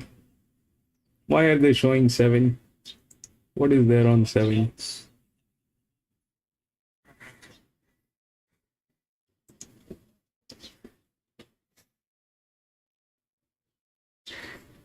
Seven has advantage, that's true. 1 is winning this 200%. 1, because it has those group 1 races.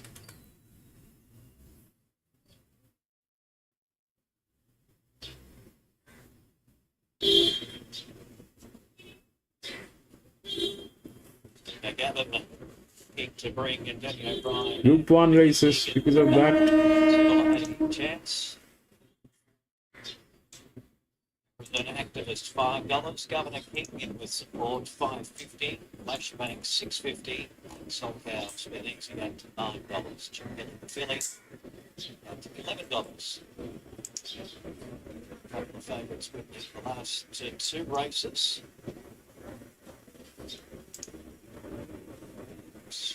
That's a slip up of the gates.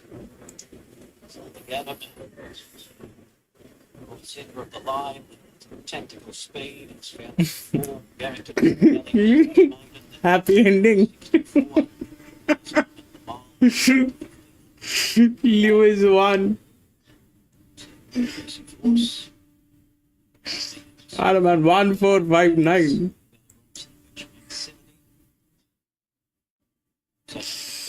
Recently, which made race.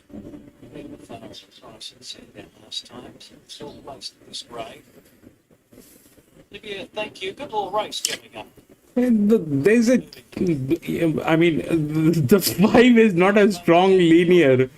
It's not a strong linear. It's a linear, but it's a 3-figure linear, but it is in the margin of 800. So the Geelong Taxi Network. The thing that he needs to do is run from the gates. If he doesn't do that, he will lose it. Run from the gates like nobody's business. Like a thief runs. Run, baby.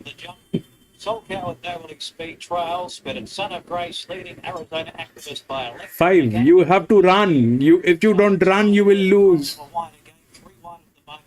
Runs goes through the middle, a little keen.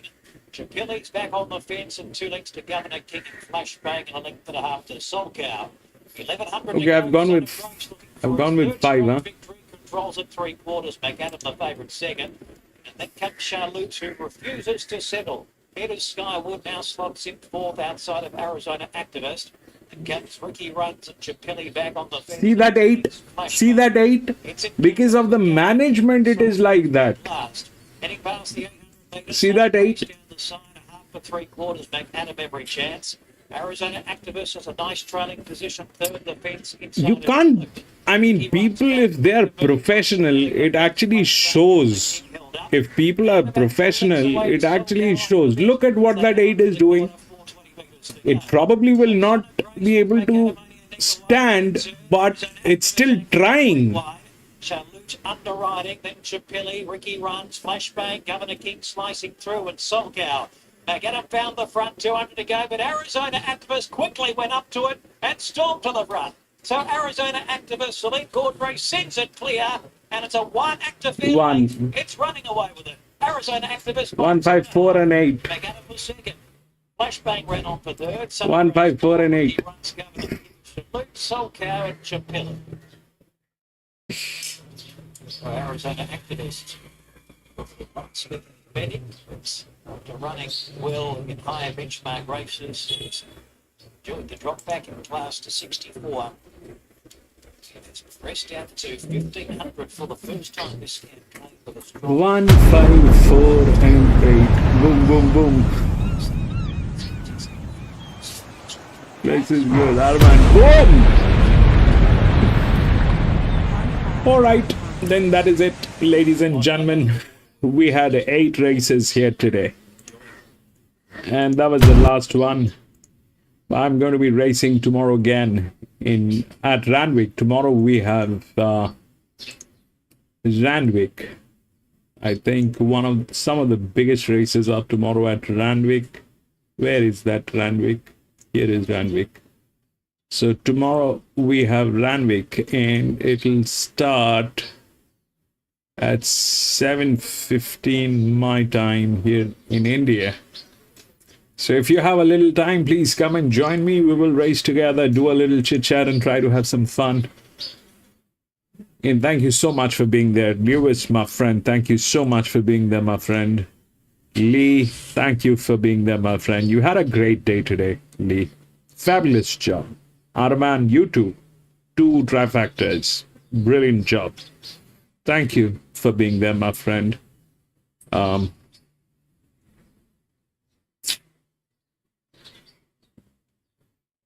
think it is Azhar. Thank you so much, Azhar, for being there.